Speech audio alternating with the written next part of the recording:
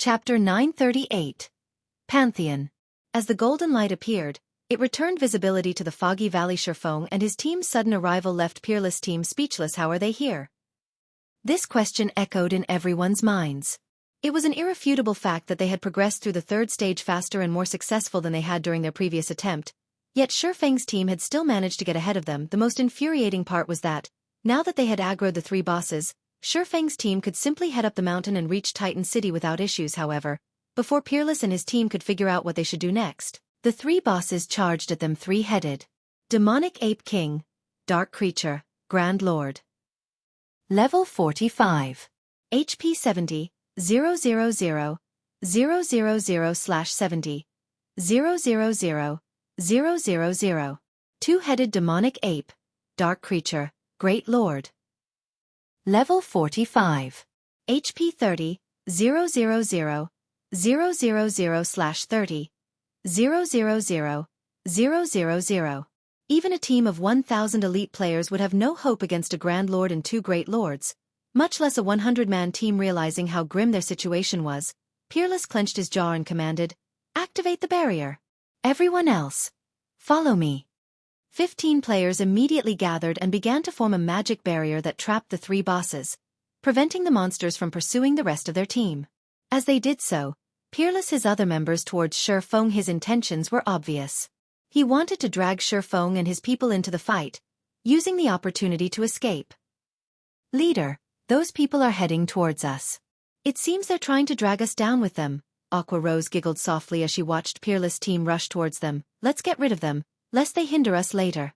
Needless to say, Feng also knew what Peerless and his team planned. Wait a minute. That is Peerless, one of Pantheon's elders. Initially, Yulan had agreed with Feng's decision. However, upon taking a closer look and recognizing the other team's leader as Peerless, she hesitated. Pantheon was a super guild. Although Pantheon's headquarters was nowhere near Starmoon Kingdom and it couldn't affect the kingdom's affairs, a few of Underworld's upper echelons had been buttering up the super guild. If they killed Pantheon's members now, a simple inquiry would reveal her as a member of Underworld. When that happened, she would invoke her upper echelon's ire. This was also why she was so desperately trying to strengthen her foundations. With a powerful team, her position in Underworld would not be at risk if she angered a few of the organization's upper echelons. Will it inconvenience you? Noticing Yulan's hesitation, Feng more or less understood how much influence a super guild had. "It will impact the organization's plans," Yulan replied honestly. Feebly she continued, "If team leader Feng attacks that team, I'm afraid that my side can't help." "That's fine. You guys can stay here and watch." Feng dismissed Yulan's concerns, following which, Feng led his team to welcome Peerless and the other Zero Wing. Sure is ruthless. They don't even hesitate against a super guild. It seems like the rumors of Zero Wing provoking King's return are true. Overwhelming smiles. Members watched with admiration. Everyone had been dumbfounded when Zero Wing had provoked the Dragon Phoenix Pavilion. Afterward, the guild had picked a fight with King's return. Now, Zero Wing's members had, without hesitation, decided to strike against Pantheon's members. If they were any other first-rate guild, they would have already cowered in fear. The Titan City Pass was extremely valuable. Based on how prepared Peerless and the other Pantheon members appeared to be, it was obvious how much the Super Guild valued the holy city of Titan.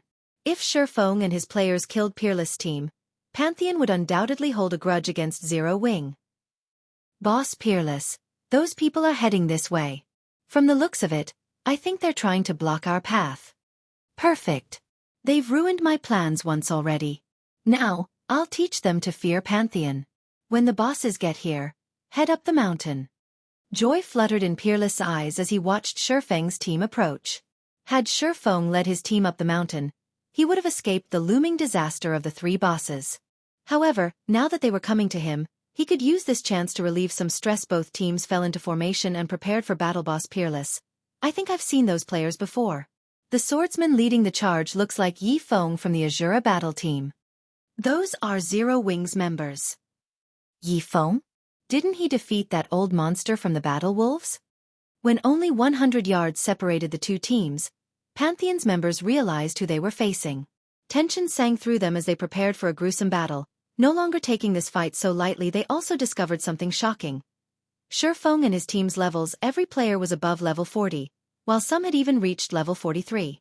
It was impossible to find such a high-leveled team, even in God's domain's empires as the teams grew closer. Although Peerless' side had the numerical advantage, his team members' expressions were grim previously. As both teams had been too far from each other, they hadn't noticed anything special about Zero Wing's team. However, as they closed the distance, fear began to grip their hearts. Feng, White Knight, Fire Dance, and a few others leading the team, in particular, radiated an even stronger pressure than a lord. Why do they have so many experts? Peerless frowned, shock filling his gaze among Zero Wing's 50-man team. At least 9 of them felt threatening. Of the 9, he trembled in fear as the pressure of 4 specific players swept over him. He even began to wonder if he were facing another Super Guild's raid team. Why else would there be so many experts on a single team? I am Peerless, an elder from Pantheon. You must be Elder Yi Feng from Zero Wing, correct? Why don't we work together to defeat the bosses? Peerless shouted his suggestion as he watched Feng. Although he was arrogant, he knew when the odds were against him. His current team stood no chance against Feng's people. If his team were annihilated now, they would lose their 3rd chance of reaching Titan City. There was also no telling when their guild would obtain another pass, either. He did not wish to watch his hard-earned opportunity go to waste over a little squabble. Peerless's suggestion surprised Yulan and Overwhelming Smiles members. Am I hearing things? Pantheon's members are actually suggesting that we cooperate? I have heard that Peerless is a particularly arrogant elder in Pantheon. Not only does he lack respect for guild leaders from first-rate guilds, but he has also insulted them publicly. I must have misheard him. A commotion swept over Overwhelming Smiles member super guilds were the virtual gaming world's overlords. Normally, people would do everything they could to gain their favor, yet they rarely expressed goodwill. Suggesting cooperation was even more unlikely. Peerless and the others had already prepared to fight. However, they had suddenly suggested that the 2 teams work together. Even if news of this spread, no one would believe it. Chapter 939. Unfathomable Zero Wing. Peerless' sudden suggestion had stunned not only Yulan and her group, but it had also surprised Zero Wing's vice leader. Aqua Rose had to admit that Peerless' suggestion was tempting. Both Pantheon and Zero Wing's teams would struggle to take down 3 level 45 bosses simultaneously. If not dealt with properly, a team wipe would not be surprising if the 2 teams joined hands. However, their chances of defeating the 3 bosses would increase tremendously. Although Aqua Rose was not at all familiar with the strength of Pantheon's team, the fact that they had made it this far proved that it should not be underestimated. Peerless also firmly believed that his proposal would interest Feng. After all, the team's ultimate goal was to enter Titan City. Moreover, more than one team could reach the Holy City as long as they cleared the entrance trial. There was no conflict between them in terms of profit. Moreover, befriending a super guild was far more beneficial than creating a new enemy. However, Feng replied with 3 indifferent words: no, thank you.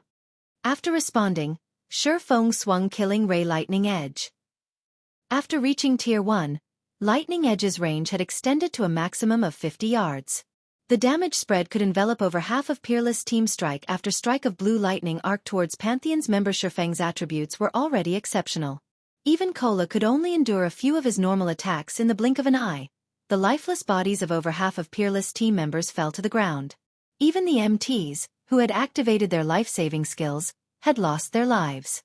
Only those who had been outside of Lightning Edge's attack range, and those who possessed skills that provided a brief invulnerability, had escaped with their lives. However, these players were only a minority of Peerless' team. After Lightning Edge ended, less than 10 players remained standing on Peerless' side. Lightning Edge was in no way weaker than a boss's team wipe skill. What is he doing? Yulan was flabbergasted initially. She had agreed with the proposed cooperation.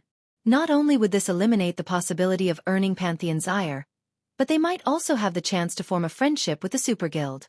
Both she and Zero Wing would benefit greatly from an amicable relationship with Pantheon. Furthermore, their chances of clearing the entrance trial would increase. Yet Feng had rejected the offer. Moreover, he annihilated the majority of Pantheon's members without a second thought. Yulan even began to wonder if Feng had some sort of unresolvable grudge against Pantheon. Feng's actions had even stunned Aqua Rose. Bloodsucker was gobsmacked as well. No matter what was said or done, these people were still Pantheon members. Yet Feng had killed them without any hesitation. Feng's decisiveness to kill another player even made a dark player like Bloodsucker involuntarily tremble.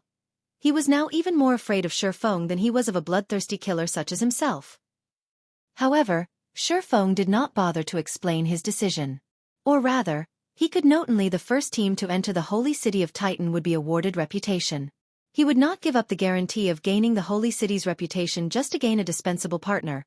Not to mention a partner that had initially planned to use his team to distract the bosses in God's domain. Only one strength mattered. Everything else was secondary. I'll butcher you. A vein popped in Peerless' eyes when he saw his dead companions. If hatred were tangible, his would have drowned Feng. These players were the capital he needed to clear the entrance trial. Now, Feng had annihilated them. Peerless then activated his berserk skill. He raised his silver greatsword and charged at Feng. However, before Peerless, whose body had grown slightly, could reach Feng, a figure appeared between them and forcibly stopped the berserker's charge. This person was none other than the guardian knight Turtledove Scram. Peerless boiled with rage. He swore to himself that he would fight Feng to the end. Without hesitation, he sent a horizontal slash at the guardian knight in his way, intending to take advantage of his enhanced strength to send Turtledove flying in response to the vicious attack.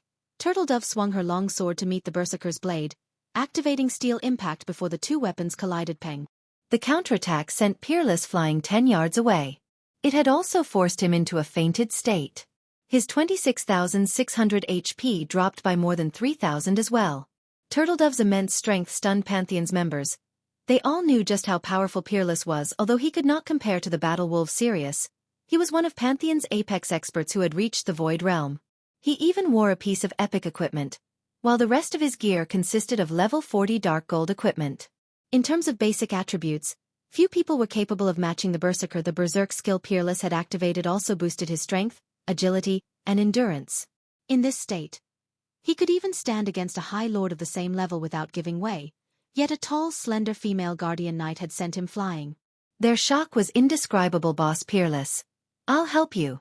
A level 40 burly assassin dashed forward to assist Peerless, who had removed the control effect plaguing him as soon as he had received it. However, before this level 40 assassin could reach the berserker, numerous arrows flew towards him, forcing him to block the attacks. His actions, however, broke his stealth. I scent that Pantheon's 3 tigers? Why is he here? Yulon was surprised upon seeing the assassin. It seems Pantheon really wants into Titan City. After this incident, Zero Wing and Pantheon will definitely be mortal enemies. The exposed assassin was 3 tigers, an apex expert from Pantheon. He was also the Super Guild's 5th-ranked assassin. His attacks were famed for their violence. Others often called him the manslaughtering tiger. However, the instant the manslaughtering tiger was exposed, he felt death loom over him. Hastily, he used wind steps and threw himself to the ground. Unknown to him, the sharp blade of a short sword had sliced across his back. If not for the brief invulnerability that his skill provided, the blade would have ripped through his body. What is that style of footwork? Even so close, I didn't detect her at all. 3 tigers felt his body grow cold when his gaze fell on Fire Dance, who had appeared behind him suddenly.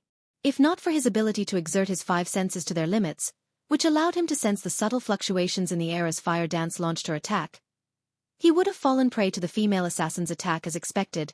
My void steps are still rough and crude. Fire Dance inwardly berated herself after 3 tigers dodged her blade after evading Fire Dance's ambush. 3 tigers discovered an incoming volley. White Knight had fired these arrows and did so from the male assassin's blind spot. As a result, 3 tigers didn't notice them until it was too late. Damn it. Why are there so many experts? 3 tigers instinctively activated Vanish, repelling the arrows and remaining unharmed. He had just been forced to use 2 of his major life-saving skills in a row. 3 tigers had never experienced a situation like this since he had joined God's domain. However, shortly after 3 tigers vanished, he discovered that he could not move. Before he realized it, pitch-black walls rose from the ground and surrounding him. This attack was none other than Violet Cloud's Black Coffin, and she had timed the spell to activate just after Vanish 1. 3 seconds of invulnerability had ended. Chapter 940. Hell's Gatekeepers. Despite the fact that 3 tigers was a top-tier assassin from a super guild, he could not think of an appropriate response to the seamless combination attack. Only when the Black Coffin began to close did 3 tigers activate a control removal skill. Unfortunately, the half-second delay before he made a decision was more than enough time for Fire Dance to catch up to him, executing Absolute Strike suddenly. Fire Dance transformed into a shadowy streak that pierced through the male assassin's body with little effort. Fire Dance, Violet Cloud, and White Knight had taken out a super guild's top-tier assassin. The surviving Pantheon members were stunned. Three Tigers was in no way weaker than Peerless. The assassin could move about unhindered even against hundreds of elite players and dozens of experts. In a large-scale war, he could even take the enemy commander's life while surrounded by thousands of enemies. Now, the combination attack of 3 people had killed him almost instantly. Their cooperation is seamless. Without skills that provide invulnerability, there is simply no escaping that attack. Warwolf sighed as he watched this scene play out. The difference between the two teams' experts is massive. Pantheon doesn't have a chance. As a matter of fact, Warwolf knew that, even without Violet Cloud and White Knight, Fire Dance alone could render 3 Tigers helpless. Although Fire Dance was an assassin, her attributes were outrageous. Moreover, only MTs could block the female assassin's mystifying attacks with their shields. Other classes had no hope of blocking or dodging her attacks. Their only option was to maintain a distance from the assassin. Letting her get close was the equivalent of welcoming death into their homes. Yulan nodded her agreement with Warwolf's evaluation.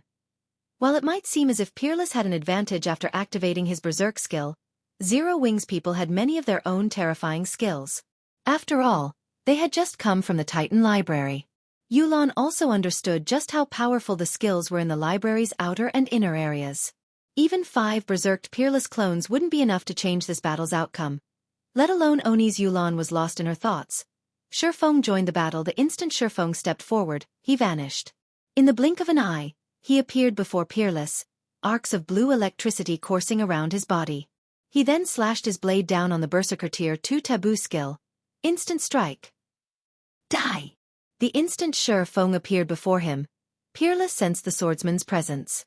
A grin appeared on his face as he executed Whirlwind Slash. After watching 3 Tigers die almost instantly, he had worried that Zero Wings experts would pin him down and defeat him before he had the chance to confront Feng.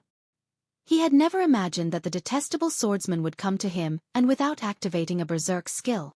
However, before Peerless' great sword could accelerate, a blue streak of light bloomed from Feng's hand. In the next moment, a critical damage of -27,684 appeared above Peerless' head, the Berserker's HP plummeting to 0. Peerless did not even have a chance to realize what had happened before his vision faded to gray. How is this possible? As Peerless slowly fell to the ground, confusion filled his eyes as he stared at his body. A sword wound had appeared across his chest without his notice. The speed at which Feng had drawn his sword had surpassed his perception. When Peerless' body hit the ground, a piece of level 40 dark gold equipment dropped beside him. Feng's attack had dumbfounded the remaining Pantheon members. His sword strike had been way too fast. Aside from a gradually fading blue glow, they saw nothing. That strike may have even killed someone with an invulnerability skill before they could deploy it. After Peerless died, Feng went after the remaining members, too lazy to pick up the equipment the Berserker had dropped. By the time Pantheon's members realized what was going on, Feng had darted past them all, and they were already falling to the ground, one after another. Without suspense, Feng had killed everyone. Instant strike was as strong as a tier 3 skill. Even if they activated berserk skills that doubled their attributes, current players were nothing against this skill. Pick up the loot and prepare to face the monsters. Feng commanded upon noticing the 3 bosses breaking free from their distant imprisonment. Although one could clear the entrance trial without defeating the 3 stage bosses, Feng had decided that defeating them was necessary. Like the second stage's boss, they might earn an unexpected reward for the first kill of these 3 bosses. As for why he had killed Pantheon's members without a second thought, he had worried that these people would run for the city halfway through the boss battle. Should that have happened, all of the regret in the world wouldn't have given him his Titan City reputation back. Moreover, had they cooperated with Pantheon, they would have had to share the boss's loot equally. Since his team was more than capable of defeating the bosses by themselves, why should they share the bounty? After the 3 bosses had annihilated the Pantheon members that had trapped them, they shifted their gaze towards Feng's team. Roaring angrily, the 3 bosses, followed by over 100 4-armed demonic monsters, charged forward. Kola, tank the Ape King. Wumian and Turtledove, separate the other 2 apes. The farther, the better. The rest of the MTs will pin the demonic monsters down. Don't let them get away. Everyone else, kill the demonic monsters first. Feng shouted. These bosses' powerful auras didn't affect him in the slightest. The team immediately did as Feng had ordered. Yulan cast Angel's Blessing, increasing everyone's attributes slightly and decreasing the damage they received. Feng also summoned the demonic Flame Tiger and had it cast Battle Roar and Darkness Blessing, increasing everyone's attributes by an additional 10% and reducing the damage they took by another 20%. The team also received a 100-point boost to their magic resistance. These buffs immediately rose the team's strength to a whole new level when Kola was within range. He executed Justice Bash and attracted the three-headed demonic ape king's attention. Yi Wumian and Turtledove lured the two-headed demonic apes away from each other as well. However, the demonic apes had absurdly high strength. This was especially true for the Ape King. Although the Grand Lord was not an archaic species, it still dealt over -10,000 damage to Kola despite the Guardian Knight's multiple damage reduction buffs. As for Yi Wumian and Turtledove, they each took over -6,000 damage when the Great Lords hit them generally. Players who had reached the third stage avoided fighting the three demonic apes. After all, like the second stage's King of Corrosion, killing them wasn't necessary to clear the entrance trial. Teams were simply not willing to take this risk. Moreover, in the past, the three demonic apes had been known as Hell's Gatekeepers. Most teams that had reached this far would avoid them as much as possible. This was due to the three demonic apes' special ability. In reality, the three demonic apes were actually of one body. Although they were neither ferocious beasts nor archaic species, they were still a nightmare for players. When one demonic ape died, its strength would transfer to the remaining demonic apes. When only one demonic ape remained, the gates of hell would truly open. No team could survive the boss's devastating power. Even if Feng activated twofold Berserk, he could do nothing about his impending death. Hence, the only way to defeat the three-stage bosses was to kill them simultaneously. If the last demonic ape even had 1% HP remaining, it would massacre the entire team. However, a team needed powerful MTs, and healers in particular, if they wanted to kill all three demonic apes at the same time.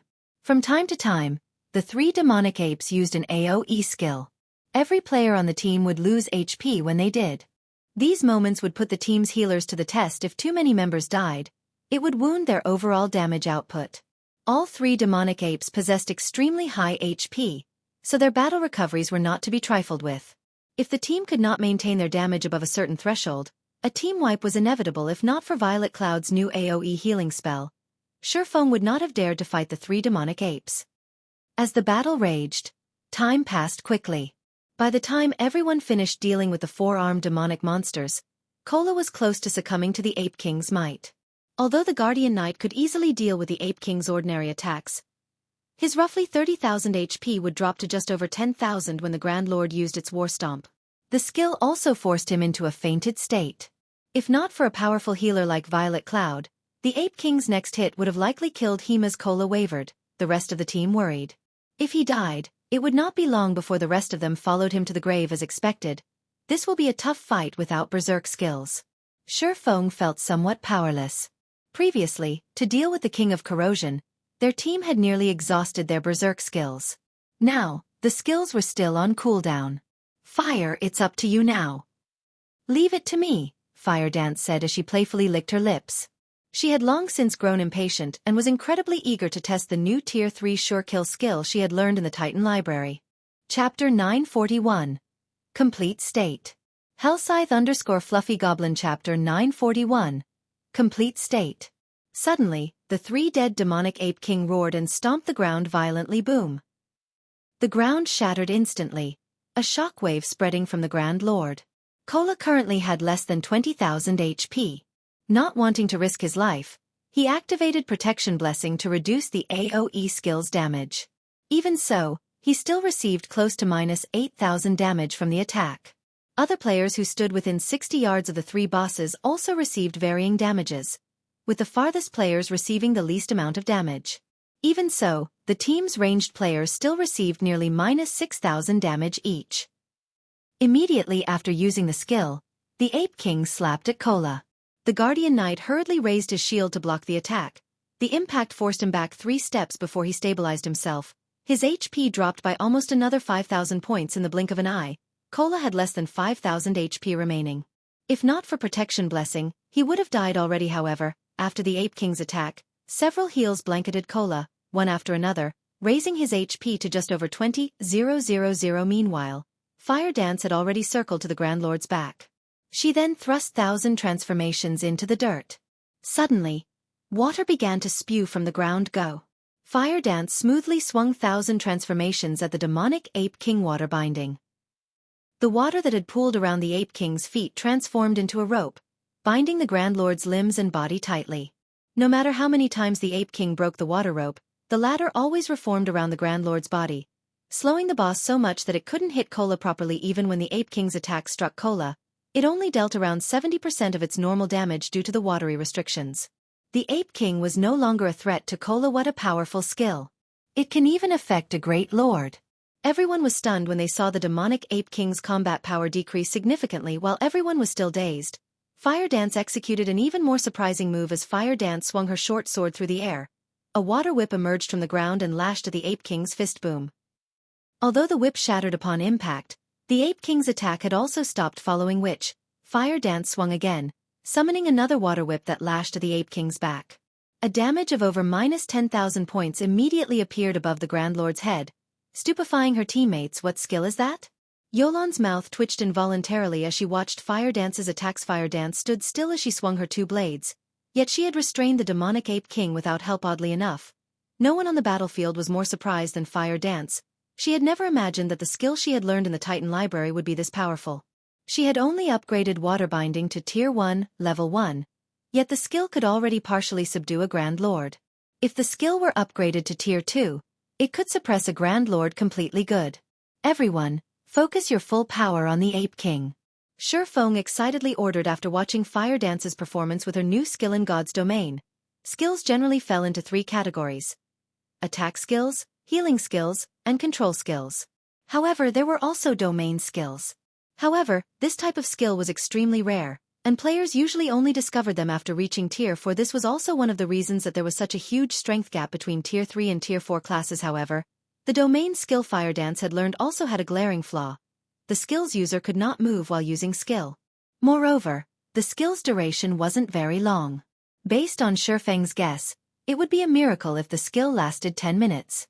Hence, they needed to deplete the Ape King's HP while Fire Dance was engaged with her skill. With Fire Dance's assistance, fighting the demonic Ape King became much easier. The Ape King's defense could not compare to the King of Corrosions.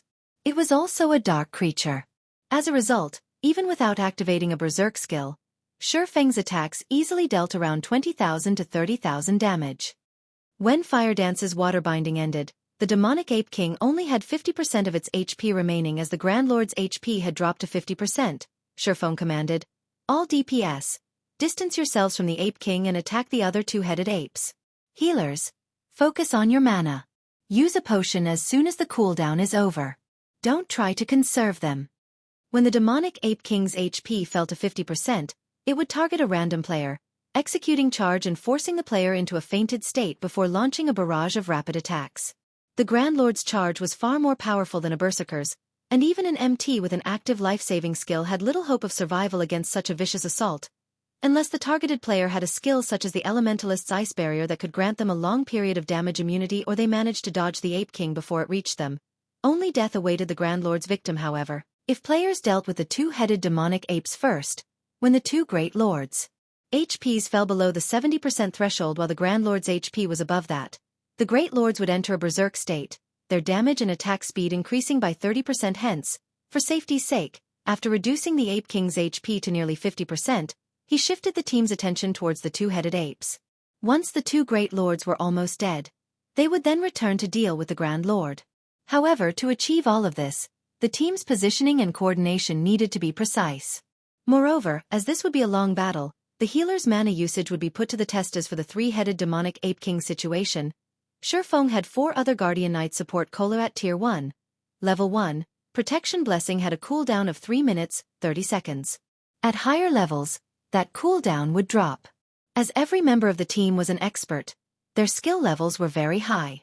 Including Cola, all 5 of the team's Guardian Knight had roughly a 3-minute cooldown on their protection blessings. When Cola had taken on the demonic Ape King, Feng had used Life Bloom on the Guardian Knight. Life Bloom had a duration of 40 seconds and a cooldown of 1 minute, 30 seconds. After including the healing from 3 healers, Cola had been practically invincible during Life Bloom's duration. Once Life Bloom's cooldown ended, the other 4 Guardian Knights would take turns casting Protection Blessing on Cola. Protection Blessing had a duration of 20 seconds, so Cola only needed 3 to tide him over until Life Bloom was ready once more. With Protection Blessing, even without Feng's Life Bloom, Cola would not die. If necessary, Feng was also prepared to activate a life-saving skill to help Cola survive the Ape King's attacks, reducing the pressure on the Guardian Knight. With this, they formed a solid defensive cycle. Time passed quickly. The three-headed demonic ape king had been pinned down during the entire battle. As for the two level 45 Great Lords, they weren't a challenge for Feng's team in the least. Very quickly, the two Great Lords' HPs had dropped below the 5% threshold. Feng then delegated one party to pin the Great Lords while everyone else attacked the Ape King. When the demonic Ape King's HP fell below 50%, it finally activated its charge despite Feng's warning. The Ape King was simply too fast. In the end, the Ape King's targeted assassin had died instantly.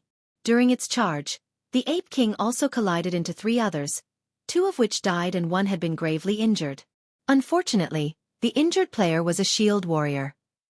Chills ran down the players' spines as they received a blow to their morale as the Ape King's HP gradually decreased. The team lost members by the time the Ape King had 10% HP remaining. Only 64 team members were standing. Fortunately, the survivors familiarized themselves with the Ape King's charge, decreasing the number of fatalities with each subsequent charge roar. As these players wondered if victory were within sight, the demonic Ape King hammered on its chest as its entire body turned red. It was entering its berserk state. Its fist then slammed into Kola's shield, instantly burying Kola up to his waist in the ground. Even with protection blessing, Kola still received close to minus 9,000 damage. As a healing beam struck Kola from one side, the Ape King's next punch struck from the other. This time, the rest of Kola's body sunk into the ground, his HP instantly falling below 50% as everyone thought that the Ape King would punch Kola again. The Grand Lord swung its arms at the nearby players. Immediately, several players transformed into streaks of white light and disappeared. The Ape King's strength left the players dumbfounded. The boss doesn't have a lot of HP left. Give it everything you've got. Blackie, cast Guardian of Light on Kola. Feng hurriedly shouted after saying so. Feng activated Heavenly Dragon's power and Thunder God's Descent before attacking the Ape King with everything he had. Fire Dance also used illusory power at this moment. The team went into a frenzy as they desperately fought to kill the demonic Ape King. Mini also began to hurl powerful magic scrolls at the Grand Lord. 7%. 5%. 3%. As the Ape King's HP decreased, the team dwindled. Very quickly, only 40 or so players remained standing. When the Grand Lord's HP fell below 1%, the team finished off the two Great Lords.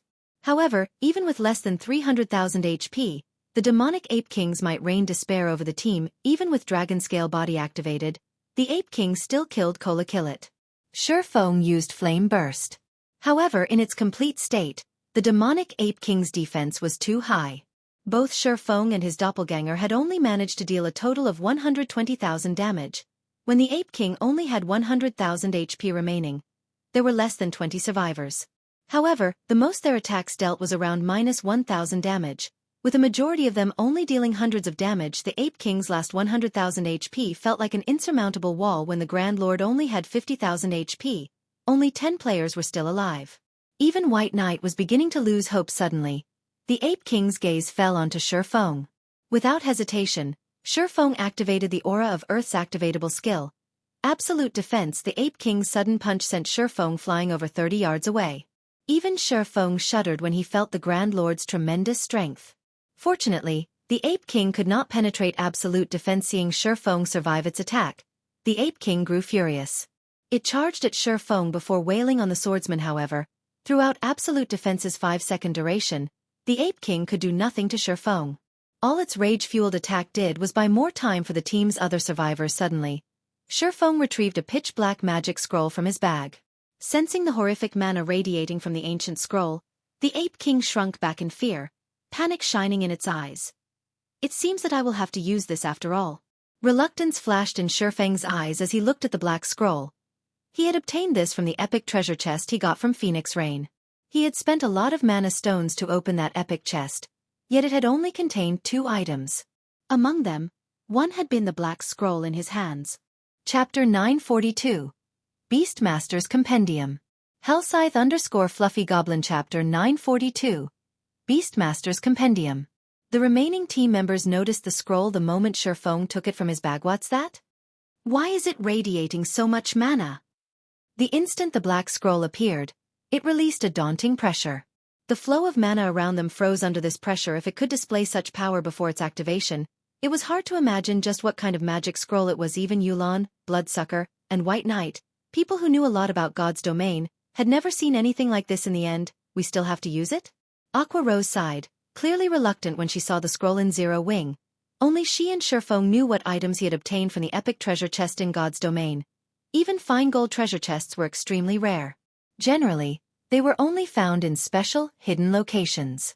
As for dark gold treasure chests, it was unlikely for a player to stumble across one even in the most resource-rich hidden locations or ruins. Hence, one could just imagine how precious an epic treasure chest was. A magic scroll from an epic treasure chest would be just as extraordinary currently. The strongest known magic scrolls in God's domain were Tier 3 magic scrolls. However, the scroll in Feng's hands was a Tier 4 magic scroll. However, this scroll was not why Feng kept the epic treasure chest and the items he had obtained from it a secret. Rather, he had done so due to the other item the treasure chest had given him.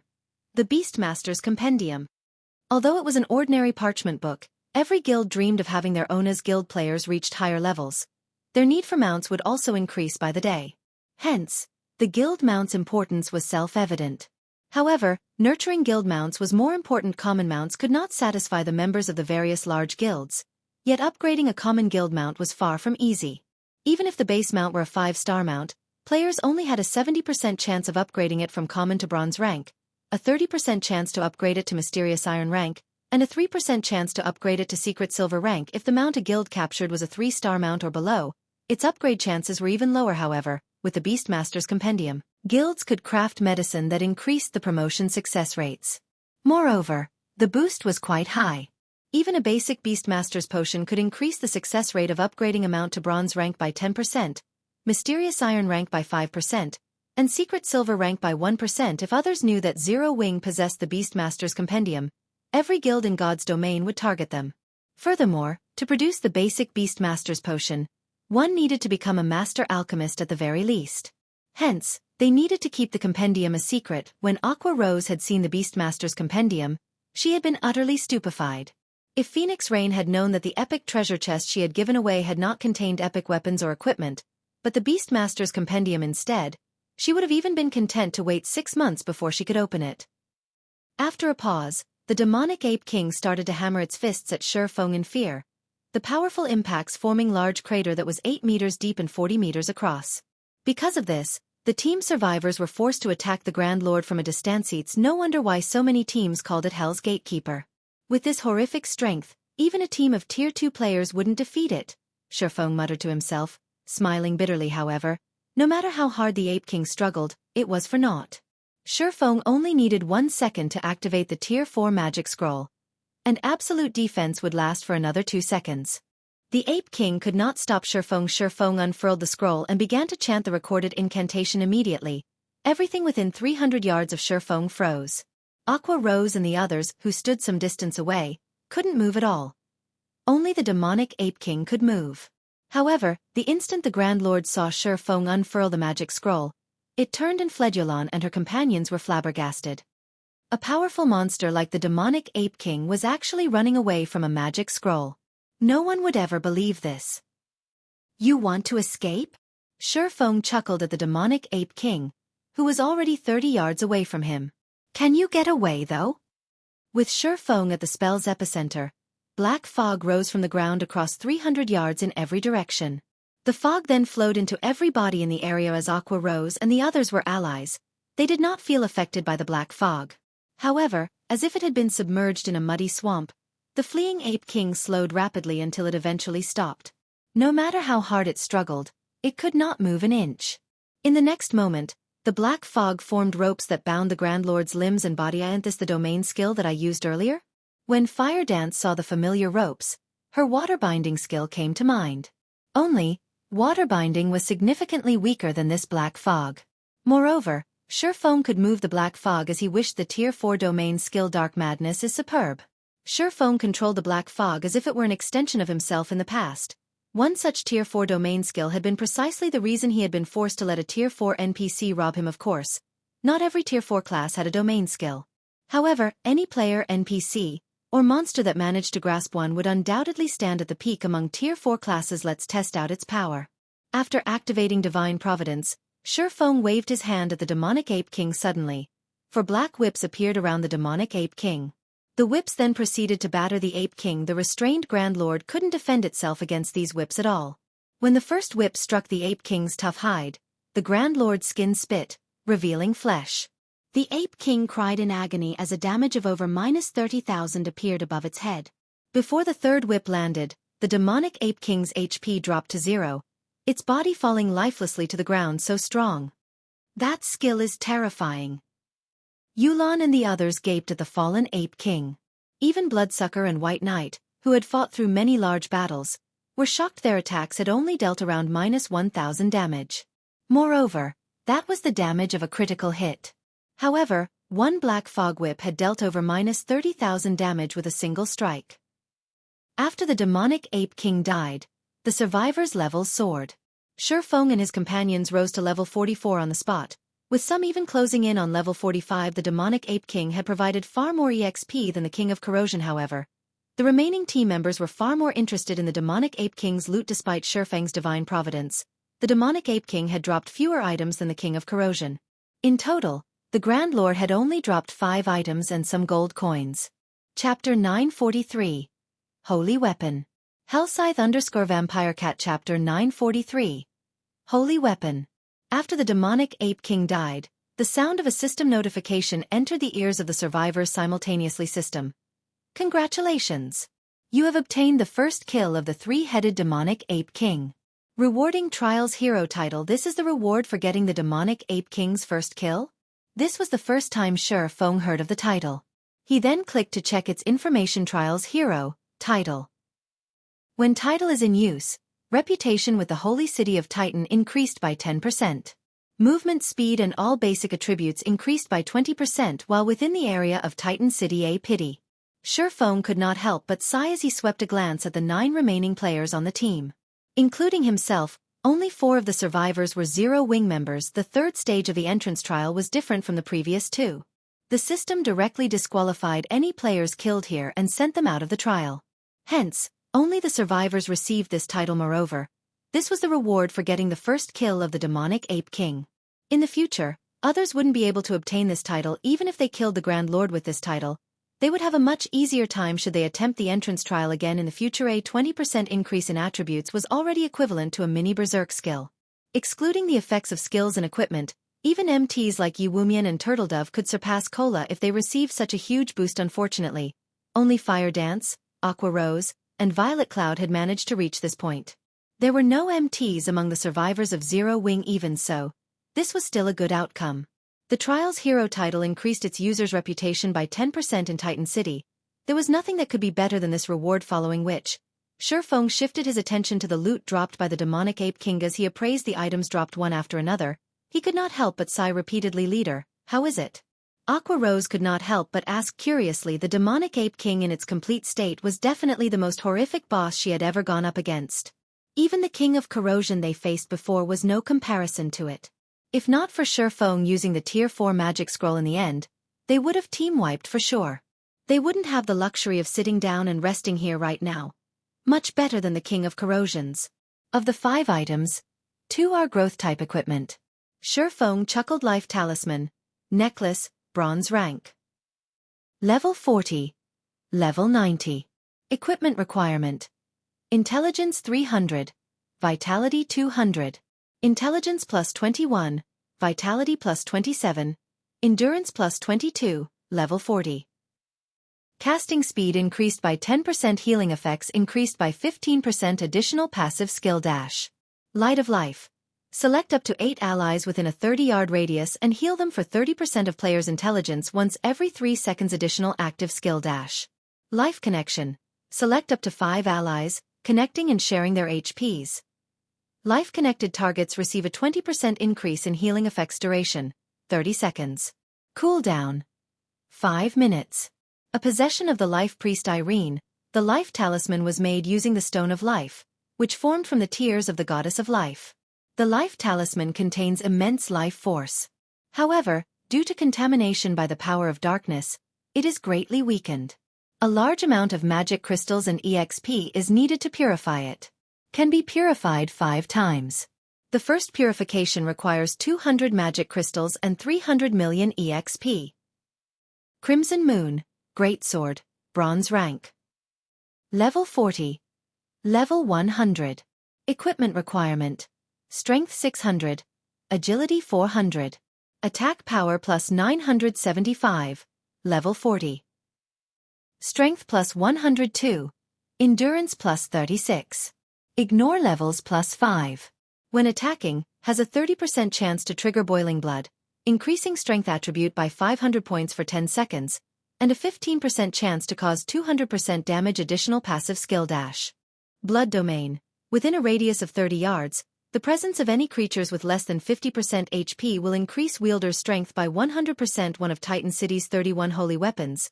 Its strength has been greatly weakened due to battle damage. Fortunately, the holy weapon's core remains intact. A large amount of magic crystals and EXP is needed to repair it. Can be repaired 5 times. The first repair requires 1,000 magic crystals and 500 million EXP. Everyone gasped upon reading the statistics of the items. Both pieces of growth-type equipment were clearly far from ordinary, particularly the Great Sword, Crimson Moon. Despite being only bronze rank, the strength attribute it provided surpassed even that of epic weapons. Crimson Moon was an entirely strength-oriented weapon made purely with destruction in mind strength-wise. Not even Feng's Killing Ray could compete with Crimson Moon. Most likely, only Fire Dance's 1,000 transformations was superior to it. However, the former was a fragmented legendary weapon, while the latter was currently still a bronze weapon. While these two items were indeed shocking, what truly grabbed Feng's attention was a dilapidated crimson crystal ball. Despite its appearance, the crystal radiated faint divine might. Everything in the displayed information of the item was listed as unknown. The result was the same even after Feng used omniscient eyes. However, Feng knew what exactly this crystal was. This was no longer his first time to encounter such an item. God Crystal. This was something even a Tier 4 Sky Knight had died trying to obtain. It was simply not an item that ordinary mortals could control. If not for the God Crystal being damaged, causing it to lose most of its power, he wouldn't even be able to touch the crystal right now. Feng had never imagined that he would encounter yet another God Crystal. The last time the blue crystal ball devoured a God Crystal, it had transformed into the legendary ranked Holy Grail. However, as the Holy Grail had been destroyed by the God of War, it was still in a damaged state right now. Even so, it was still a legendary item. The power it possessed was not something that a fragmented legendary item could compare to. Could see just how amazing a legendary item was from the fact that the current Holy Grail could upgrade an item up to a maximum of fragmented legendary rank. If he obtained this God Crystal, he would be able to repair the Holy Grail. Further, obtaining growth-type equipment or an epic item would pale in comparison to being able to upgrade the power of a legendary item. The other two items that dropped, aside from the two pieces of growth-type equipment and the God Crystal, were extraordinary as well. One was a secret silver rank summoning flute, while the other was a Tier 3 summoning scroll. Currently, even bronze mounts were extremely rare in God's domain, not to mention secret silver mounts.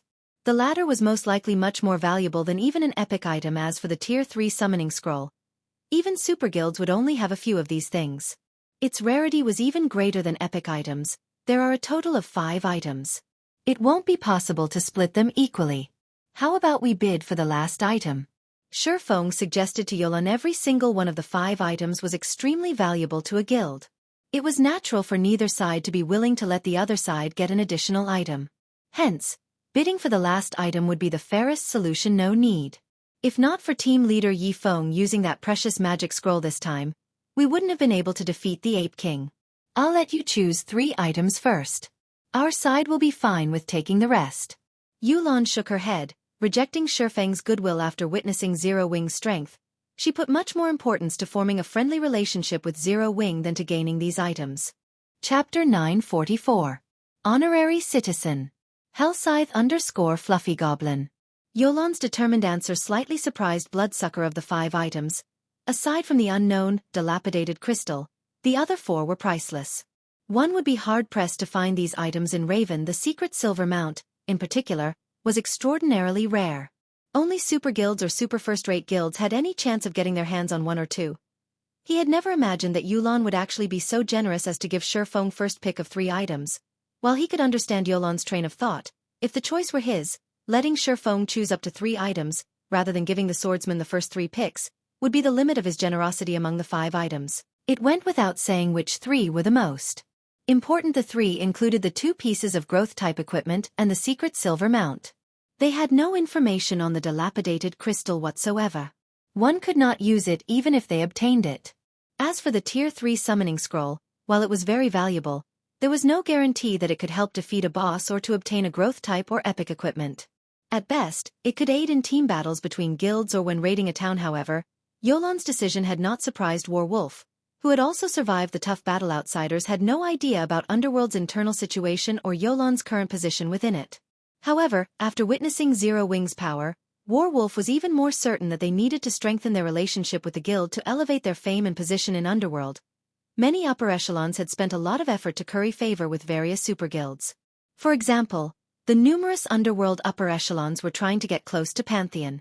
Unfortunately, the guild wouldn't give Underworld the time of day. After all, Underworld was only a coalition of organizations with some influence and capital. It was slightly stronger than an ordinary first-rate guild. However, the organization's authority was scattered, and it was much harder to unite its members under one banner than it was in a first-rate guild. Every upper echelon in the organization had their own motives, each trying to nurture their own forces, and Guild's overwhelming smile was the combined effort of 4 Underworld upper echelons. Although Zero Wing could not compete with Pantheon in terms of background, the same could not be said for its main force. With such a powerful team, they could acquire top-tier weapons and equipment just as fast as any super guild. This was clear based on the equipment Zero Wing's members wore. Moreover, Zero Wing was situated in Star Moon Kingdom. If Overwhelming Smile could improve its relationship with Zero Wing, they might be able to ask Zero Wing's members for some help in the future. Perhaps they could assist each other when raiding monsters that one alone could not handle or trade raid information. After all, weren't Underworld's upper echelons trying to do the same with Pantheon for those very reasons? I'll take you up on that offer. Feng also understood Yolan's intentions. Without hesitation, he chose the God Crystal and the 2 pieces of growth-type equipment. As for the secret silver mount, it wasn't nearly as valuable as the growth-type equipment to Zero Wing. Moreover, he had the Beastmaster's Compendium. As long as he had a sufficiently skillful master alchemist, it was only a matter of time before he nurtured the guild mount to secret silver rank. The Tier 3 summoning scroll held even less appeal to him. He had the Bible of Darkness. Once he was promoted to his Tier 2 class, he could easily summon Tier 3 demons. Even now, it was possible to summon a Tier 3 demon with Aqua Rose's Song of Beatrice. Although this Tier 3 demon would be weakened, they could use it as a meat shield after both sides finished splitting the loot. Feng passed the life talisman to Violet Cloud. Violet Cloud was already a powerful healer, and after equipping the necklace, her healing abilities would rise further once the remaining team members had rested. Feng led them up the mountain. Although the group encountered many monsters on their way into Titan City, these monsters were no threat to Feng's team. After only 3 hours, these players arrived at the Holy City's entrance. Titan City's gates were 100 meters tall. The surrounding walls climbed to 300 meters. When Feng's group arrived before the city's entrance, they looked like ants. Many divine runes had been engraved into the massive steel gates. When Feng stepped within 500 yards of the gates, he felt an immense pressure wash over him. It felt as if these gates were the jaws of a gigantic monster. Clouds drifted above the city. However, these clouds were not ordinary. Rather, they consisted of mana. One could imagine just how dense the mana was in the holy city of Titan. The instant Feng's group arrived before the gates, one of the 2 200-meter-tall Titan statues standing guard on either side moved. Outsiders, congratulations on reaching the holy city of Titan. For clearing the entrance trial, you will be awarded 100 entrance tokens. You may use these entrance tokens to teleport to Titan City's teleportation hall without undergoing a trial. Every token will grant you 3 days in Titan City. Use them well. After the Titan statue had spoken, it waved its arm and formed 100 black iron tokens before Feng and the others. If you wish to enter the city now, you may do so using teleportation array to the side without expending an entrance token. After the Titan statue fell silent, the team members heard the sound of 2 system notifications. System. Congratulations! For being the first team to clear the entrance trial, you have been awarded 110 Titan City Reputation Point. System. Congratulations! Your Titan City reputation has reached 100 points. Your status in the Holy City has been upgraded to Honorary Citizen. You will now receive the benefits of an Honorary Citizen while in the Holy City. You may now stay up to 5 days with each visit to the Holy City. Why is there a time limit when in Titan City? Yulan frowned. Originally, she had thought that, once she gained the slots to enter the city, her lifestyle players could remain in the city until they became advanced forgers or alchemists. She had not realized that each token only had a duration of 3 short days. It was impossible for an intermediate forger or alchemist to reach advanced rank within such a brief time. This meant that each intermediate lifestyle player would need multiple tokens to reach advanced rank. She had never expected this development. Let's head inside and take a look for now, Feng suggested. The revelation had not surprised him. Yulan and the others had simply hoped for too much. They had thought that, by obtaining the entrance slots to Titan City, they could nurture a small army of advanced lifestyle players without a care in the world god's domain. Wasn't that nice? Otherwise, master lifestyle players wouldn't have been so rare in the past. Even more exalted than Tier 4 players. This was also why he had prioritized the first clear. Only by becoming an honorary citizen could one prolong their stay by 2 days. If one's reputation rose further, their allotted stays would also be extended. Of course, the benefits of becoming an honorary citizen weren't limited to an extended stay. At Feng's words, Yulan quickly adjusted her mood and nodded before following Feng to the teleportation array. She wanted to know if the team's sacrifices had been worth the rumored benefits of Titan City. Chapter 945. Holy Land of Players. Hellscythe_Fluffy Goblin. The holy city of Titan was not like other cities. As soon as Feng and the others emerged from the teleportation hall, they were stunned by what they saw. Buildings that were hundreds of meters tall had been erected all over the city. Looking very much like a modern city, various lifestyle NPCs roamed about the streets. In God's Domain's NPC cities, players did not often encounter master lifestyle NPCs. Here, however, it was hard not to yet. The mana density was the most shocking aspect of the city. Just by standing on the street, everyone felt an indescribable serenity. Their minds were astonishingly clear. This is a fantastic place to rest. This is a perfect place to relax and unwind after an exhausting day in the real world. Aqua Rose muttered to herself as she inhaled the pleasant air. Even a dark player like Bloodsucker found himself nodding in agreement. All right, snap out of it. Let's investigate the Lifestyle Association first, Feng said, chuckling at his companion's reactions in the past. Many people had dreamed of vacationing in Titan City. Unfortunately, very few could afford such a luxury, following which, the team rode an advanced horse carriage and headed for Titan City's Lifestyle Association. There were 3 buildings that stood out in Titan City, and one was the Lifestyle Association's floating island. Titan City's 10 saints had created this special island and suspended it above the city's western area. Players could take the floating elevator in the spire to reach the island. When Yulan and the others saw the massive island above the 400-meter-tall spire, they fell silent. Yulan had initially assumed that the Lifestyle Association in Titan City would only be slightly better than those in Kingdom's and Empire's capital cities. Now, however, it would seem that there were more differences than she had thought. Calling this Lifestyle Association the Holy Land for lifestyle players was an exaggeration. Feng could not help but smile at Yulan's shock. In the past, even Grandmaster lifestyle players had dreamed of visiting the holy city of Titan, and not without reason. Upon entering the spire, Yulan immediately approached an NPC to inquire about this place. Hello, miss. How may I help you today? The metal robot, which stood over 3 meters tall, asked from behind the front desk. I wish to rent a workshop. Can you give me an introduction? Yulan asked immediately. The front desk robot began to explain the various workshops available. However, the NPC robot's introduction was very brief. It conveyed far less information than what Feng knew. Even so, it was shocking enough the first time players heard it. The Lifestyle Association was divided into 3 areas, namely the lower layer, the middle layer, and the upper layer. The lower layer referred to the spire area. Workshops ranging from basic to special rank were found there. However, unlike the workshops in other NPC cities, the mana density in these was much higher. The special workshop here was even superior to the basic meditation room in 3-star shops. Of course, its rental was very expensive. Renting an advanced workshop for 1 day cost 10 gold, while special workshops cost 25 gold per day. This was an astronomical amount to ordinary lifestyle players. Meanwhile, the middle layer referred to the ordinary buildings on the floating island. The island had various research rooms, ranging from basic to advanced rank, but not limited. Research rooms were different from workshops in which they stored large amounts of data that players could use to research and invent their own designs. It was commonly known that, to reach the rank of master, lifestyle players needed to create their own items. Moreover, they needed to create relatively high-ranking items. This was far more difficult than producing an item from an existing design. With these research room, advanced lifestyle players would have a much higher chance of becoming a master lifestyle player. It was also precisely this reason that the holy city of Titan had been known as the Holy Land for lifestyle players. In the past, countless lifestyle players had spent hundreds of gold to get a slot into the holy city. However, no guild would be foolish enough to sell their slots. Only those top-class adventurer teams would sell entrance tokens. However, the various guilds normally bought these tokens. Independent lifestyle players had no hope of obtaining their own, of course. With such high benefits, the research room's rent wasn't cheap. A basic research room alone cost 200 gold per day, though players of any status could rent onis for the intermediate research rooms. Each cost 500 gold per day. Moreover, one needed to be an honorary citizen to rent these rooms. Furthermore, loaning the room to others was forbidden at advanced rank. The research room cost 1,200 gold per day. Only Titan City's nobles were allowed access to these rooms.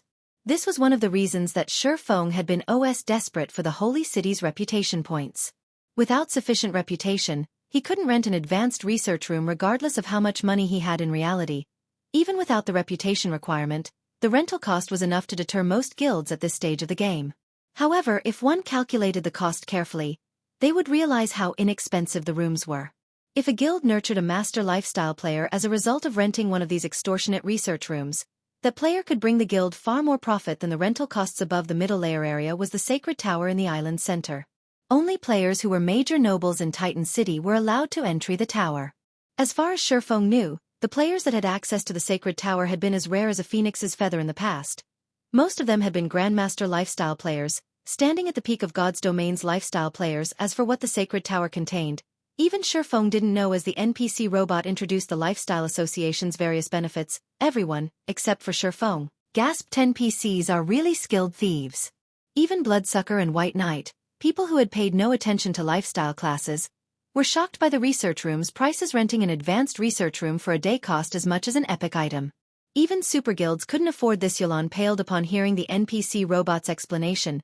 Even the workshop's rent was astonishing. If she calculated the cost of nurturing 20 lifestyle players, each person could spend 6 days in Titan City. If she allowed all 20 to use special workshops, the rent alone would cost 3,000 gold.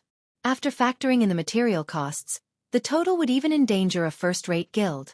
Furthermore, she would have to use her own money, and there was still no guarantee that all 20 players would reach advanced rank within those 6 days.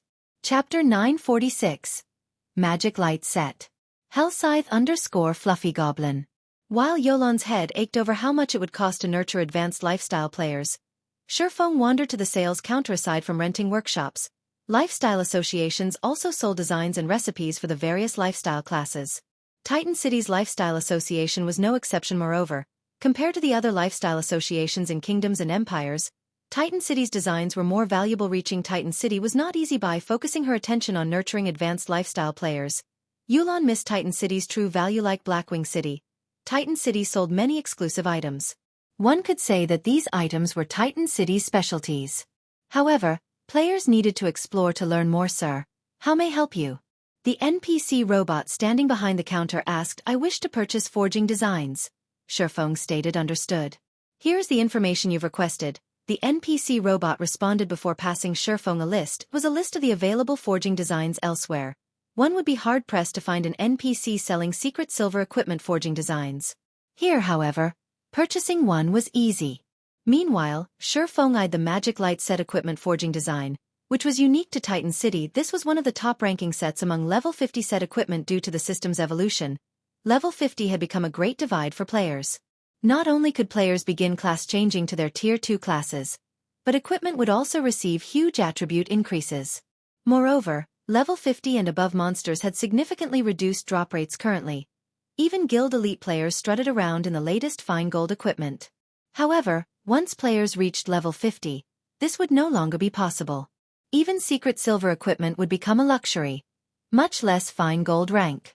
As a result, forger status would rise exponentially. The Magic Light Set could be divided into 3 ranks: secret silver, fine gold, and dark gold. Titan City's Lifestyle Association sold the forging designs for all 3 ranks. This was a benefit that no other lifestyle association offered. Of course, their prices were maddeningly high. The secret silver rank forging design cost 300 gold, the fine gold design cost 900 gold, and the dark gold design cost 3,000 gold. The dark gold design cost as much as an epic weapon. Among the 3, any player could purchase the secret silver version, while honorary citizens or higher could buy the fine gold rank. As for the dark gold version, one needed to be a Titan City noble to buy their own. However, there was one detestable fact about the designs and recipes available in Titan City. They could neither be sold or traded to other players once they had been purchased. Hence, even if non-lifestyle players earned sufficient Titan City reputation, they would not be able to profit from the city's designs and recipes of course. Feng also had no intention of reselling the Magic Light set forging design. Even if he could, other forgers would struggle to craft the set after all. The set's required core material was a mana stone. Even in 100-man large-scale team dungeons, mana stones rarely dropped. Producing weapons or equipment with one was incredibly expensive. Their production volume would also be limited. Furthermore, the set's forging success rate wasn't high. The Magic Light set had 6 set pieces. At Secret Silver rank, forging the set needed a minimum of 6 mana stones, with each set piece requiring 1.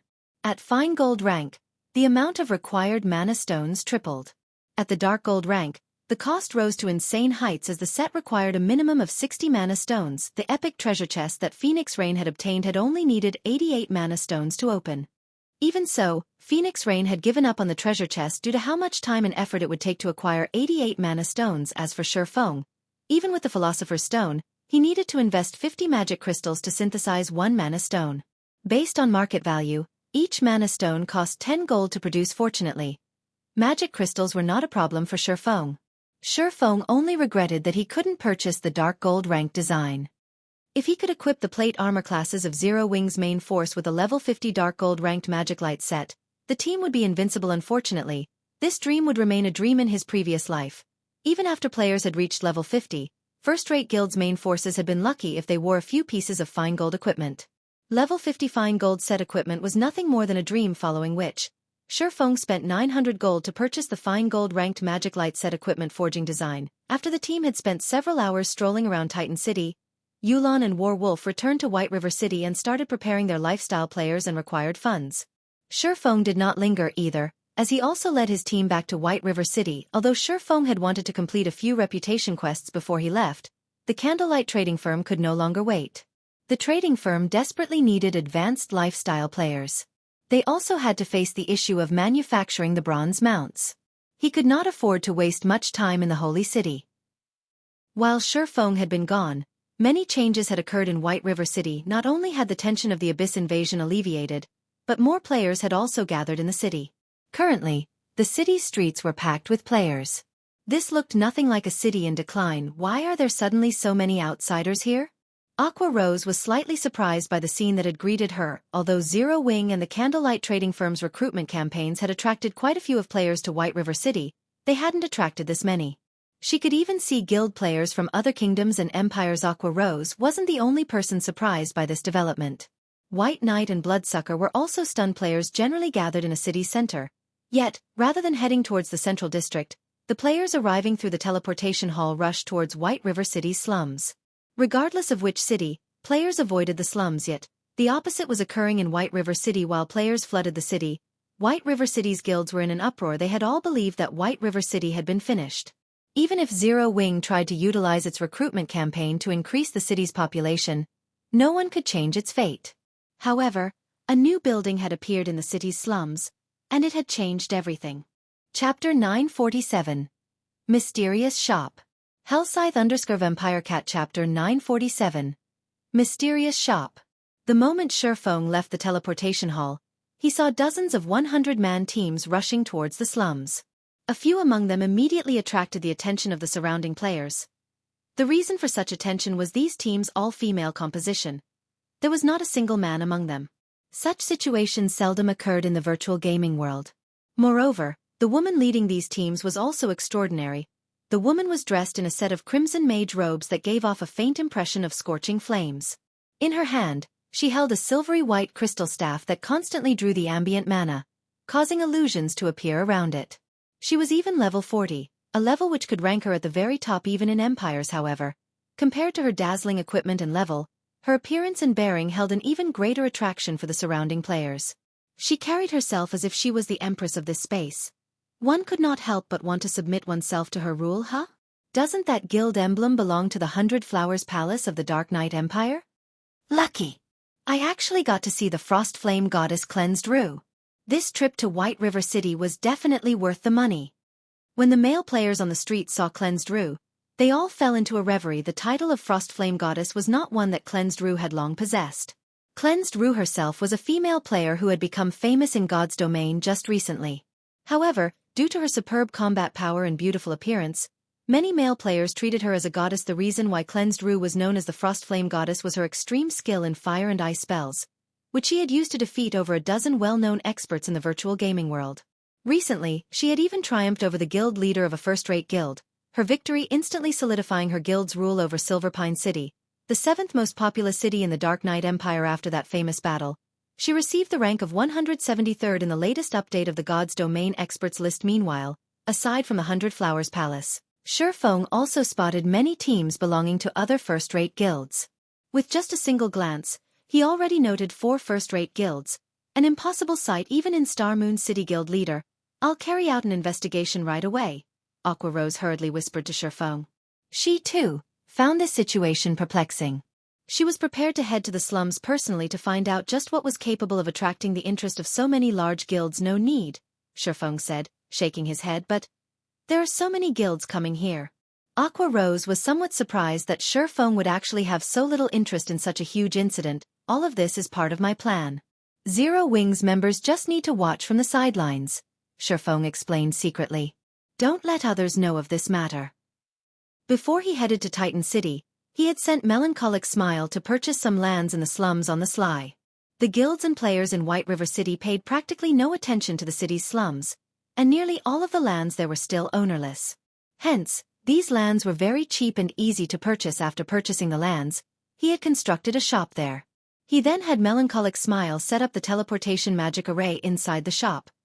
The location tied to the magic array was the teleportation point he had previously set up at the Twin Towers Kingdom. After that was done, he had hired a group of high-intelligence NPCs to manage the shop as well as ordered them to keep any information regarding the shop an absolute secret.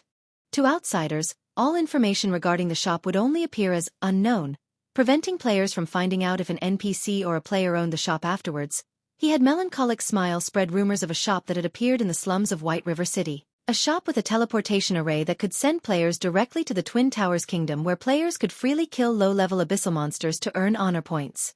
After that was done, he just needed to wait patiently for things to develop on their own. The ancient abyssal book was simply too dangerous. He absolutely could not allow others to find out he possessed the book. It would be very easy for others to make a connection between the teleportation array and the ancient abyssal book.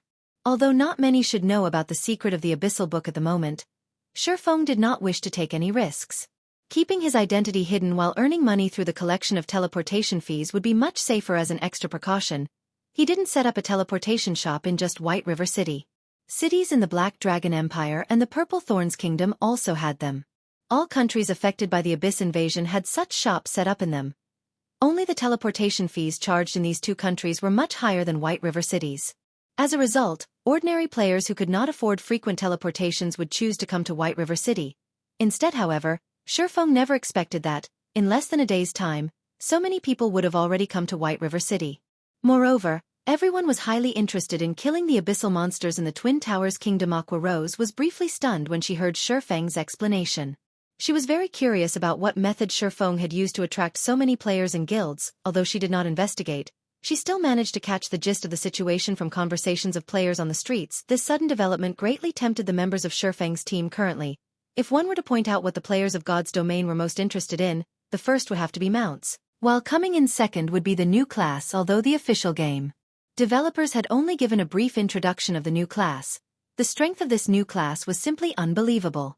It was definitely the top pick for players who loved both melee and ranged battles. Growing impatient, White Knight and his group said their goodbyes to Feng and directly rushed towards the slums. However, before White Knight left, he also sent Feng a friend request. Through this trip to Titan City, Owl's relationship with Zero Wing had deepened further after White Knight's group left.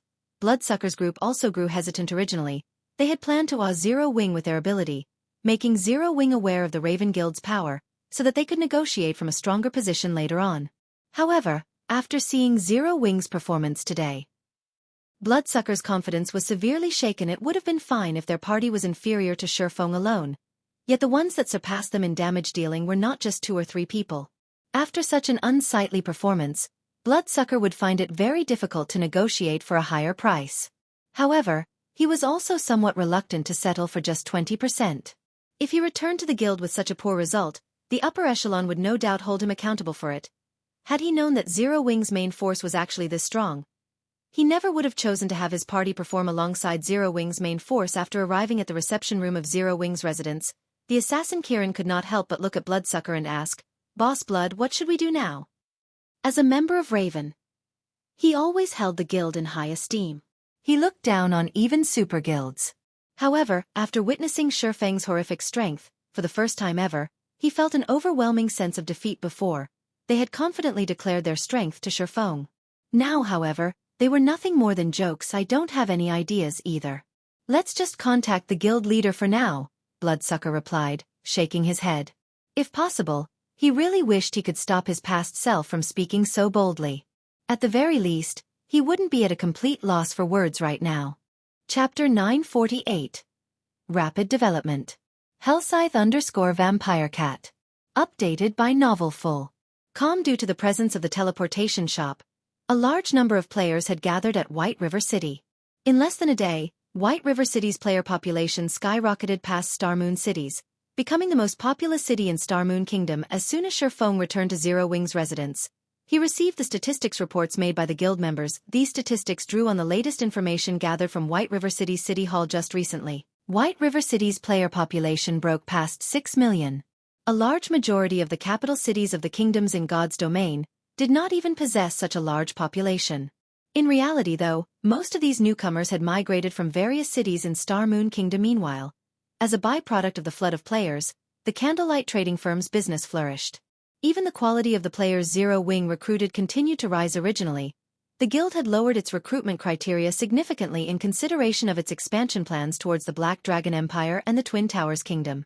However, with the player population of White River City skyrocketing, Zero Wing had no choice but to gradually raise its recruitment criteria again. Even so, Zero Wing still managed to recruit over 10,000 players in less than a day. Such a number might not be a lot to large guilds, but Zero Wing walked the path of the elite. The overall strength of these 10,000 new recruits could easily surpass the 50,000 new recruits of other guilds. Due to the sudden increase in members, Aqua Rose was swamped with work as soon as she returned to the residence. She needed to arrange these newcomers right away into parties and teams, as well as assign them dungeons to raid. Unlike independent players, guild players could not raid dungeons as they wished. Their team members would also change frequently. Generally, Zero Wing's guild teams consisted of a mix of veterans and new members. Such a combination allowed newcomers to get their equipment up to standards and integrate themselves into the guild quickly. Having veteran members guiding newcomers also gave Aqua Rose a better grasp of the strengths and weaknesses of these newcomers. After gaining a sufficient understanding, she would then have to assign them to more appropriate teams. Guild leader. At our current recruitment rate, if we don't move some members to other cities soon, our guild members' levels will lag behind other first-rate guilds before long.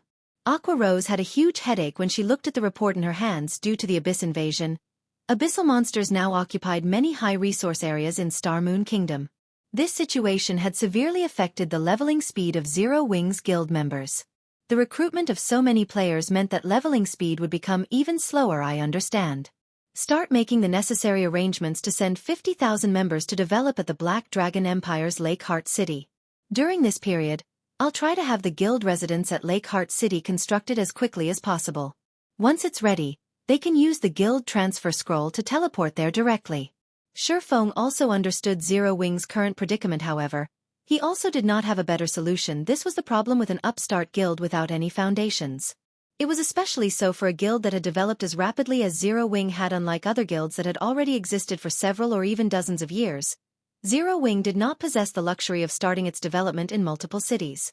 These long-established guilds could simply split a large and unexpected influx of new members among the various cities under their influence. Upon hearing Feng's decision, Aqua Rose immediately started making the necessary preparations.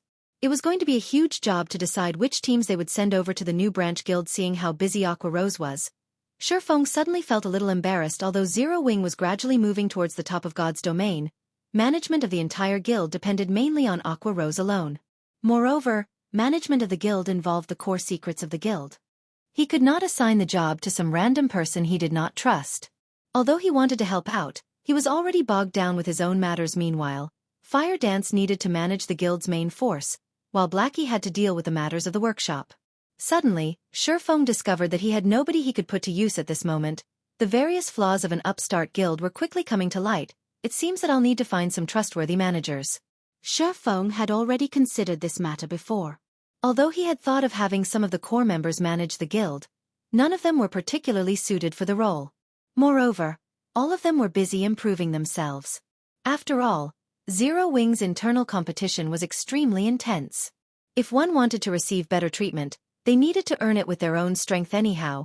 He had already set his sights on a suitable candidate, Liang Jing. During this period, he had occasionally let Liang Jing handle some matters relating to Zero Wing's workshop, and she always dealt with them excellently.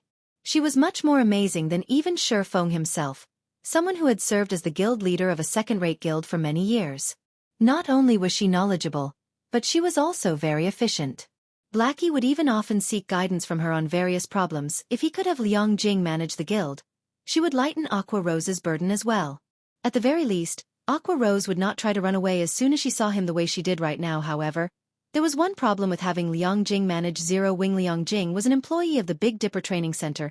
The guild's manager needed to be someone from Zero Wing. It seems I'll need to find time to have a chat with Liang Jing. When Feng considered the guild's present situation as well as the problems that would crop up in the future, he felt an even greater need to poach Liang Jing. While experts were necessary for a guild to develop, managers were similarly important. Otherwise, it would simply be impossible to operate a guild with so many members. In truth, aside from Liang Jing, he had another candidate in mind: White Knight. White Knight was strong not only in combat but also leadership capability, if not stronger when they were fighting against the demonic Ape King. He had led the members of the team as if they were his own arms and legs. Even Feng had no choice but to admit defeat against him in that regard. In the past, under White Knight's management, Owl had gradually grown into one of the top adventurer teams in God's domain, an existence on par with the Midnight Tea Party. One could see just how capable White Knight was from this feat. If Feng could recruit White Knight into Zero Wing would definitely rise by another level. However, Feng could only take it slowly regarding White Knight's matter. In the past, White Knight had rejected even the offers of super guilds without hesitation. Zero Wing would not fare any better at the moment. After Feng finished dealing with the various guild affairs, he hurried to the reception room of the residence. Sorry for the wait. Feng apologized when he saw Bloodsucker, who had been waiting for him for quite some time. No, it's fine. I've also just received instructions from our guild leader, Bloodsucker said. May I know if Elder Yi Feng has some time to spare right now? Time. Feng stared at him, somewhat confused by this question. Before giving a reply, Bloodsucker took in a deep breath. In a very serious tone, he then said, Our guild leader wishes to have a personal chat with you and hopes that you can come meet him. After reporting Zero Wing's information back to the guild, he had been shocked to hear that Raven's guild leader wanted to meet with Feng. Kiran had also been surprised by this news. Less than 10 people in the entire Raven Guild had ever seen the guild leader's appearance before. Even Kiran himself had never personally met the guild leader. His conversations with the man limited to voice calls. However, just the means displayed by the guild leader so far had already inspired a worshipful mentality towards him in everyone in the guild. Hence, Kiran found it truly inconceivable that their guild leader was actually willing to meet personally with Feng. Chapter 949. Entrance Token. Hellscythe_Vampire Cat. Updated by Novelful. Calm right now. Feng asked, feeling somewhat curious as he looked at Bloodsucker. The guild leader of Raven, Feng, was a mysterious existence in God's domain. Even in the past, Feng had only heard of the man's name. He had never seen a picture of the man yet. Now, the high and mighty guild leader Feng had suddenly asked to meet him. If this situation had happened in the past, it would definitely trigger a huge commotion. Yes. Our guild leader has said that some things cannot be expressed in words. It will be more convincing if you see them with your own eyes, Bloodsucker explained, nodding back when Bloodsucker heard guild leader Bloodfang's request to meet. He himself had been shocked. As a top-tier expert of the Raven Guild as well as an upper manager of Raven, he had only ever spoken with a mysterious guild leader of Raven through voice calls.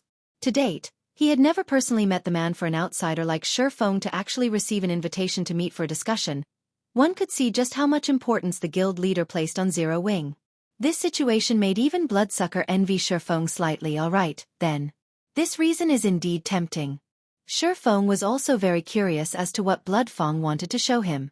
However, I still need to deal with some matters first, before I can follow you all.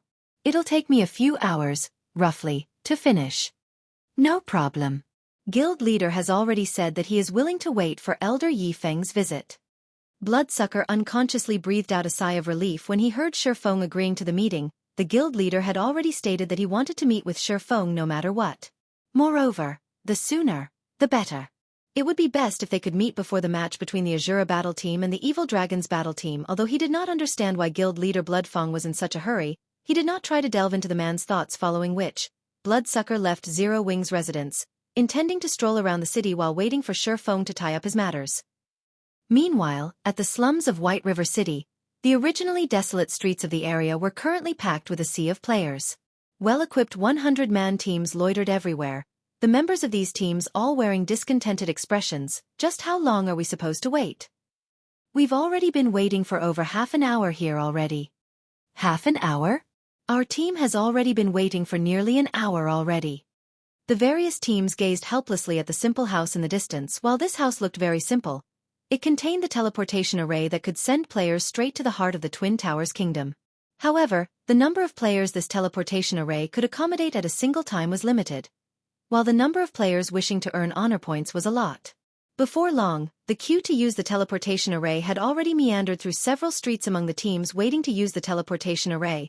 A beautiful woman riding atop a Black Panther looked towards the level 39 female assassin who had just run up to her, and asked, "Frozen, what did you manage to find out?" This Black Panther was over 2 meters tall and looked just like a large-scale jeep. It was a very eye-catching sight on the street. However, compared to this Black Panther, its owner commanded even more respect. The beauty riding atop the Black Panther was none other than the Vice Guild leader of the 100 Flowers Palace. Cleansed Ivy already checked everything.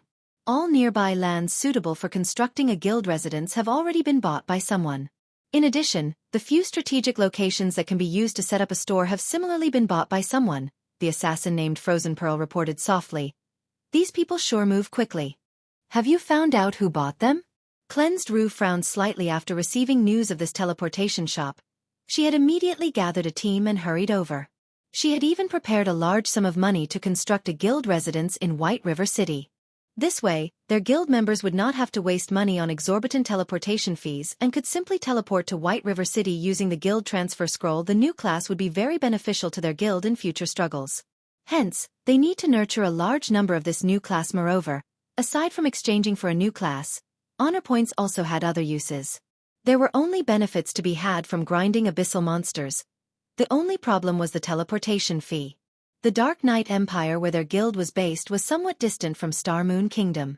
They had spent several hundred gold just to transport 300 players to White River City. If their guild were to send thousands of players over, the expenditure would definitely reach frightening proportions. Nevertheless, if their guild wished to have an advantage at the Twin Towers Kingdom, it was naturally better to send as many members over as possible. Hence, it was imperative for them to establish a guild residence in White River City. I have yet to find out. The buyers have all kept their identities hidden, Frozen Pearl replied, shaking her head. They've hidden their identities? Cleansed Rue smiled. Send some people to these locations to leave a message saying that our 100 Flowers Palace sincerely wishes to purchase guild residence land and that we hope they can contact us. If there are any movements from those landowners, notify me immediately. Generally speaking, any guild that managed to secure these lands would be more than eager to boast about their successful acquisitions. They definitely would not conceal it. Since the owners of these lands chose to keep their identities a secret, that meant that they had purchased these lands not for personal use but for resale. Their silence also showed that they were still waiting for the right price. Although Cleansed Rue did not know who would possess such great insight to actually discern the value of these lands so quickly, she had no intention of wasting time waiting for these landowners to sell these lands. Currently, the sooner they obtained nearby guild land, the sooner they would be able to dispatch more guild members to the Twin Towers Kingdom. Even if the price was astronomical, she needed to purchase the land as expeditiously as possible. Understood. Frozen Pearl nodded. She then led her subordinates to the nearby lands that were suitable for constructing a guild residence. Inside one of the basic meditation rooms of the Candlelight trading firm, all intermediate and advanced lifestyle players of the firm were currently gathered. Several hundred players were present in the room.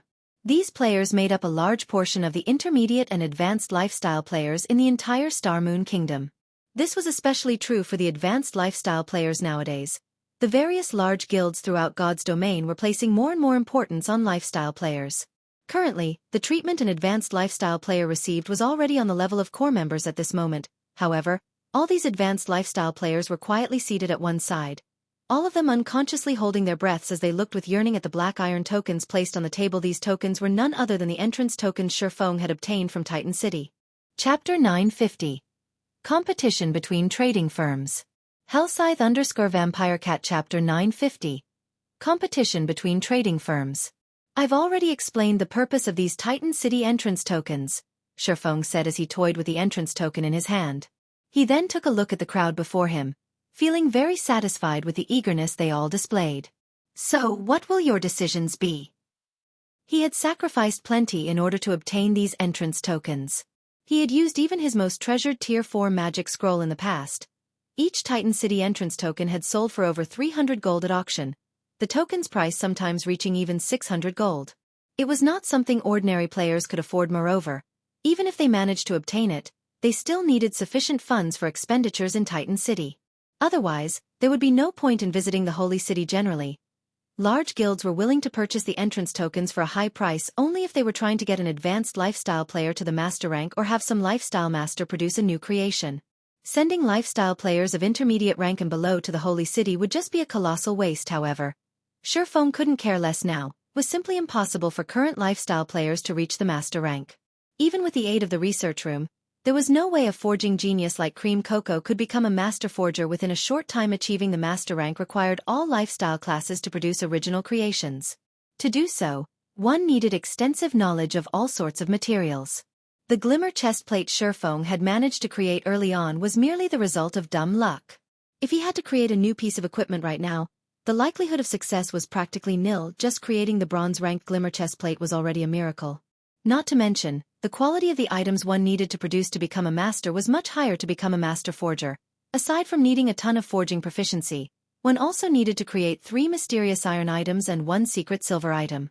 Hence, the number of players who could successfully become a lifestyle master was extremely low. Less than 1 out of 100 advanced lifestyle players. It was precisely because of this reason that the Holy City of Titan had become holy ground for lifestyle players in the past.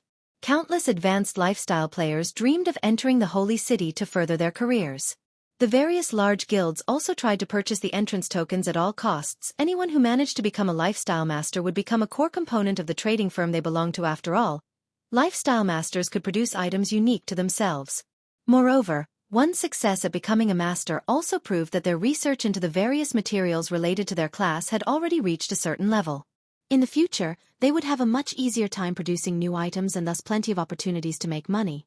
Hence, the various large guilds had treated master-ranked players with great respect. Well, melancholic smile urged in a stern tone as she looked at the lifestyle players before her. Tapping the contract placed on the table, she continued, "If you wish to improve yourselves further, you'll have to sign this contract. Otherwise, the trading firm definitely will not give this precious opportunity to you. But if we sign this contract, it'll be equivalent to us selling ourselves to Candlelight. We won't have any chances to leave Candlelight at all in the future. Moreover, you are even requiring us to go full-time. We need some time to consider this matter properly." A few intermediate lifestyle players voiced their opinions in their eyes. God's domain was only a game. If they fully dedicated their lives to God's domain, who would guarantee that they wouldn't starve to death in the future? In addition, the conditions listed in the contract were extremely demanding. The contract barred its signatories from working elsewhere within the next decade. They wouldn't even be able to delete their accounts and start all over again. As this was a system-enforced contract, unless they decided to stop playing God's domain altogether, there was no escaping these conditions. Moreover, even if they chose to work elsewhere a decade later, they needed to first delete their accounts before doing so. I won't force you. However, you all must understand that it was extremely difficult to obtain these tokens. If you spend only half a day's time in God's domain, you will simply be wasting these tokens. Not to mention, if you suddenly decide to just up and leave later on, wouldn't all those resources I have invested into you go to waste? You all should know that any resource capable of helping you further advance your skills is priceless in God's domain. There might not be another opportunity after it is used up. The contract already states very clearly that after you go full-time, you will enjoy benefits equivalent to the core members of Zero Wing. Aside from a monthly salary of 10,000 credits, you will also receive commissions for the items you produce. I believe that you all aren't signing this contract just for that little bit of income, right? You should know very well that the treatment offered by Candlelight is also at the very top of the industry. I am a busy person. 10 minutes. I will only give you all 10 minutes to consider. Feng also understood the concerns these people had.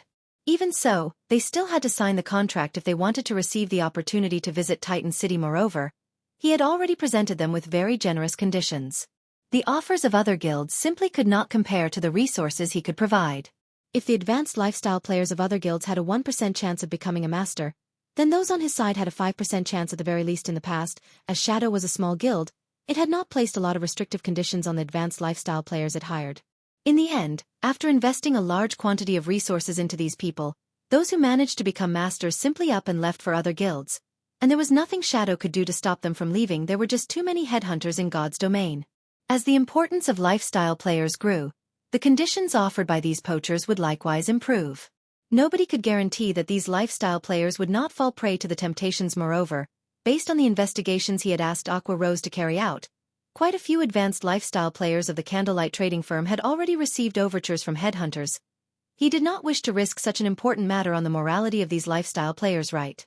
I forgot to mention this before, but not everyone present will be qualified to sign the contract. You'll have to look for melancholic and take a test first, Feng said as he looked at the silent advanced lifestyle players. Also, you lot aren't the only ones allowed to take the test. Melancholic. Notify everyone in the trading firm. Tell them that, as long as they pass the test and sign the contract, they will have the qualifications to use the meditation room in the future. Other guilds might have difficulty nurturing advanced lifestyle players, but to the Candlelight trading firm, this was an easy feat to accomplish. Other guilds might find advanced lifestyle players rare, but not him. The intermediate lifestyle players of other guilds would have long since reached the advanced rank had they joined the Candlelight trading firm. After all, the Candlelight trading firm was the first to possess special workshops. The trading firm also had a large number of rare designs. If these people weren't willing to sign the contract, he would rather place his resources on lower-ranked lifestyle players. Chapter 951. Super First-Rate Forger. Hellscythe_VampireCat Chapter 951. Super First-Rate Forger. While Feng was holding a meeting with the lifestyle players of the Candlelight trading firm, Heaven's Burial was also having a meeting at Star Moon City. Among the participants of the meeting were several middle-aged people dressed in plain clothing, aside from a large group of well-equipped expert players. The levels of these middle-aged people were only in the low 30s. The aura that combat experts usually exuded was also absent from these people. On the contrary, they gave off a dull and strict feeling. However, nobody present in the venue looked down on these people. Rather, everyone looked at them with deep reverence. Uncle Seven, you are simply too amazing. I never thought that you would actually manage to recruit these people, the cleric Flameblood said in admiration as he looked at the middle-aged man named Seven Treasures. With this, our guild will definitely rise rapidly. You're giving me too much credit. I simply followed the guild leader's orders to bring them here. Seven Treasures chuckled as he waved his hand. It was guild leader who managed to persuade them? I heard that these people had rejected even the invitations of super guilds, Flameblood said, a look of surprise appearing on his face. While he had known that Singular Burial had been secretly trying to poach the advanced lifestyle players of various guilds before, he had considered it a futile effort. Currently, advanced lifestyle players were like treasures to any guild. Not only did they receive excellent benefits, but they were also subject to a series of restrictive conditions binding them to their respective guilds. These players would not easily defect to Heaven's Burial. However, after seeing these few middle-aged men and women sitting before him, he now realized he had assumed wrong. The virtual gaming world had developed for over 100 years already. Aside from well-known experts and super guilds leaving their names behind in the annals of history, there were also plenty of amazing lifestyle players. These people had relied on lifestyle classes to become famous in the virtual gaming world, and their fame was not one bit inferior to that of top-tier experts. Although there would be some differences between the lifestyle classes of different virtual reality games, those capable of domination in a virtual reality game would perform mainly the same even if they switched to a different game. Aside from that, the middle-aged men and women present were among the best lifestyle players in multiple virtual reality games, and any professional gamer who walked the path of lifestyle classes would know of them. Now that lifestyle classes were becoming increasingly important in God's domain, these several masters had become even more difficult to hire than top-tier experts. Yet Heaven's Burial had managed to recruit these people with them aboard. Flameblood was certain of one thing. From today onwards, things were going to change in Star Moon Kingdom. The Candlelight trading firm, which had remained the dominant trading firm within the kingdom all this time, would soon be history. Heaven's Burial had an abundance of capital. In addition, they also had a steady source of magic crystals. Just the number of cities the heavenly trading firm covered right now already surpassed the Candlelight trading firms greatly. Currently, it was only lacking in advanced lifestyle players and popular exclusive products when compared to Candlelight. Once the heavenly trading firm dealt with these problems, becoming the #1 trading firm in Star Moon Kingdom would be a piece of cake. Daybreak. How is the progress of the quest on your side? Asked Singular Burial, who was seated on the guild leader's throne. We're almost done. At most, we'll need another 2 days' time to obtain the shop promotion order, Daybreak Fog said confidently. Good. As long as we obtain this promotion order, the heavenly trading firm will be able to secure its foothold in Star Moon Kingdom. When the time comes, we'll be relying on you several masters, Singular Burial said, turning to look at the middle-aged men and women seated at a corner. As long as you accomplish what you've promised, we naturally won't disappoint you, the bespectacled middle-aged man seated in the lead of the group said very casually. At that time, not only will the heavenly trading firm become the #1 trading firm in Star Moon Kingdom, but it will also become the #1 in the Black Dragon Empire and the surrounding countries. Although the words of the man sounded very arrogant, nobody present doubted his words. After all, this man was the super first-rate forger, Lava Heart, someone known as the forging lecturer in the virtual gaming world. In the real world, he was even a famous blacksmith who specialized in producing all sorts of weapons and defensive equipment for bigwigs and martial arts masters. Please rest assured on this point. I am a man of my word, Singular Burial laughed. Inside the Candlelight trading firm. After Feng was done stating his demands, the intermediate lifestyle players, who had initially been hesitant to make a decision, started applying to take the test one after another. The basic meditation room was simply too tempting. Despite having entered the meditation room for only a short time, they could already clearly feel the benefits it provided. The mana released into the room allowed them to maintain their calm. Their concentration while inside this room was significantly better. Any player that produced items would know just how important concentration was. After the 4th evolution of God's domain, the procedures to manufacture items had become increasingly complex. The lack of fine control over one's movements when producing an item would easily result in failure. Meanwhile, having high concentration could allow players to carry out these fine movements with ease. The meditation room would definitely be able to help them further improve themselves. Are you guys really going to agree to these conditions? An advanced alchemist named Flying Fish could not help but ask as he looked at his fellow advanced lifestyle players. I believe that you guys should have received invitations from Heaven's Burial as well. The conditions they are offering are triple those of Candlelight's. Moreover, they've also promised to assign an exclusive special workshop to each of us in the future. We'll even get priority over choosing rare designs and recipes. We'll have a much better time there than at Candlelight. Why don't we all just move to Heaven's Burial's heavenly trading firm? Although the treatment Heaven's Burial is offering is indeed good, we get to learn extremely rare designs at the Candlelight trading firm. Moreover, there's even the basic meditation room available now. Not to mention, if we move to the heavenly trading firm, we'll have to start over from scratch. An advanced lifestyle player replied worriedly. What's there to worry about? Even if we start a new account, the technical skills we've accumulated will stay with us. Moreover, rare designs and recipes are becoming increasingly abundant. We'll be able to regain our lost development very quickly. Also, you shouldn't forget that the heavenly trading firm also has those several masters. Compared to fumbling around in the dark, our chances of reaching the master rank will improve significantly if we follow in their footsteps, Flying Fish said, yearning stirring in his heart when he mentioned those masters. The only reason the Candlelight trading firm could become as strong as it was now was the rare designs it had managed to obtain early on. However, after the 4th evolution of God's domain, the difficulty of making items had increased significantly. It would be very difficult for them to improve further by relying on external factors. If they could receive the guidance of those several masters hired by the heavenly trading firm, their chances of becoming true lifestyle masters would be much higher than if they continued staying at the Candlelight trading firm. Burning, why don't you follow me as well? With those masters guiding us, I believe that you'll be able to become a lifestyle master very quickly. At that time, you might even get to join the upper echelons of Heaven's Burial, Flying Fish urged. The tall and thin youth standing beside him. Burning Abyss had entered the Candlelight trading firm just recently. Back then, he had only been an advanced apprentice. However, due to his great talent, he quickly managed to become an advanced engineer.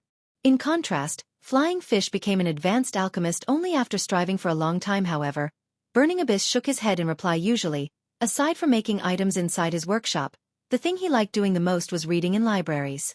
In addition, he would also take a look at the information gathered by Zero Wing. From reading the gathered information, He had obtained many secrets that others did not know about, which was also one of the reasons why he had managed to improve so quickly in engineering previously. When he saw Feng take out the Titan City entrance tokens, his legs had nearly gone limp from shock, although Feng had kept his explanation of the function of the entrance tokens brief, only stating that those who use it would get to train in special workshops as well as learn some rare designs and recipes. Burning Abyss knew exactly what kind of place the Holy City of Titan was. That was a place known as the Holy Land. Titan City even had the research rooms that all lifestyle masters dreamed of entering. The help the research materials there could provide was many times more accurate and detailed than any guidance from a bunch of players. Are you really planning to defect to the Heavenly Trading Firm? Burning Abyss asked seriously as he looked at Flying Fish. Of course. Flying Fish replied in a determined tone. At Flying Fish's reply, Burning Abyss could not help but sigh as he said, I advise you not to go. If you defect to the Heavenly Trading Firm, you will definitely regret your decision today. Chapter 952. Immense Wealth. Hellscythe_VampireCat Chapter 952. Immense Wealth. Burning, you sure know how to joke. Burning, you can't be reluctant to part with the meditation room, right? Although the basic meditation room is indeed good, there are too many advanced lifestyle players in the trading firm. We'll have to wait for a long time before our turn to use it comes. Not to mention, the meditation room simply provides very little assistance in getting us promoted to the master rank, compared to the guidance provided by those top-tier lifestyle experts. Also, rather than the current situation where super guilds look down on us, once we become masters, super guilds will beg us to join them. When the surrounding lifestyle players heard Burning Abyss's words, they could not help but start laughing. Lifestyle classes were different from combat classes. The aid that external factors could provide lifestyle players was limited. One had to rely mainly on their own techniques and experience to perform well.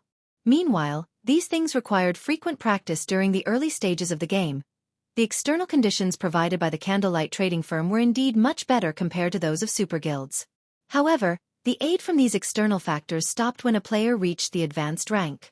This was also the reason why super guilds thought little of advanced lifestyle players. After all, players relied on an abundance of resources to obtain that rank. It was a different story for lifestyle players who had reached the master rank, which was not achievable through resources alone. Burning, if you don't want to leave, so be it. Is there a need to try and scare us into staying as well? Flying Fish's expression darkened. Although he did not think that Burning Abyss's words would come true, he still felt displeased after hearing them regret leaving the Candlelight trading firm. He refused to believe that the basic meditation room could compete with guidance from those several masters. Moreover, he would receive much more attention and better treatment at the Heavenly Trading Firm with those several masters present. It was only a matter of time before the Heavenly Trading Firm became the #1 trading firm in Star Moon Kingdom. Suit yourself. After saying so, Burning Abyss walked towards Melancholic Smile to apply for the test. The only reason he had cautioned Flying Fish was the good relationship they usually had. The Titan City entrance tokens were extremely limited. In order to nurture talents, the guild would no doubt prioritize sending intermediate lifestyle players to Titan City.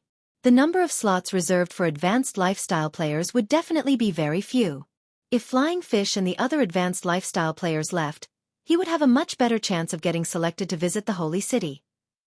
Guild leader, just like you've speculated, for advanced classes and over 20 intermediate classes are requesting the termination of their contracts with us, Melancholic Smile said as she handed a stack of withdrawal applications to Feng.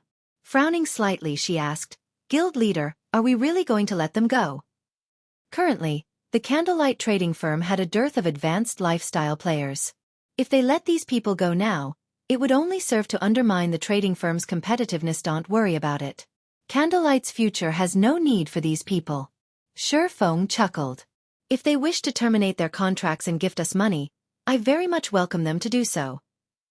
Zero Wings Workshop had recently recruited a large number of people and required money urgently.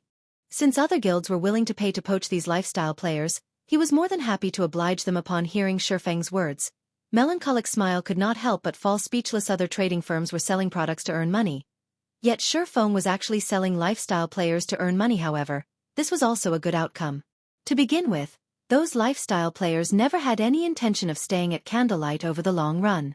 Now, not only could they rid themselves of these leeches, but they could also make a huge profit off the termination fee while they were at it. Right? How are things on the teleportation house's side? Feng asked quietly. Based on the test I conducted, each individual needs roughly 1/5 of a magic crystal's energy to teleport from White River City to the Twin Towers Kingdom. Hence, I set the teleportation fee for White River City at 20 silver per person. The profits we've made so far already exceeds what the entire Candlelight trading firm makes in a day by a considerable margin, Melancholic Smile answered, great joy brightening her face when she spoke about the teleportation house. The Candlelight trading firm was the #1 trading firm in Star Moon Kingdom. The coins it earned in a day could make even first-rate guilds drool. Even so, the trading firm's income still paled significantly in comparison to that of the teleportation house. Deducting the daily management fees of the several NPCs as well as the cost of the magic crystals used to fuel the teleportation array, the teleportation house had already earned over 2,000 gold after just a few hours of operation. Unfortunately, the amount of magic crystals they could obtain through the guild and purchasing from others was limited. They couldn't provide players with unrestricted use of the teleportation array. Even so, based on Melancholic Smile's calculations, they could still make a clean profit of around 5,000 gold every day. This was several times the income of the Candlelight trading firm. If super guilds were to learn of Zero Wing's daily income, they would definitely take action against Zero Wing regardless of the cost. After hearing Melancholic Smile's report, even Feng was surprised. Although he had expected the teleportation house to be extremely profitable, he never thought it would be this profitable. If not for the limited supply of magic crystals, this amount would most likely be several times higher. It was no wonder so many people had gone crazy over the ancient abyssal books in the past. It seems magic crystals will always remain a problem.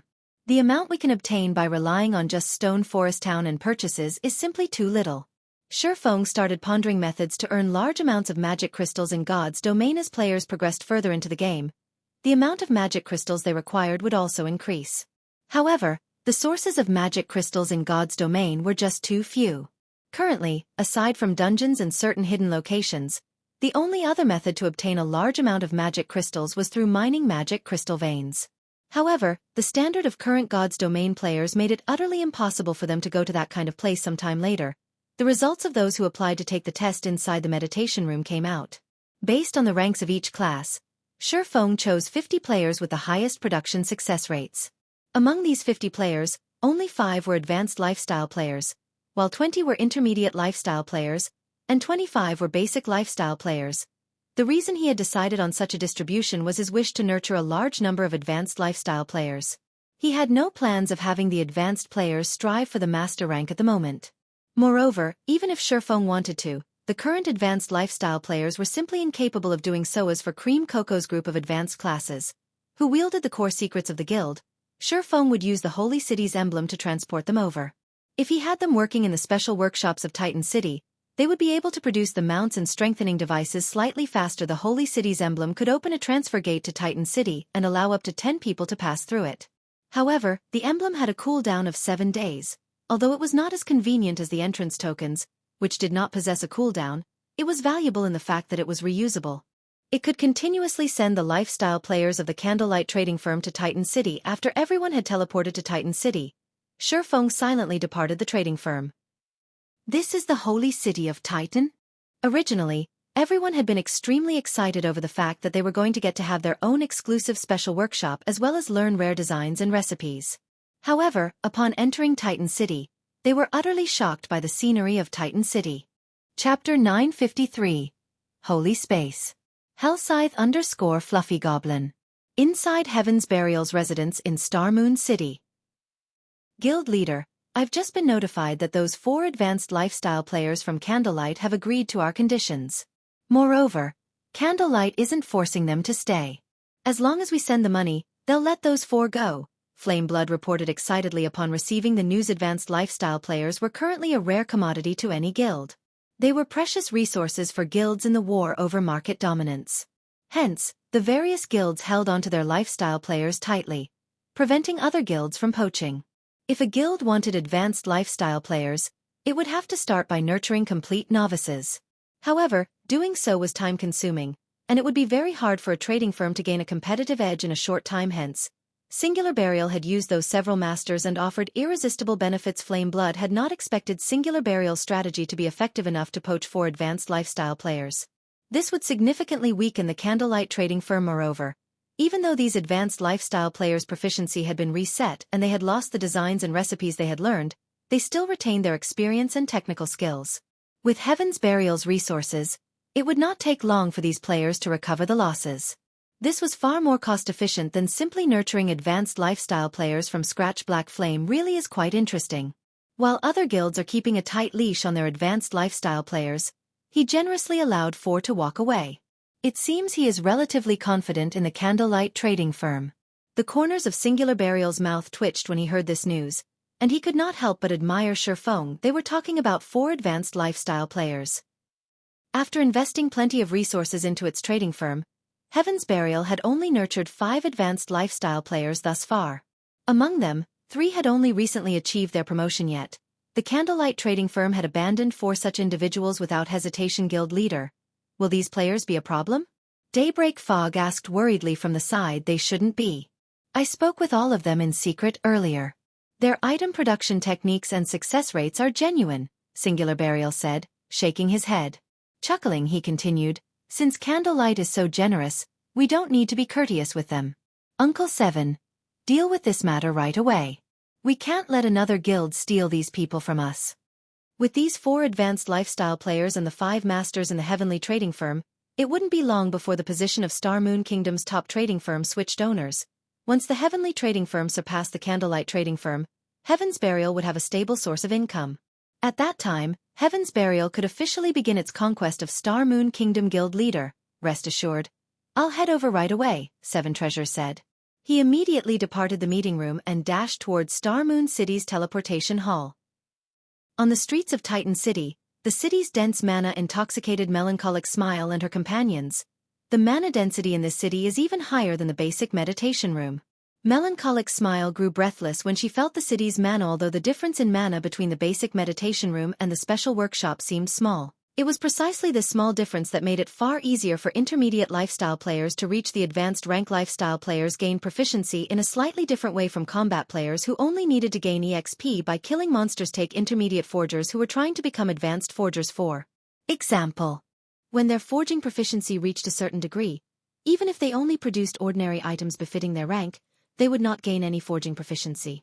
They would have to produce rare items befitting their rank to raise their proficiency soon. Even rare items would not provide any proficiency, at which point, intermediate forgers would have to produce items that were 1 rank higher to improve. One could just imagine how abysmal an intermediate forger success rate with producing advanced items would be if one could not complete the forging procedures flawlessly. They would waste an astonishing amount of materials. Moreover, intermediate forgers would be producing advanced merchandise, which required rare materials.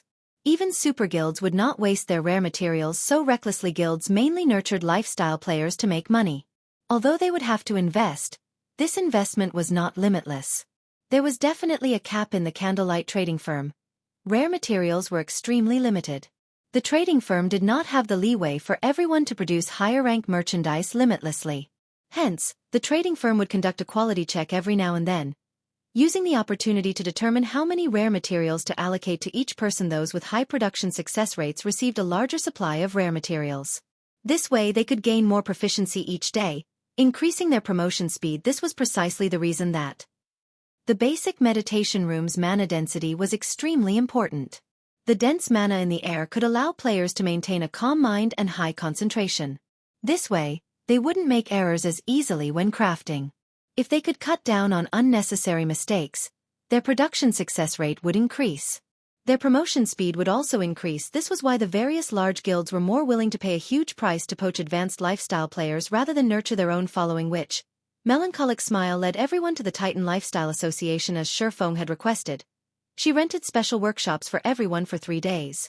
Including the cost to purchase designs and recipes, she had spent over 4,000 gold. This expenditure dumbfounded Cream Cocoa and the others. Even first-rate guilds would be hard-pressed to collect more than 4,000 gold. None of them had ever imagined that the trading firm would spend so much on them. They finally understood why the trading firm had required them to sign such a strict contract. In fact, if not for the money earned through the teleportation house, even Melancholic Smile's heart would have stopped by now. Coming here to raise one's proficiency and techniques was the epitome of luxury. However, upon entering the Lifestyle Association's special workshop, her opinion changed. Although the workshop here was only half the size of the Candlelight trading firm's special workshops, the mana density was 3 times that of the outside world. Inside this room, she experienced a mental clarity like never before, updated by novel full calm. Moreover, aside from its high mana density, There was a large amount of research materials available inside this special workshop. After a cursory search for information on the strengthening device, Melancholic Smile compiled a few dozen pages of information. Among them were production videos from master forgers and key crafting points. Master-ranked production videos? Melancholic Smile clicked on the video out of curiosity. Chapter 954. New World. Hellscythe_Fluffy Goblin. The moment Melancholic Smile clicked on one of the master's production videos, a tall, robust figure appeared inside the room, which was the size of a basketball court. The man had tan skin and a long beard. This is a hologram. Melancholic Smile was shocked when she saw the bearded man. While there were production videos of many capable individuals on God's Domain's official forums, one could only watch them on a flat screen. At the end of the day, one could not experience their production process. Moreover, compared to this holographic master forger's techniques, every forging player throughout God's Domain was practically garbage. A master forger is impressive. So, I can use this method to forge the strengthening devices as well. After watching the holographic video once, Melancholic Smile was aware of her flaws. Particularly, her rune drawing techniques needed work. The bearded man's rune looked natural on the strengthening device. Moreover, he completed the rune with one smooth motion. The original strengthening device design only offered a simple introduction and a few basic demonstrations. It did not contain any forging techniques to speak of. Melancholic Smile had no choice but to experiment. After watching the master forger's video, Melancholic Smile felt as if doors to a whole new world had opened for her. If this is what the videos are like, what are the key production points? After calming herself, Melancholic Smile shifted her attention towards the key points of production, clicking on one of the several available links. As soon as Melancholic Smile clicked on it, she heard a system notification. System production annotation mode activated. Energy is required to activate this mode. Magic crystals. One magic crystal will last 1 hour. Do you wish to continue? It even needs magic crystals? Melancholic Smile could not help her surprise. The master forger's holographic video had not required any payment. Seeing as energy was required to annotate the key points of production, this function should be far more valuable than the videos. Melancholic Smile did not take long to consider her options. As she had come to produce strengthening devices, she had plenty of magic crystals on hand. Wasting one wouldn't matter, following which, Melancholic Smile clicked Accept, and a single magic crystal disappeared from her bag. System production annotation mode activated. Loading strengthening device template number 017. You may now produce the strengthening device. That's it? Melancholic Smile had not noticed anything different about herself, and nothing new had appeared in the room. However, since the system had said as much, she decided to start forging the strengthening device in any case. Feng had stated that they needed to produce a large quantity of strengthening devices as quickly as possible. As Melancholic Smile took out the necessary materials and prepared to smelt them, various images and data appeared before her. The information consisted of semi-transparent holograms and wouldn't affect her production directly. When Melancholic Smile looked through the images and data, she was shocked. After all, this information guided her through producing the strengthening device. All she needed to do was overlay her actions with the holographic images and observe the smelting process. The data displayed also provided specific hints for carrying out these actions. The production annotation mode was like a copybook that provided ideal forging procedures, and all she needed to do was familiarize herself with these procedures. Learning how to forge the strengthening device this way was many times more effective than simply watching a master forger at work. As Melancholic Smile forged the strengthening devices according to the hints provided, her forging success rate and speed steadily rose. Originally, Melancholic Smile's success rate with the strengthening device had been around 40%. After using the intermediate mana source ore, her success rate increased to roughly 50%. However, she rarely achieved a 50% success rate when actually crafting them. Before arriving in Titan City, she usually succeeded 4 of 10 tries, and sometimes less. After an hour inside the special workshop, however, she could now stabilize her output to 4 or more out of 10 tries. Many of her uncertainties when forging the strengthening device had also vanished, and now, her actions were more decisive. This resulted in a faster forging speed. She was practically as fast as she had been before God's Domain's 4th evolution. She was overjoyed with the videos of the master forgers and the key production points. Her forging techniques improved with each second she spent in the room. Her growth was at least 10 times faster than when she had been in the Candlelight trading firm's basic meditation room. Melancholic Smile felt that the 4,000 plus gold they spent was worth it. After such a short time here, she was confident of trying for the master rank. As for the firm's other lifestyle players, Rising from basic or intermediate rank to advanced would be a piece of cake. Melancholic Smile wasn't the only one excited about Titan City's special workshops. All those who experienced the special workshops instantly fell in love. Everyone felt that, if they could stay here, they could easily become masters. Unfortunately, this was only a misconception. After all, techniques and high success rates were not the only requirements to become a master. One also needed extensive knowledge of materials. Without sufficient knowledge, creating an item of their own would be impossible. If Flying Fish and the others knew about this, they'd go mad. Burning Abyss, who resided in his own special workshop, could not help but sigh when he thought of Flying Fish and the other advanced lifestyle players before coming to Titan City. Although he had known that the city was the holy land for lifestyle players, he had not expected it to be this amazing. Titan City definitely deserved to be called a holy land. It now seemed that, in his search of a shortcut to become a master, Flying Fish had suffered a huge setback. Even if those several masters were extremely skilled in other virtual reality games, at the end of the day, those games were not God's domain. How could those masters' guidance possibly compare to God's domain's true masters? Furthermore, there were the research rooms. Star Moon Kingdom, White River City's teleportation hall. Due to the new teleportation house, large groups of players flooded into White River City. Among them, a majority consisted of guild players. Only a small minority were independent players. After Feng finished sorting out his matters, he arranged to meet with Bloodsucker and the others at the teleportation hall. When Feng discovered Bloodsucker among the crowd, he also noticed an unfamiliar man beside Bloodsucker. The other party noticed him as well, although this man hid his appearance with a black cloak. Feng felt his piercing gaze. It was the gaze of a predator. Feng was not comfortable being its target. Meanwhile, Bloodsucker and the others obviously treated this man with great respect. Kirin and Masked Angel, who stood beside the man, did not even dare to breathe loudly. Updated by Novelful. Come. You must be Yi Feng, right? The unfamiliar man said after looking at Feng. Coldly he continued, before you meet our guild leader, the guild leader has said that he wants to show you something. Show me what? Feng asked curiously. Strength. The man laughed. Chapter 955. Raven's background. Hellscythe_Fluffy Goblin. After the unfamiliar man spoke, he shifted his gaze towards Bloodsucker. Follow me. Everyone else, return to the guild. Kirin and the others nodded to the man's commanding tone, reverence filling their eyes when looked at him. This surprised Feng during the entrance trial. Feng had discovered that Kirin was a Void Realm expert. Throughout Zero Wing, only he could trump over the assassin. Both Fire Dance and Violet Cloud were still weaker than him in terms of combat standards. Though if it came to an actual fight, Fire Dance would defeat Kirin easily as the difference between their equipment was massive. Regardless, with Kirin's combat standards, he would be an apex expert in any guild. Yet, the unfamiliar man had clearly expressed that they were heading somewhere where an expert of Kirin's caliber wasn't qualified to be. Among the party, only Bloodsucker was allowed to accompany them. Brother Blood, where are we going? Feng sent Bloodsucker a private message. He was very curious about their destination. I don't know.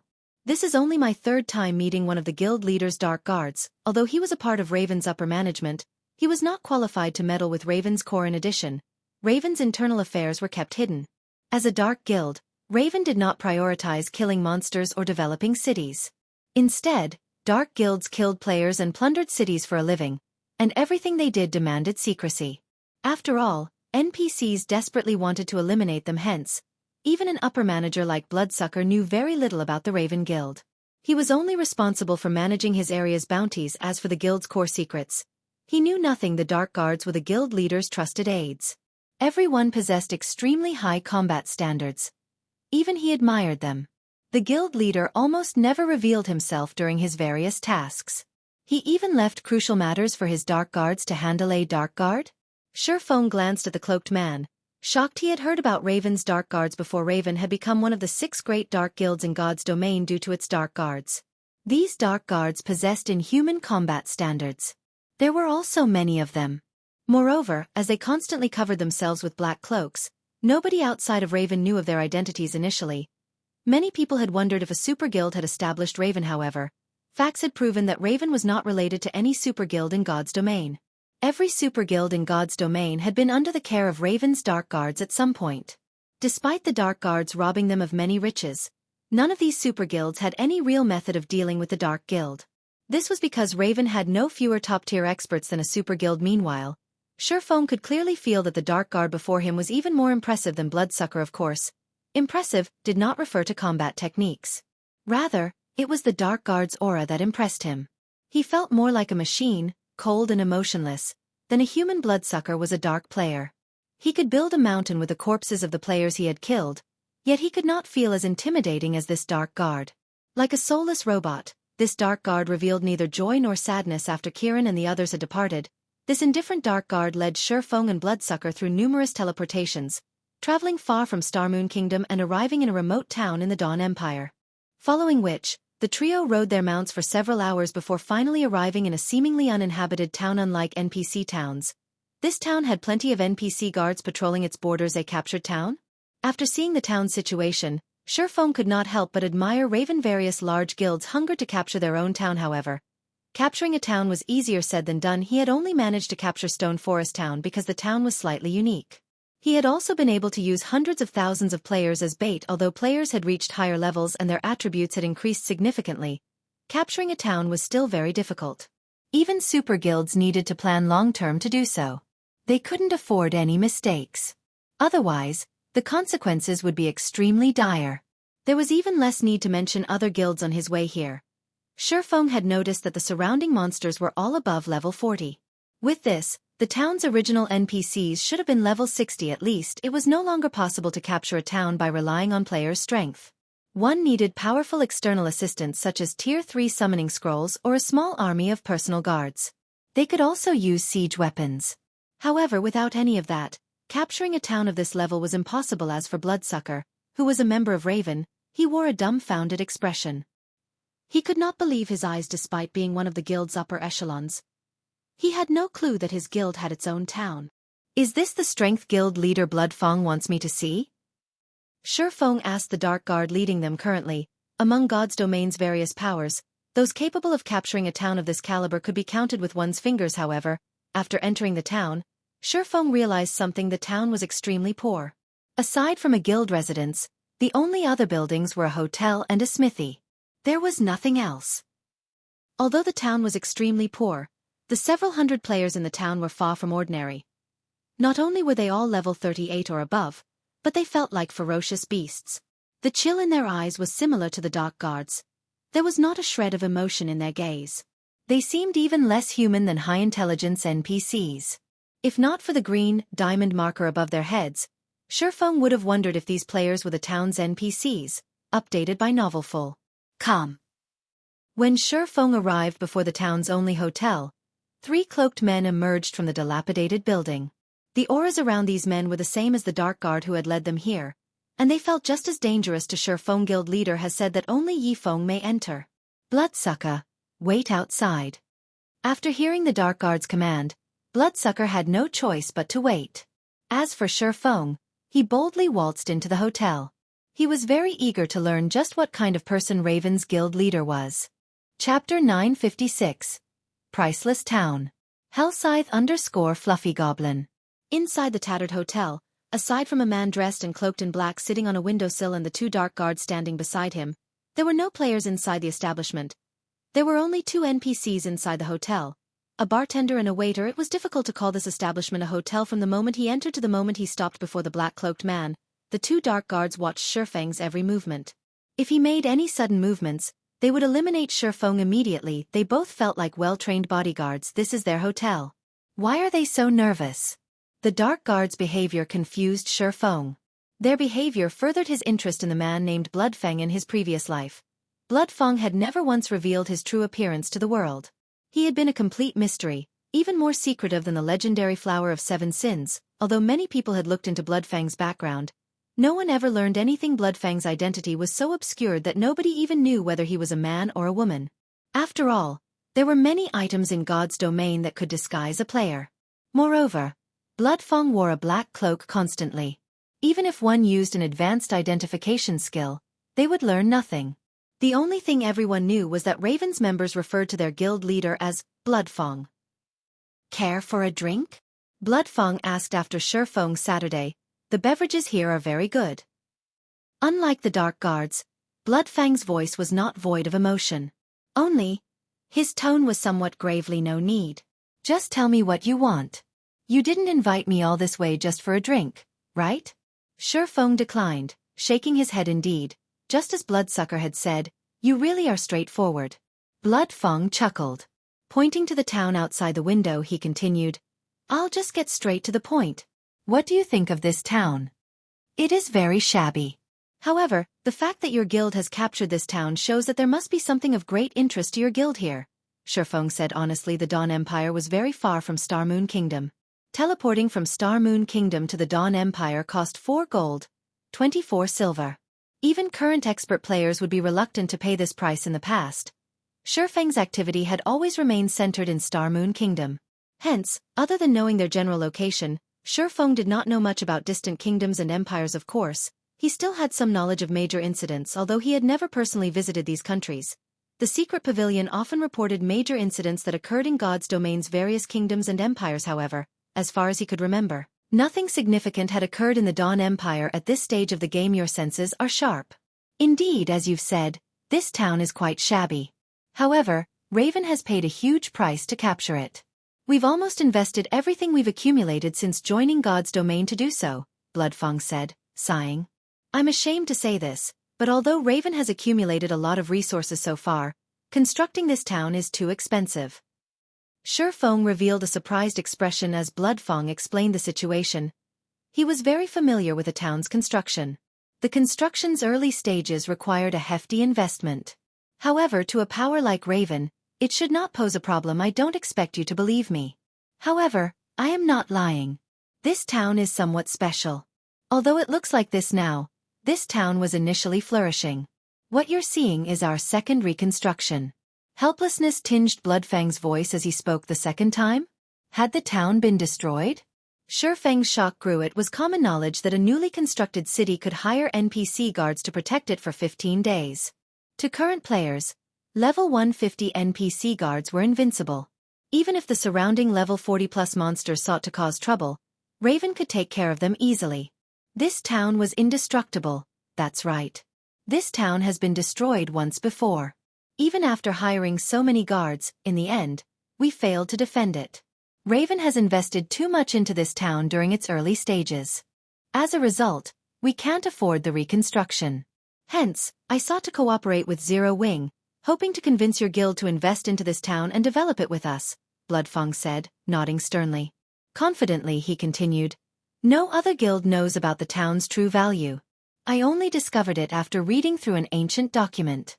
If Zero Wing invests 100,000 gold, your guild will receive 20% of the town's income. Guild leader Feng, you're talking about 100,000 gold, not 100,000 copper. With that kind of money, you can rebuild this town 6 or 7 times over, or construct 6 or 7 other towns. Yet you're only offering 20% of this town's earnings. Even if there were a literal gold mine here, this town would never be worth that much money, Feng said, shaking his head after hearing Feng mentioning the words ancient document. Feng more or less understood that this town was different. However, he could construct a city's basic structure with 100,000 gold, much less a town. Even if this place had a gold mine, harvesting the ore would require tons of resources and manpower. Furthermore, they would have to smelt the ore into actual gold before they could sell it. Even if the harvest were high, if he only got 20% of the profits, who knew how long he would have to wait just to earn back his initial investment? He could not afford to throw what coins he currently possessed at this town. Elder Feng, don't reject the offer so quickly. I have yet to explain why this town is so special. Feng's refusal did not seem to surprise Feng. Special?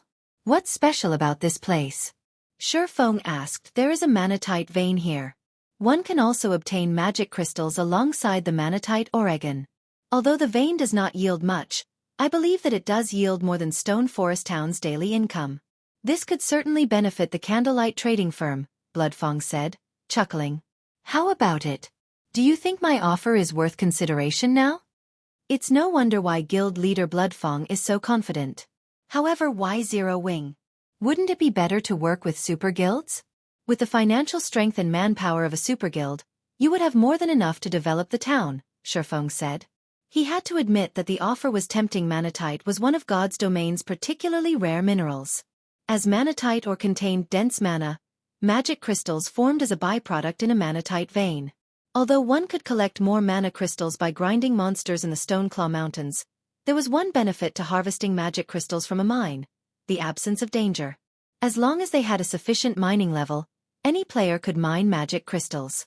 Moreover, the higher their mining level was, the greater their chances were of obtaining magic crystals. Chapter 957. Defense Turret. Hellscythe_Fluffy Goblin Chapter 957. Defense Turret. In God's domain, many players used mining and herb gathering to get rich. Ordinary players had very few income options. Generally, players relied on quest rewards as common monsters rarely dropped coins. Only elite rank and higher monsters had any chance of dropping money. Even so, the chances were only around 2 or 3%.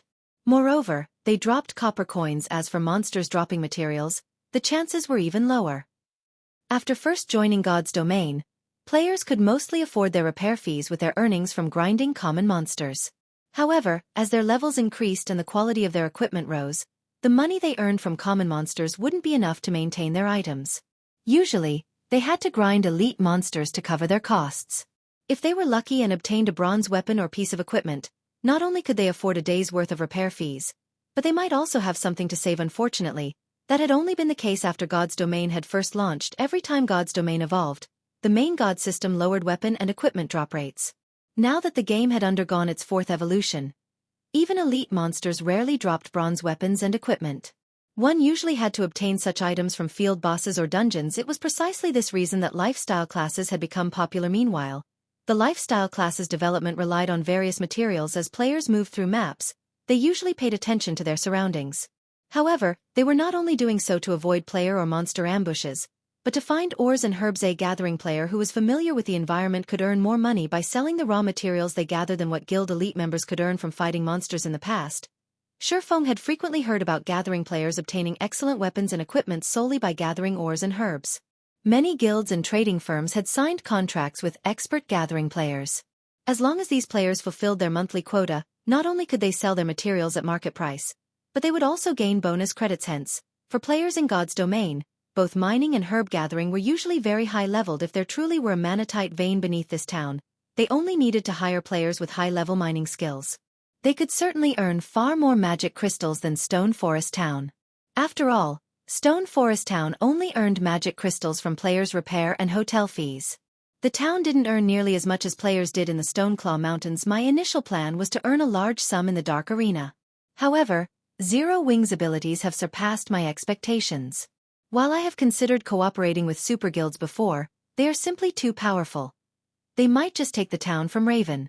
Moreover, even if we form a partnership, with super guilds' appetite, Raven won't obtain much. Although there are a few more powers aside from super guilds that we could approach, these powers cannot provide as many coins as Zero Wing. How about it? By cooperating with Raven, not only would Zero Wing not lack magic crystals, but the Candlelight trading firm would also have plenty of manatite Oregon. You will certainly earn more than 100,000 gold. Feng believed that the conditions he had proposed were quite generous. There was simply no reason for an upstart guild like Zero Wing to reject his offer currently. Zero Wing did not have many assets in God's domain. However, it was extremely difficult to invest in the real estate in other kingdoms and empires. The local guilds had long since claimed the available lands.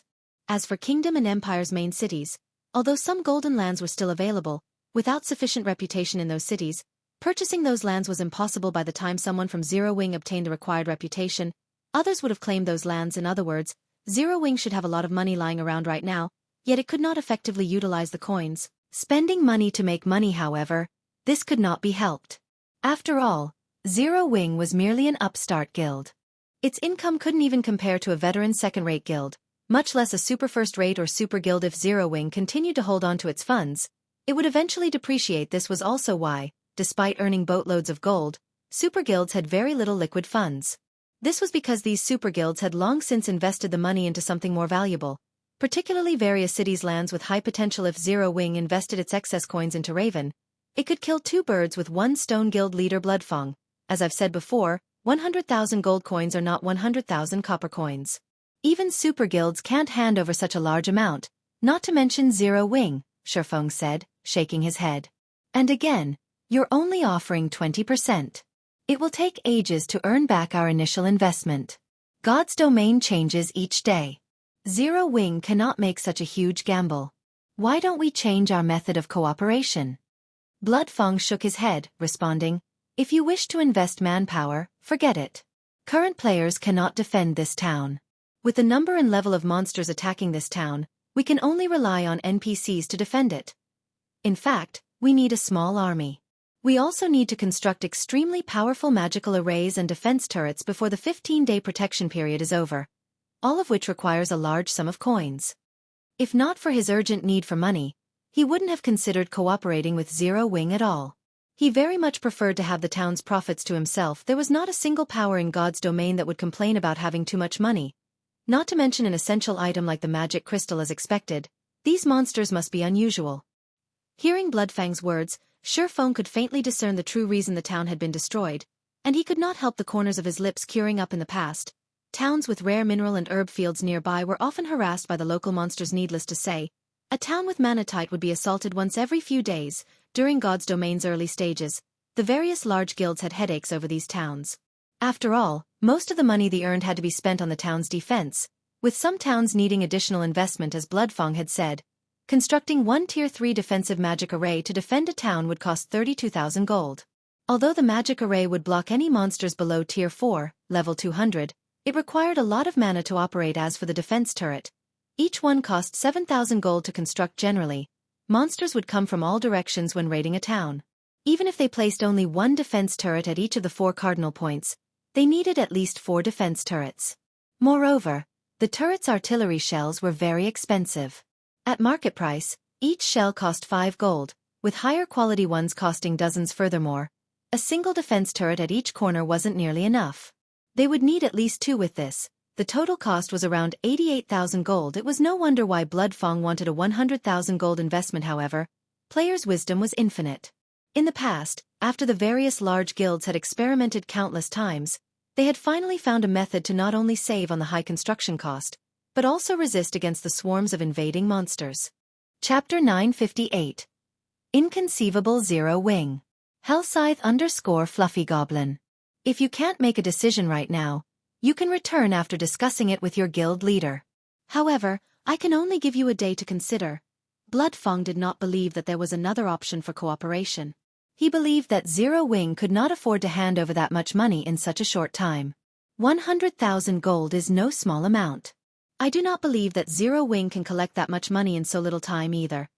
You can pay 40,000 gold up front and the remaining 60,000 in the next 5 days. Raven was currently broke.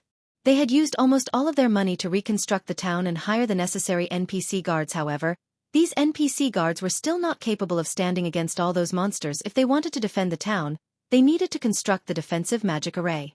With the magic array and the NPC guards, they should survive through the 15-day protection period. As long as they constructed the defense turrets during the protection period, they could begin mining the manatite vein without issues. Guild leader Bloodfang, 100,000 gold is just too much. Even Zero Wing can't spend that much money. Feng again rejected Bloodfang's offer. Why don't we try a different method of cooperation? Zero Wing will be responsible for protecting the town. However, you will pay us 30% of the vein's income. He still needed a large sum to construct his own city. How could he possibly give Raven his coins? Moreover, even without the defensive magic array and NPC guards, it was possible to prevent monsters from trampling the town. He could simply head to Blackwing City and purchase a monster repellent scroll. The monster repellent scroll was an item that could disperse monsters within a certain area, preventing low-intelligence monsters from actively approaching. Although the effect was temporary, the scroll was very cheap. Each scroll only cost 5 gold. It was much more cost-effective than constructing a defensive magic array or defense turrets in God's domain. The defensive magic array and defense turrets were mainly used during monster raids. When dealing with players, however, they were not as effective as NPC guards, yet they cost far more. Rather than wasting money on that particular plan, Feng would be better off investing his money into his own guild or somewhere else. Generally, the monsters that raided towns and cities possessed very low intelligence, so the monster repellent scroll could chase them away. As for using the scroll against the abyss invasion, very few abyssal monsters possessed low intelligence. Hence, the scroll wouldn't be as effective. Let Zero Wing defend the town? Bloodfang could not help but laugh at Feng's proposal. It's not that I am looking down on Zero Wing, but rather, these monsters are over level 100. There are thousands of them. With players' current strength, It is impossible to defend against such an onslaught. And even if you succeed, why should I give you 30% for defending the town when I can ensure its safety for 100,000 gold? Wouldn't that be more of a loss? If this is your offer, I would rather contact several other major powers.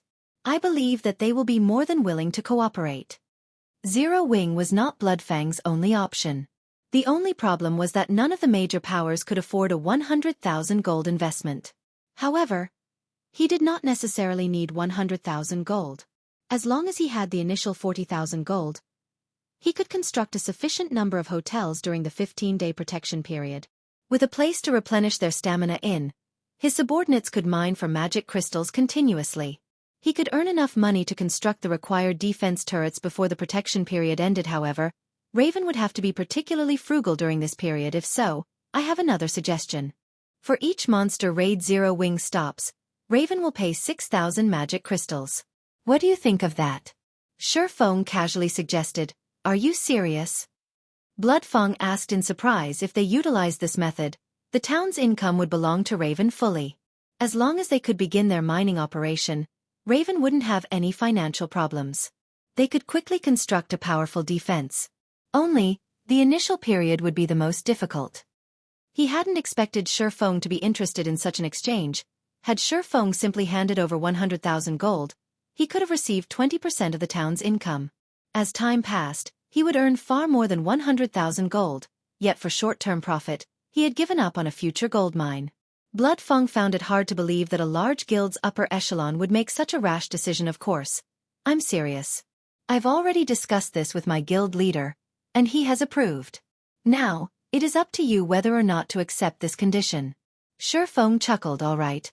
I agree to work with Zero Wing. I just hope that you don't regret this decision, Feng said. Even after watching Feng for a long time, he did not understand the man's thoughts. He could not figure out what Black Flame, Zero Wing's guild leader, was thinking. Either the only reason he had agreed to offer Zero Wing a share of the town was because he had worried the guild would not be willing to fork over the money. That Zero Wing had refused the shares, only asking for some magic crystals, was good news for Raven. The monster raids did not occur every day. Generally, they only attacked every other night. Even if Zero Wing defended the town from 10 attacks, he would only spend 60,000 magic crystals. When the town's defenses were complete, he would not need Zero Wing's assistance. Based on the current market price, each magic crystal was worth 25 silver. Even if Zero Wing defended the town for 20 days, he would only spend 15,000 gold. No matter how he looked at it, he would profit from this trade, following which, Feng signed a contract with Feng. As long as Zero Wing helped Raven defend against a monster raid, Raven would pay 6,000 magic crystals. Moreover, the payment could only be made in magic crystals. If Raven could not pay up, it would have to pay 5 times the value of the magic crystals with coins or other products. Aside from that, Raven must also allow Zero Wing to construct a guild residence in the town so that Zero Wing's members could travel here easily. Of course, if Zero Wing failed to defend the town, it would have to pay Raven a reconstruction fee of 30,000 gold. It is highly likely that the next raid will happen tomorrow night, but I can't say for sure. I hope that you will be prepared before then. Although Feng had signed the contract with Feng, he was still worried. Could Zero Wing really defend against that many monsters? Rest assured. Once Zero Wing's residence has been constructed, you won't have to worry about monsters, Feng replied confidently. Now that they had signed the contract, he was in a great mood. Although it seemed as if Raven had just secured Zero Wing's help, dealing with the Dark Guild's biggest concern, Zero Wing would gain far more than 20% of the town's income. However, Feng didn't know this. While the monster repellent scroll was very convenient, it also had a huge flaw. The scroll could only chase monsters away, not exterminate them. As they fled, the monster army would grow. When players stopped using the monster repellent scroll, the subsequent raid would be intense, even horrific. As long as the army grew 4 or 5 times, the town would fall even if they had 30 turrets. Chapter 959. Spirit Seal. Feng had no intention of telling Feng about the monster repellent scroll's flaws. They were collaborators, not friends. They were simply obtaining what they needed from each other. Whether or not Raven could fend off the monster army was none of his concern. After all, he only needed to pay a small price for Raven to endure through the early phases of the town's construction. Moreover, it would be a waste if he did not rip off a magic crystal tycoon like Raven. White River City's teleportation house urgently needed magic crystals. As long as he had enough magic crystals, he could turn them into coins. Once Zero Wing had its first city, it would have a safeguard of its own as the main god system had administered the contract between them. Both parties felt reassured. Feng had initially planned to leave using a return scroll. However, Feng suddenly stopped him a moment. Feng held Feng back. Smiling, he continued, "I still have information that I think will be of use to Zero Wing." Saying so, Feng took out a black envelope and passed it to Feng. Feng raised his brows when he saw the envelope. Although the envelope looked normal, it was actually an encrypted message. No one would be able to read the message aside from the intended player. Moreover, after the message was read, it would self-destruct. Even recording the message would not be possible. A video message? After opening the envelope, the message came in the form of a video file. Following which, Feng clicked to open the file. When he finished watching the video, however, he was shocked. In the video displayed numerous players encircling a one-horned humanoid creature that loomed over 3 meters tall and wore a black robe. Numerous crimson runes, resembling flames, decorated this humanoid creature's body. Moreover, the humanoid creature exuded black fog from its body, and players shuddered when its crimson eyes turned towards them. Aside from this monster's level and HP, the video showed nothing about it. Neither the monster's level nor its HP was very high at level 40 with just over 1,000,000 HP. With a rough guess, Feng surmised that the monster was only chieftain rank, yet even it had massacred several hundred elite players. However, rather than the deaths of several hundred level 35+ elites players, the one-horned monster's extraordinary actions were the key points of the video. The monster's combat style was similar to a player's. Moreover, whenever this monster killed a player, not only did it recover some HP, but its attributes also rose slightly. Most importantly, Feng noticed something familiar on the monster's body: the spirit seal used to absorb immortal souls. Charlin had only marked the spirit seal on the back of his hand so that he could complete his quest, and this spirit seal would only shine silver when absorbing an immortal soul. The same spirit seal had been imprinted on the humanoid monster's chest. Every time the monster killed a player, the spirit seal radiated a faint silver glow. From an outsider's point of view, the glowing spirit seal throbbed like the monster's heartbeat. A passing expert assassin had recorded this video. As this assassin had maintained his distance from the battlefield and stayed in stealth, they had been hard to detect.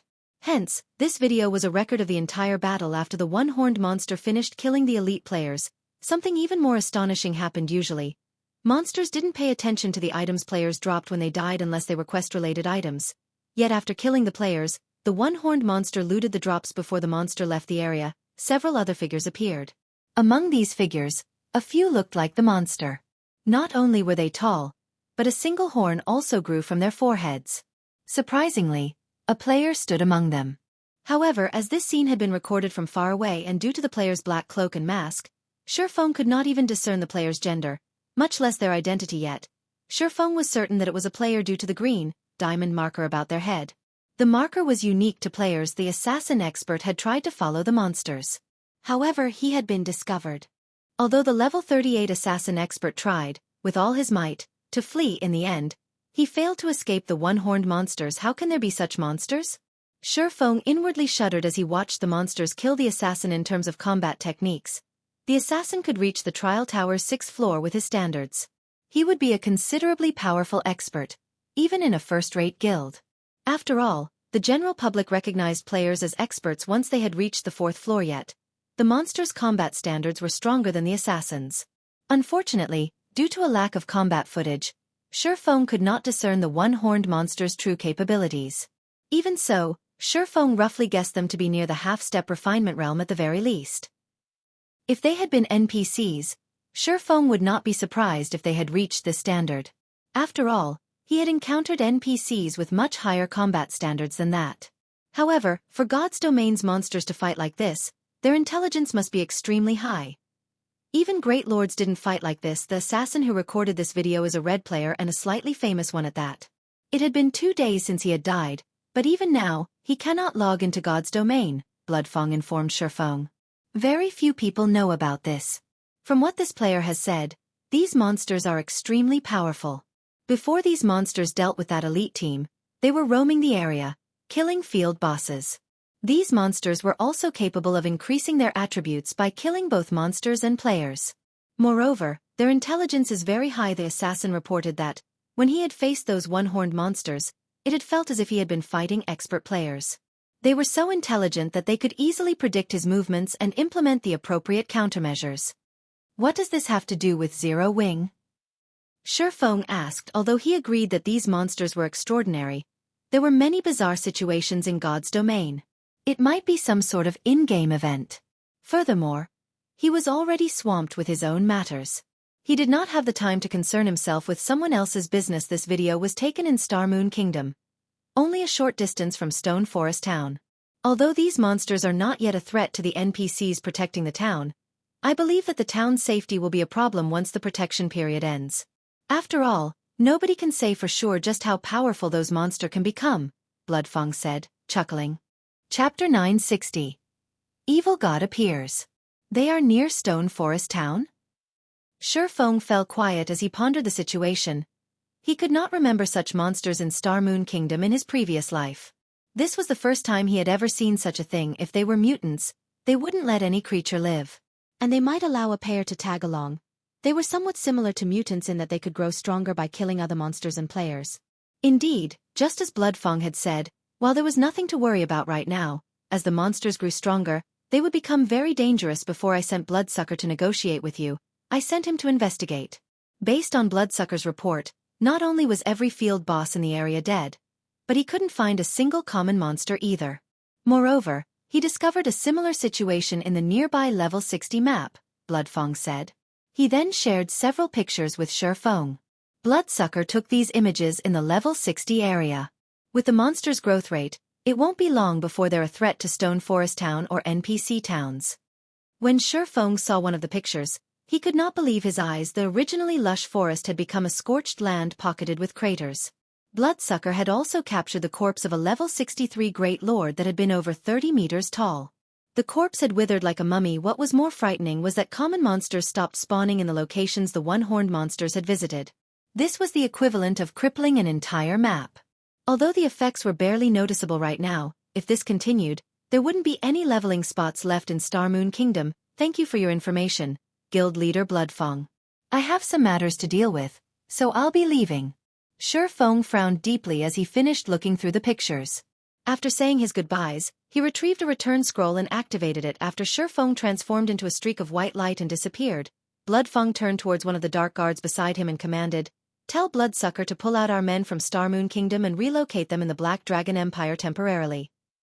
Guild Leader, our business is doing relatively well in Star Moon Kingdom. If we pull out of the kingdom now, we will lose a significant amount of income. Moreover, those monsters are only around Star Moon City right now. Do we need to be this cautious? The Dark Guard asked in surprise. Do you really think those monsters are that simple? Feng eyed the Dark God. There's one thing that I didn't mention to Zero Wing. I recently received a report from the Thorn Shadow team, stating that they've discovered the one-horned monster's whereabouts. Do you know what else they discovered? The Dark Guard shook his head. Those monsters are currently based in an NPC town in a level 50 map. They have nested in the town. The previous reports counted less than 10 monsters, yet now, there are hundreds. Moreover, the lowest level among them is level 50, while the highest are over level 80. With their development speed, something is bound to happen in Star Moon Kingdom sooner or later. It is best if we bow out now. Don't forget that every player that those monsters had killed still can't log into God's domain, Feng said. Chuckling, he continued. Moreover, I've received news that the bastards from the Blackwater Corporation have decided to make their move in Star Moon Kingdom. It is best that we avoid them for now. What? Blackwater Corporation has finally joined God's domain? Why are they starting with Star Moon Kingdom? When the Dark Guard heard Feng mention the Blackwater Corporation, his indifferent expression changed as fear flashed in his eyes. I am not sure. However, my guess is that it is likely due to this new class. After all, throughout God's domain, it is the easiest for players to obtain the new class through Star Moon Kingdom. A batch of players with this new class would benefit their development in the game, Feng said, shaking his head. Among the many major corporations, I hate Blackwater the most. They always use unscrupulous means to achieve their goals, and they never follow the rules. Zero Wing will have to rely on its own power to weather this coming storm. Shortly after Feng issued his command, although the command confused Bloodsucker, he began to move the several hundred Raven members hidden throughout Star Moon Kingdom, shifting their operations to the Black Dragon Empire. As for Feng, rather than traveling to Blackwing City to purchase the monster repellent scrolls, he visited Star Moon City instead. Star Moon City had visibly changed over the past few days. Many of the players roaming the streets were from other kingdoms and empires, all hawking their weapons and equipment. The city had also experienced an increase of their non-combat players. These players were relatively low-leveled, with some even below level 20. However, they were all very rich. These people were merchant players in cities. It was extremely difficult for ordinary players to obtain their own shops. There were also fixed times when players could set up stalls in the free market. As for using the auction house, the handling fees were too high for ordinary merchant players. Hence, these players generally peddled their items on the streets. If they found an interested buyer, they would conduct a trade. Although doing so was somewhat time-consuming and strenuous, every coin an ordinary player earned counted. Merchant players who dealt weapons and equipment in particular could earn a nice income after reaching level 10. Merchant players roamed between various cities and countries, purchasing items from players in one city and reselling those items elsewhere. After all, every city and country's prices were different. Merchants could earn a lot of money due to this difference. As these players had chosen the merchant class, they received a discount on teleportation fees as they traveled across God's domain. Moreover, like lifestyle classes, merchants were divided into ranks. The higher their rank, the higher their discounts were on teleportation fees. In the past, many players had earned enough capital from their travels to construct shops in NPC cities. Otherwise, if one relied on an ordinary combat player's income, they could never afford a plot of land, even after a lifetime of saving, following which, Feng followed the main street to Grand Duke Hartfield's mansion. The NPCs guarding the mansion didn't stop Feng, allowing him to enter the Grand Duke's home. However, Feng had not come here for the Twilight treasure chests this time, but for the one-horned monster. Feng had not initially recognized the one-horned monster's origin. However, from what he had learned from the pictures and Bloodfang, he was certain of one thing: those one-horned monsters were somehow related to the evil god's temple across the continent of God's domain. Abyssal monsters weren't the only threat to humans.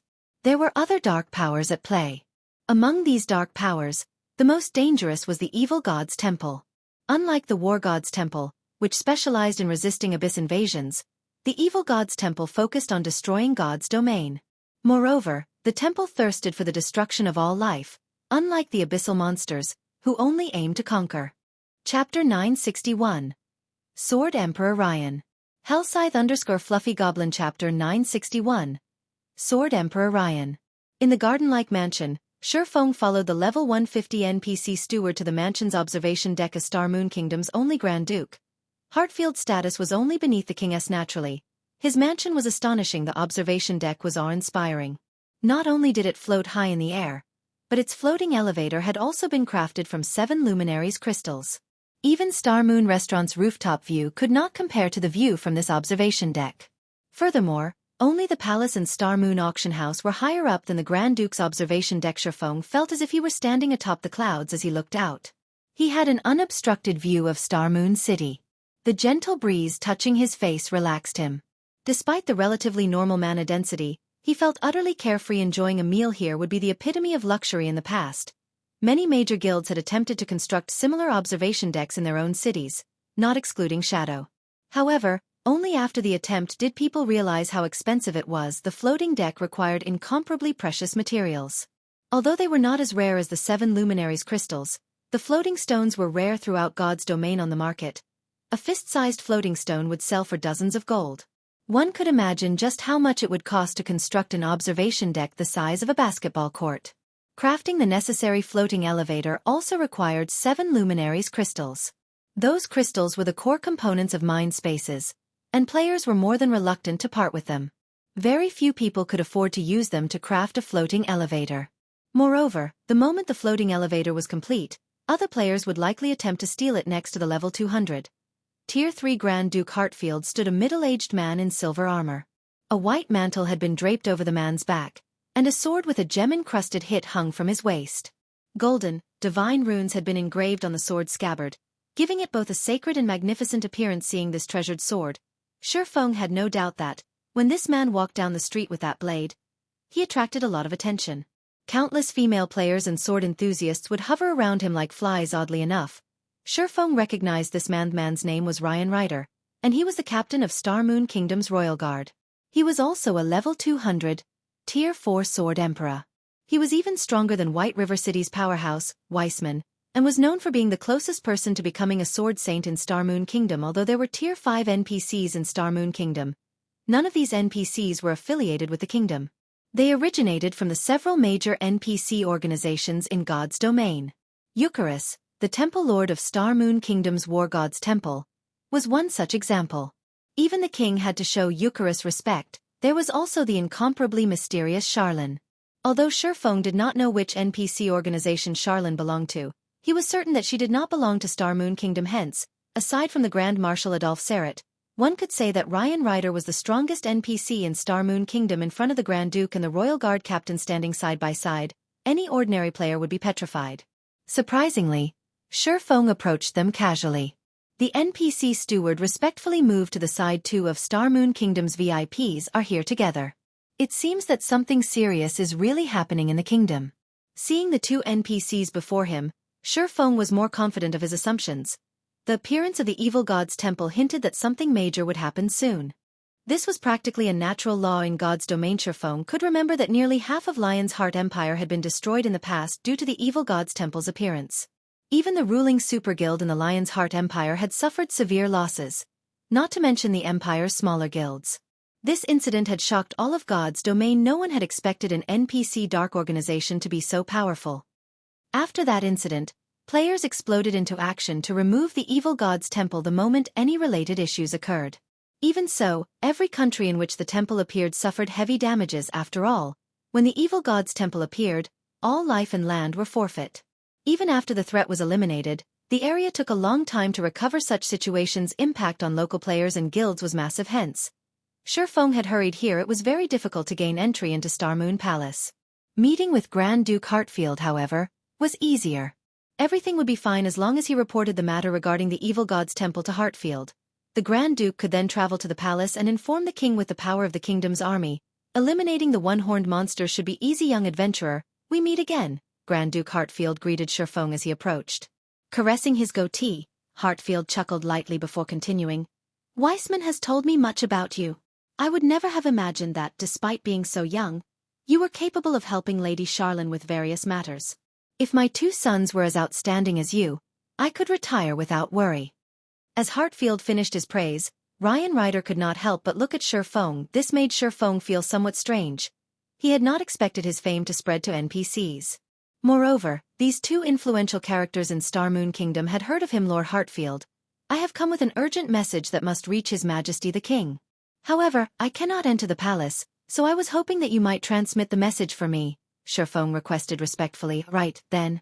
If your news is as important as you say, I will pass on the message. Hartfield nodded, sternly agreeing to Feng's request. I have found traces of the evil god's temple in the Starfield Forest. The forest is currently devoid of life. If we don't stop the evil god's temple in time, it will quickly become a threat to the capital, Feng said after considering his words. As for the validity of my claim, Lord Hartfield simply needs to send someone to investigate Starfield Forest. High-ranking NPCs in God's domain were incredibly intelligent. Oftentimes, players were not required to present proof when reporting an incident. The NPC would take action as long as they reported the facts, initiating their own investigations. Once the report was verified, players would receive a reward. If the report were proven false, players would be punished. However, players needed to earn these NPCs' trust before they could report various issues. If a player lacked credibility, NPCs wouldn't bother to investigate the situations even if the player told the truth previously. Feng had gained some favorability with the Grand Duke. His words alone could prompt an investigation. If he were dealing with any other NPC, however, they wouldn't even give him the light of day. The evil god's temple? The evil god's temple has appeared so close to the capital. When Hartfield heard evil god's temple, he tensed. The energy around him also changed. Captain Ryan, like the report you've recently received, it seems that those damnable evil cultists are on the move again, Hartfield said, anger filling his eyes. After their failed attempt 15 years ago, they are going after that item again. This time, I will erase them from Star Moon Kingdom. After the Grand Duke's statement, the sound of a system notification reached Feng's ears, with Star Moon Kingdom system announcement following closely. Chapter 962. Legendary Necromancer. System. Congratulations. You have accepted the epic ranked main storyline quest, Evil God's Birth. Quest content: exterminate the evil god's believers in the Star Moon Kingdom. If you fail to exterminate the evil god's believers before they summon the evil god, Star Moon Kingdom will fall into ruin. As the system was notification repeated 3 times, Feng was momentarily stunned. He had only been the messenger, yet he had triggered an epic ranked main storyline quest in Star Moon Kingdom. This was not good news for Zero Wing. Shortly after the system notifications, the system announcements followed Star Moon Kingdom system announcement. New expansion pack, Disaster of the Evil God, has been activated. Star Moon Kingdom system announcement. Ruins of the Evil God's Temple has been discovered in the Undead Gorge. Azura Mode Regional Dungeon, the Undead Gorge, has been activated. Players level 35 and above may enter the dungeon. The system announcement also repeated 3 times, creating a stir in Star Moon Kingdom. Awesome. Who triggered the new expansion pack? An Azura Mode Regional Dungeon? The loot will be amazing. It's actually an Azura Mode Regional Dungeon. I bet the dungeon's monsters will drop magic crystals. I won't have to continue fighting for kills in the Stoneclaw Mountains. The majority of the kingdom's players were incredibly interested in the new regional dungeon originally. The only regional dungeon that offered magic crystals was the Stoneclaw Mountains. However, it had become a haunt for Star Moon Kingdom's various large guilds. Even though the area provided abundant resources, ordinary players' share was very small. Moreover, the competition for those resources grew with each day. The new Azura Mode Regional Dungeon's appearance was definitely a cause to celebrate for the majority of Star Moon Kingdom's players. At the very least, there was now another area in which they could obtain magic crystals. Moreover, the Undead Gorge was much closer to Star Moon City than the Stoneclaw Mountains. Only a single map separated the gorge and the capital. The only problem was that the monsters in said map were somewhat high-leveled, all above level 50. If one crossed the map without being strong enough, the risk of death would be quite high. However, this could also help disqualify some players, reducing the competition in the regional dungeon. The only downside was equipment repairs. Unlike in the Stoneclaw Mountains, none of the Undead Gorge's adjacent maps had a town. It would take 4 hours to run there from the nearest teleportation point. While this was a huge problem for independent players, the various large guilds found this acceptable. At the very least, they wouldn't have to pay Zero Wing with magic crystals if they grinded in the Undead Gorge. Moreover, once their guild members obtained mounts, they could save time when traveling. For a time, Star Moon Kingdom's various large guilds began to prepare to garrison troops in the Undead Gorge. A new regional dungeon hinted that there would be undiscovered resources. If they entered the Undead Gorge immediately, they could obtain more than their competition. Young adventurer, I would like you to help me with something, Heartfield sternly told Feng. Now that the evil god's believers have appeared, I suspect that Burn, the legendary necromancer from 15 years ago, is up to something new. I want you to locate him for me. If Burn is trying to hold a summoning ritual, he will need to slaughter many to gather enough power to summon the evil god's doppelganger. I have a tracking crystal that has recorded the evil god's power. It will help you search for the evil god's power within an area. If Burn is absorbing the power of the area's creatures, the tracking crystal will detect him. Once you discover their nest, all you need to do is report back. However, be careful in your search. Burn is a legendary necromancer, and with the aid of the evil god's power, he can summon extremely powerful monsters. Summoning the evil god's doppelganger will require a lot of power, so he will have certainly nurtured many powerful monsters to help him gather what he needs.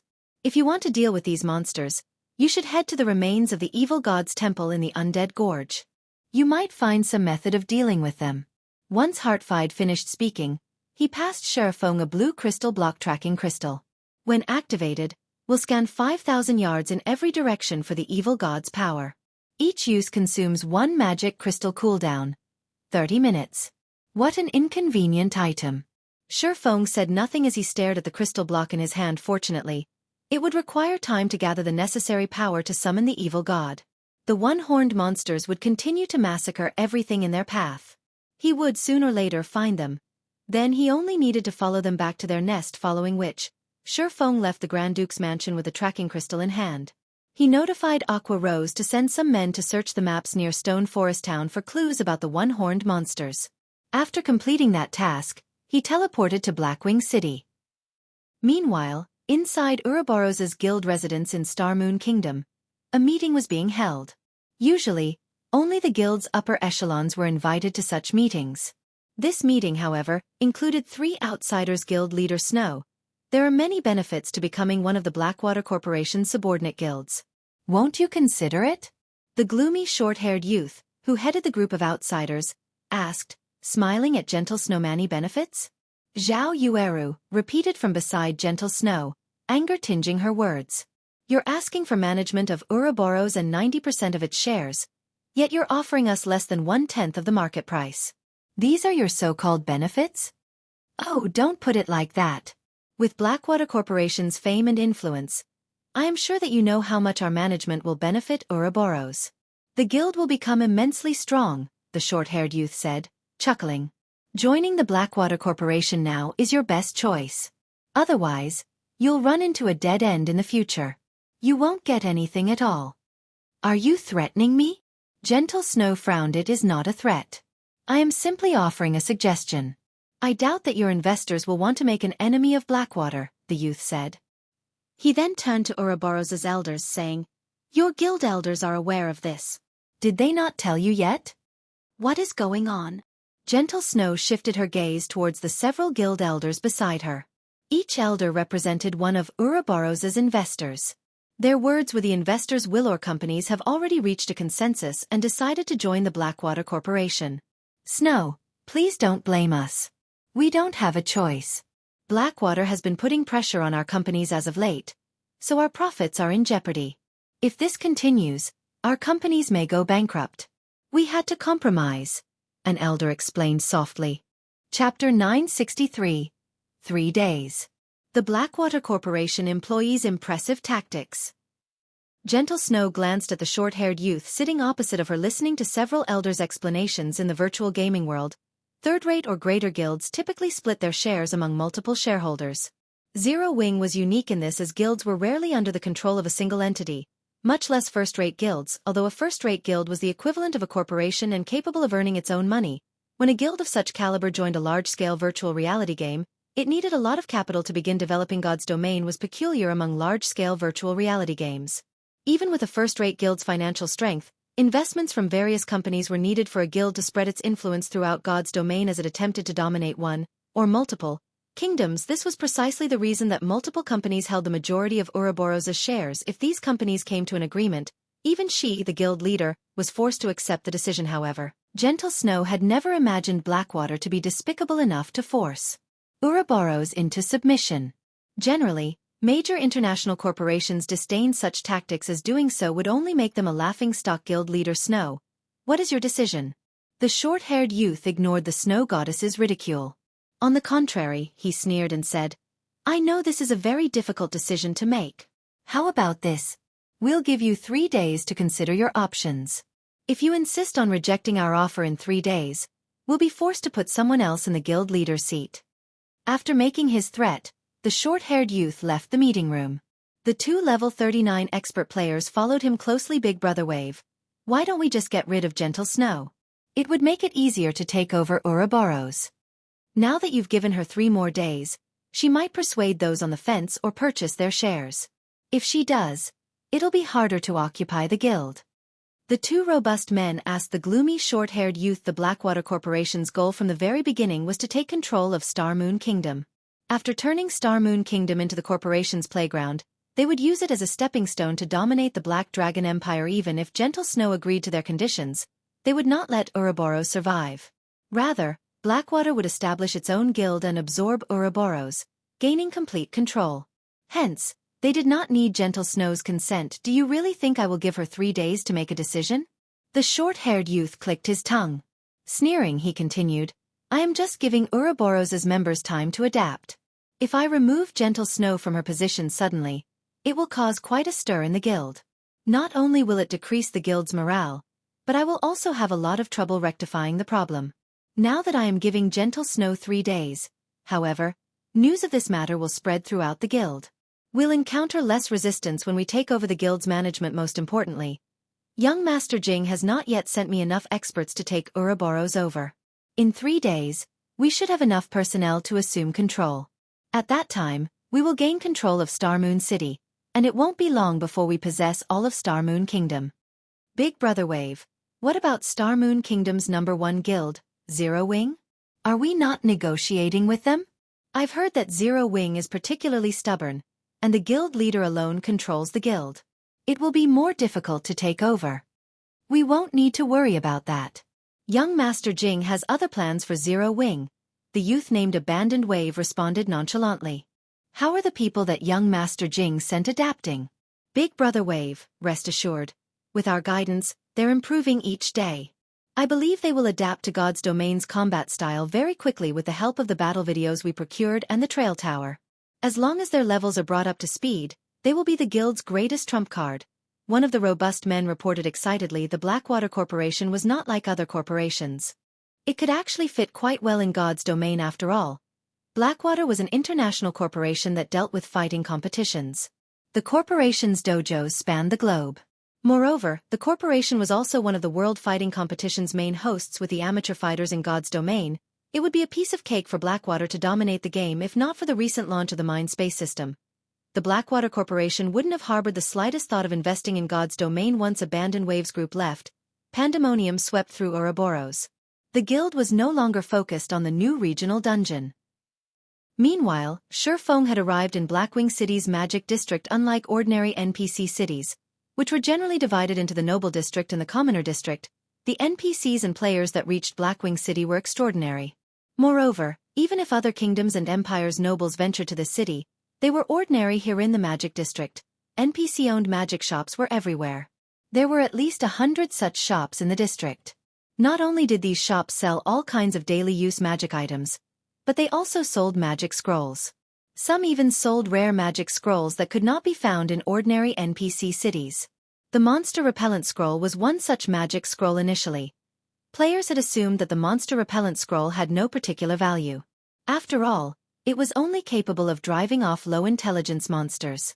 Moreover, as players reached higher levels and explored higher-leveled maps, they encountered fewer low-intelligence monsters. Hence, there was rarely a need for the Monster Repellent Scroll. Furthermore, the scroll was expensive. The Monster Repellent Scroll had only gained popularity after players discovered its ability to protect towns. However, as one of the rare magic scrolls sold in Blackwing City, the Monster Repellent Scroll was not infinitely available. Only a limited quantity could be purchased each day. Moreover, only one magic shop sold the scroll, so it wasn't easy to obtain overall. Only 20 Monster Repellent Scrolls were available in Blackwing City each day. When Feng entered the magic shop that sold the Monster Repellent Scrolls, he discovered numerous waiting players. These players turned towards Feng. Why are people from the Sacred Temple here? Feng was somewhat surprised when he saw these players. Chapter 964. Extraordinary Nobody. Connor's magic shop was an unassuming shop in Blackwing City. The shop was hidden deep in an alley, making it difficult to spot. Moreover, the goods sold in the luxurious magic shops lining the Magic District's main street were already more than enough to satisfy players' needs. Hence, very few went out of their way to look for Connor's magic shop. Feng had never expected to meet members of the Super Guild Sacred Temple here. Aside from the glaring Sacred Temple members, a familiar woman chatted with the NPC shopkeeper Sister Melody. Should we chase this player away? A male summoner wearing light blue mage robes asked quietly. This male summoner looked relatively young, around 20 years old, yet he was already at level 39. The aura of strength and arrogance he exuded revealed him as more than an ordinary expert. Moreover, his staff was a Tier 1 weapon unique to summoners. The Illusion Staff Tier 1 weapons were the most suitable for Tier 1 classes, aside from epic weapons. They could maximize a Tier 1 player's combat power, which even the best Dark Gold weapons could not accomplish at the moment. Even first-rate guild only had 1 or 2 epic items. Some had none at all. Although super guilds were slightly better off in this regard, they could not arm every one of their apex experts with epic items. Generally, these experts only used Dark Gold items. Wielding a Tier 1 weapon in the Sacred Temple spoke volumes of the youth's combat standards. No need. It just so happens that I have a reason to seek him out. Since he has presented himself, things couldn't be better. When Quiet Melody saw Feng, a faint smile appeared on her beautiful charming face. Her smile mesmerizing several of the Sacred Temple members. Seek him out. The summoner youth was slightly stunned. Doubtful, he turned to look at Feng as he wondered, who is he? Quiet Melody was the Sacred Temple's Vice Temple Master. She was also one of the guild's apex experts. Very few in the virtual gaming world could attract her attention. Seeing the summoner's confusion, Quiet Melody chuckled as she explained, Fantasy, you might not know of him since you've recently graduated from the newcomer's training, but he is none other than Zero Wings Yi Feng. So you're the Yi Feng that defeated Sirius. The youth named Lonely Fantasy addressed Shi Feng, envy blooming in his heart. However, rather than envying Shi Feng's strength, he was jealous of the attention Quiet Melody gave Shi Feng. He was a genius that had been nurtured by the sacred temple. Of the many newcomers who had recently graduated from the temple's training program and become internal members, he ranked within the top 5. The sacred temple was a super guild, and it chose the newcomers it nurtured from the guild's elite members. Those who stood out among these elites were the cream of the crop. In any first-rate guild, these individuals could easily become the strongest combatants. These individuals were the virtual gaming world's blue blood experts. A low-born individual like Shi Feng had defeated one of the Battle Wolves Guild's old monsters. Moreover, Shi Feng received Quiet Melody's attention, whom he admired. Why wouldn't he be jealous? Unknowingly, a hunger for battle filled Lonely Fantasy's gaze as he watched Shi Feng. Yi Feng, we meet again. Quiet Melody took the initiative to greet Shi Feng. If not for your loan to Hidden Cloud, I might have been unlucky. During the last Blackwing auction, the 9 Heavens Pavilion's Hidden Cloud had beaten her in the auction for the Golden Tablet. In the end, however, a mysterious NPC had assassinated him for that tablet. Moreover, Hidden Cloud had not been able to log into God's domain for a long period after that incident. He had become a laughingstock among the super guilds. Even now, Quiet Melody broke out in a cold sweat whenever she thought back to how she had fought so hard for the secret technique tablet. Losing money was one thing. Losing time was crucial. Every minute and second counted to the various guilds' experts. If they could, these experts would spend every minute in the game. If they couldn't log into God's domain for several days, their progress would be wounded. The damage might be less severe for someone like herself, who had lost interest in the battle for the guild leader's seat and was content as a vice temple master and holding some shares of the guild. However, for an ambitious person like Hidden Cloud, who vied to become the 9 Heavens Pavilion's first hall master, the damage was tremendous. You must be here for some rare scrolls, right? Quiet Melody said, her gaze shifting towards the magic scrolls filling the display cabinets. Smiling faintly, she continued, unfortunately, I have purchased all of the rare scrolls here. If you wish to buy some, you will have to wait until tomorrow. Temple Master Melody is quite impressive. I'm surprised that you found this place, Shi Feng said as he swept a glance over the display cabinets. Indeed, just as Quiet Melody had said, the rare scrolls were gone. Even the monster repellent scrolls, which had no apparent use at this stage of the game, were sold out. It's nothing. I just stumbled upon this shop, Quiet Melody replied casually. She then revealed a few of the rare scrolls she had purchased. Looking at Shi Feng, she said softly, which scroll are you looking for? If you are in a hurry, I can sell a few to you at cost.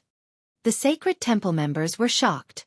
They thought that they were hallucinating. Quiet Melody was the Sacred Temple's vice temple master. Even if one disregarded her status, her appearance was enough to make countless men and women swoon. Aside from the required respect for the guild leader and the guild's older generation, she almost never expressed goodwill towards anyone yet. She was doing exactly that for Shi Feng. Even if Shi Feng was a particularly skilled fighter with astonishing strength, that shouldn't warrant Quiet Melody's warmth. After all, they belonged to different guilds. Moreover, their guild possessed many experts who were stronger than Shi Feng's sister Melody. We need these scrolls urgently. If we sell them to someone else, Lonely Fantasy quickly interjected. It's fine. We purchased a few extra as a precaution. Quiet Melody smiled, responding to the summoner youth's advice with indifference. However, Lonely Fantasy knew that these rare magic scrolls were crucial to complete their quest. On the off chance that they ran out during the quest, they may fall on the very edge of success. If that happened, their previous efforts would go to waste. He could not understand why Quiet Melody wanted to befriend Shi Feng. What was so good about this swordsman? Many thanks. I only need 4 monster repellent scrolls, Shi Feng stated, not beating around the bush. His agreement with Blood Feng was extremely important. If the monsters raided the town before he was prepared, without the monster repellent scroll, he would have to pay 30,000 gold. Moreover, a person of Quiet Melody's status had no reason to trick him and no need to use this opportunity to learn why he had come to this shop. Since the woman wanted to befriend him and there was no enmity between him and the Sacred Temple, he saw no reason to reject her offer afterward. Quiet Melody gave Shi Feng 4 monster repellent scrolls in exchange for 20 gold. After receiving the scrolls, Shi Feng turned to look at Quiet Melody, who had been smiling all this time. Sighing, he said, Temple Master Melody, Just state your business. I'm assuming that you didn't waste so much time talking to a nobody like me just to sell a few unprofitable scrolls. Chapter 965. Super Guild's Attention. Hellscythe_Fluffy Goblin. It's nothing major. I just wish to purchase an item from Zero Wing. Quiet Melody chuckled at Feng's question. What item are you interested in? Feng began to grow curious generally. Any items that Zero Wing sold could be purchased from the Candlelight trading firm with the Sacred Temple's capabilities. Quiet Melody could even easily afford the limited intermediate mana armor kits. Rather than seeking him out personally, she could simply issue a command, and her subordinates would fetch the items and deliver them to her doorstep, the slots to the Holy City. Quiet Melody responded seriously. How do you know about that? Feng's expression immediately darkened. Very few people knew of his acquisition of the Titan City entrance tokens. He highly doubted that Yolon's people would have leaked anything. However, based on Quiet Melody's tone, it was clear that she was certain that he had the entrance tokens. There's no need for surprise. In reality, this news has spread throughout the various super guilds. Quiet Melody smiled. I believe you remember Peerless, right? As a result of his major loss at your hands, Peerless advertised your deeds. He even revealed the secret about Titan City. Moreover, he is very certain that you obtained slots to the Holy City before this incident.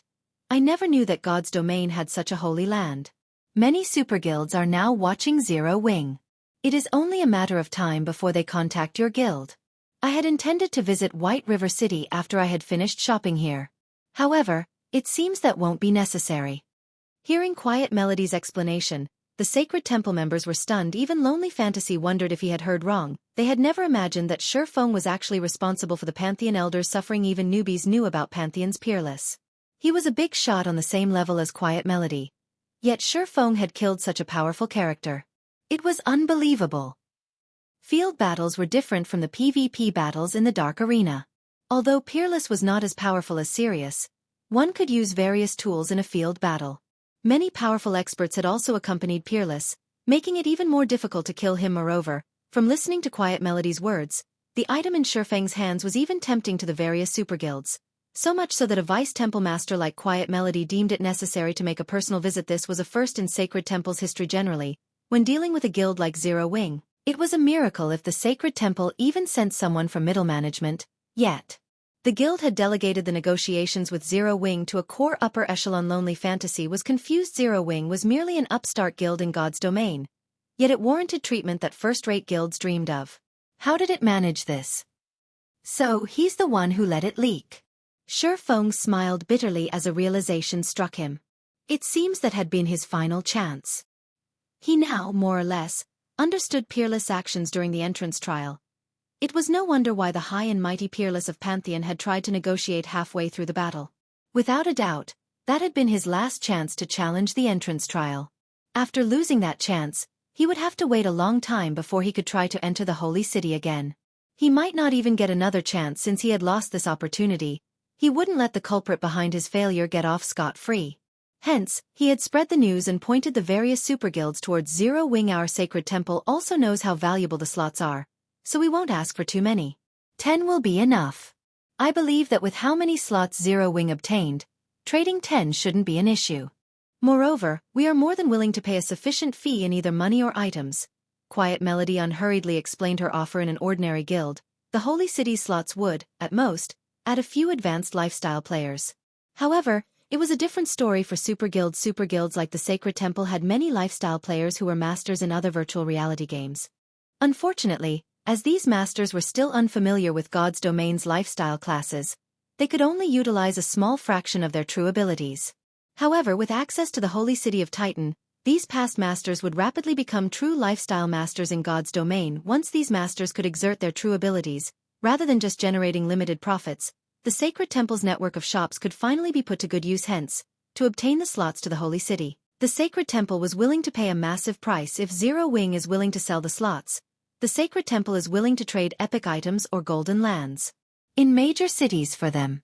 Since Feng had remained silent, Quiet Melody decided to use the Sacred Temple's trump card. Needed more than just money to afford epic items and major cities' golden lands. It was especially true for the lands. Even a fool knew that these lands' value had room to grow. If not for how important lifestyle masters were to the Sacred Temple, the temple would never have considered these bargaining chips. Although I want to agree to your offer, the Holy City's slots are too precious. I believe that you know just how important they are. Moreover, to tell you the truth, Zero Wing has already used many of our slots. Even if I wanted to trade them to you, Zero Wing doesn't have many left. If you wish to buy them, I'll have to discuss your offer with my guild leader. Feng did not openly reject Quiet Melody's request. After all, the Sacred Temple offered an impressive price. Moreover, based on Quiet Melody had said, it seemed that multiple super guilds were very interested in the Holy City's entrance tokens. Even if he told the truth and claimed that Zero Wing had used all of its slots, none of the super guilds would believe him. At which point, Zero Wing would have earned many new enemies for no reason at all. This was all a part of Peerless' sinister plan, I understand. I'll have to request that you speak with guild leader Black Flame, then. If he is willing to trade, our offer will not disappoint. Quiet Melody nodded, not surprised in the least about this outcome. Updated by Novelful.com. In her opinion, Feng was merely one of Zero Wing's upper echelons, and the Holy City's slots could decide the fate of a trading firm. Naturally, such an important decision fell to the guild's leader. As for whether or not Black Flame would agree to the Sacred Temple's offer, she was unsure. However, she didn't believe that it was likely that he would refuse the offer. After all, golden lands in major cities were too valuable. They were also something that Zero Wing needed urgently. There simply was no reason for Black Flame to refuse. Chapter 966. Candlelight Auction. Hellscythe_Fluffy Goblin. After Feng finished his conversation with Quiet Melody, he pretended to contact Black Flame. In reality, though, he contacted Fire Dance. After all, he was Black Flame. How could he possibly contact himself? He had only said something about it to hide his identity. Had he made the decision as Yi Feng, he would have roused Quiet Melody's suspicions. Feng had to admit that the Sacred Temple's offer was tempting. At the same time, it served as a reminder Zero Wing's number of lands couldn't even compare to a first-rate guild's, not to mention super guilds. It had fewer than an ordinary second-rate guild. However, this could not be helped. These guilds had far stronger foundations than Zero Wing. These guilds had joined God's domain with plenty of starting capital. Their members also spanned across many cities. Moreover, these guilds had invested almost all of the coins they earned from their money farming teams into purchasing various cities' lands. Now players had been developing in God's domain for quite some time. These guilds' advantages were beginning to manifest in stark contrast to these guilds. Zero Wing had started in God's domain with absolutely nothing. Its possession of lands in so many cities was already impressive now that God's domain had been operating for so long. Even if Zero Wing had a lot of money, the various large guilds had already bought out the lands in the various NPC cities. These guilds treated their lands like their babies. It was practically impossible for Zero Wing to purchase these lands at a reasonable price without presenting something that these guilds hungered for. The Holy City slots provided a golden opportunity. Currently, the Candlelight trading firm had only spread its influence to a few major cities. By the time the lifestyle players in Titan City reached the advanced rank, the firm's small corner of the market wouldn't be enough to display its true prowess. If the trading firm obtained a few plots of land in Empire's top 10 major cities, it would secure a far larger customer base. If he took into account the strengthening device and the designs unique to Titan City, Candlelight trading firm's profits would make the income from Stone Forest Town look pitiful at the moment. However, Feng did not have any Titan City entrance tokens on hand. Even if he did, he had no intentions of selling them to Quiet Melody right now. Since there were so many super guilds craving their own slots to the Holy City, he had to auction them and obtain the best price. Moreover, by doing so, he wouldn't invoke these super guilds' ire, preventing Peerless' plans from coming to fruition. Currently, his only method of entering Titan City was the Holy City's emblem. However, the emblem had a 7-day cooldown. He had used the emblem recently, so if he wanted to enter the Holy City, he'd have to wait. Could use these 7 days to prepare. After all, purchasing lands was a significant expenditure. Even if the Holy City's slots were more valuable, he could not trade a single slot for a major city's golden land unless the Super Guild had lost its mind in the past.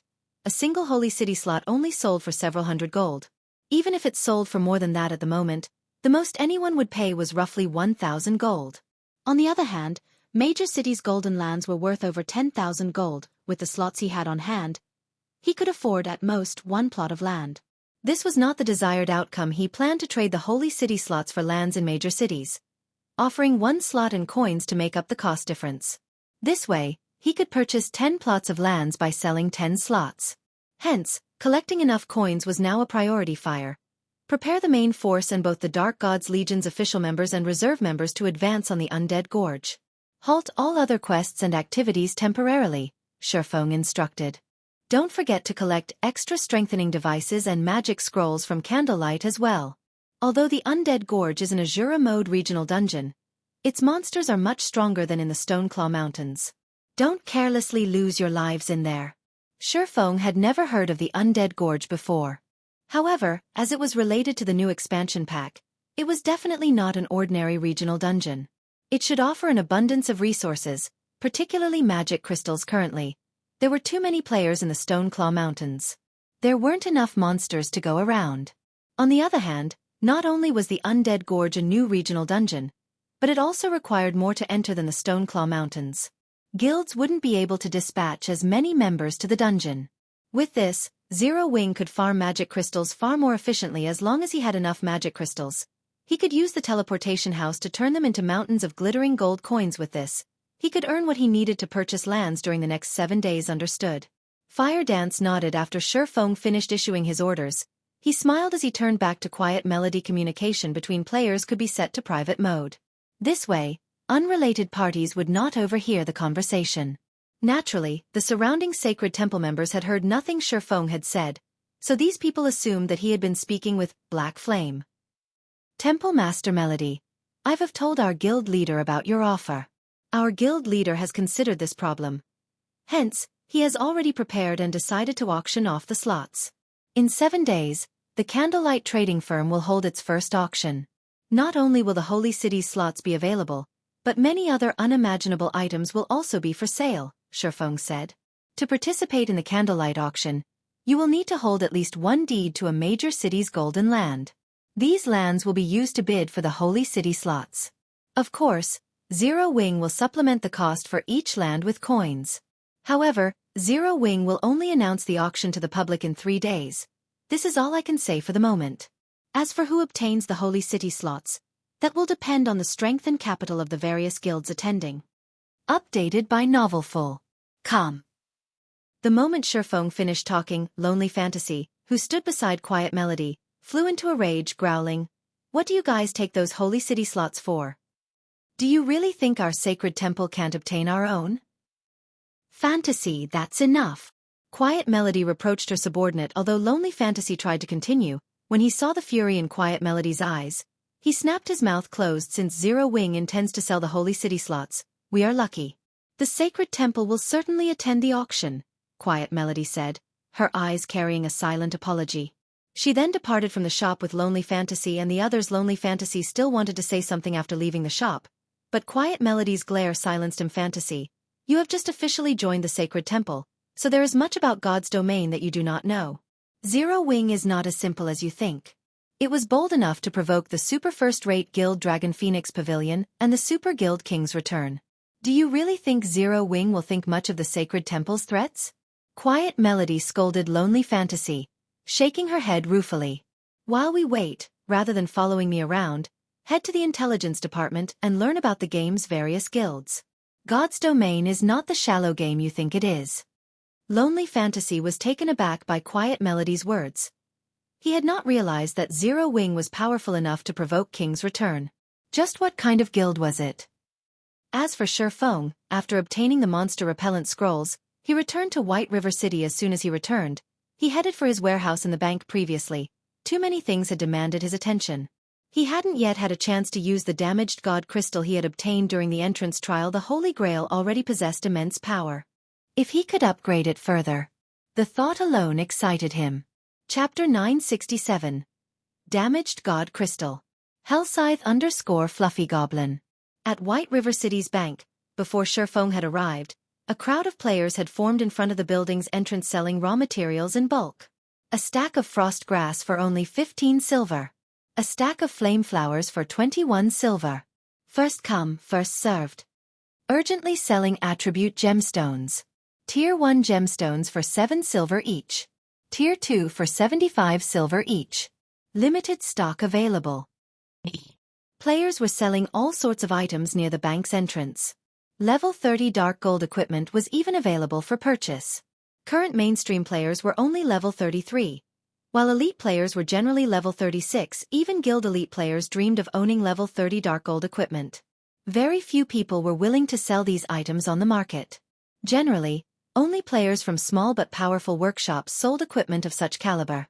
After all, ordinary teams could not obtain dark gold equipment however. Rather than sell dark gold equipment for in-game currency, these small-scale workshops generally sold their items to guilds for credits, which they used to maintain their workshops' operations. After all, such workshops usually didn't have the financial support of a corporation. These are so cheap. I want 3 Tier 1 Strength Gemstones and 1 Tier 2 Agility Gemstone. Get lost. I want 2 Tier 2 Strength Gemstones. I want 3 stacks of Flame Flowers. Aside from the group of peddling players, another crowd fought desperately to purchase the items for sale. A majority of these players were merchant players and guild logistic members. Are these people insane? Feng could not help his surprise when he heard the various prices regardless of the herbs and ores. The gemstone prices alone were astounding. The current market value for Tier 1 gemstones was 9 silver, which was slightly lower than its initial price. He could easily turn a profit of 2 silver if he bought them for 7 silver. As for the Tier 2 gemstone, its prices had not fallen, but had risen instead. Currently, each sold for between 95 silver and 1 gold on the market. Moreover, Tier 2 gemstones were still in high demand even after many players had obtained their Tier 2 classes in the past. The majority of their gemstones had been Tier 1. Only guild members or wealthy experts could afford a full set of Tier 2 gemstones at this stage of the game. Moreover, many of the herbs and ores sold were relatively rare. They were still extremely difficult to purchase from the market, yet so many players hawked them here. Feng even wondered if some large guild had lost its mind. Regardless, Feng had no intentions of missing this rare opportunity. He might have just walked away if only the attribute gemstones were available for a low price. After all, he could obtain much cheaper attribute gemstones from the Dark Denver. Moreover, he normally sold these gemstones through the Candlelight trading firm. However, it was a different story for rare herbs and ores. He had no shortcuts to obtain these items. He had to rely on his guild members to collect them gradually. Now that someone sold them for 20% below market price, he would be doing the Candlelight trading firm a disservice if he didn't purchase them all. Hence, Feng joined the line of customers. Most of the players in the queue only purchased 1 or 2 stacks of materials. Only merchant players and guild players could afford a little more. However, these players focused on hard currencies such as the attribute gemstone. Although they would require some time to resell, they were certain to make a profit with such a low cost. How many rare herbs and ores do you have? When it was finally Feng's turn, he examined the middle-aged vendor. The man was only a little over level 10. He was obviously a guild player, as only guilds had such logistic players, yet neither the man nor the players helping him wore a guild emblem. Dear guest, let me assure you that we have an abundant supply. We have as much as you could possibly want. The middle-aged man revealed a businessman's smile as he glanced at the cloaked Feng. I see. All right then. I want 3,000 stacks of ice dew flower, 3,000 stacks of moonlight grass. Feng listed various herbs and ores, requesting 3,000 stacks of each. Ice dew flowers and moonlight grass were both main materials for producing the ice resistance potion. In addition, Feng had asked for the main materials necessary to craft the fire resistance potion.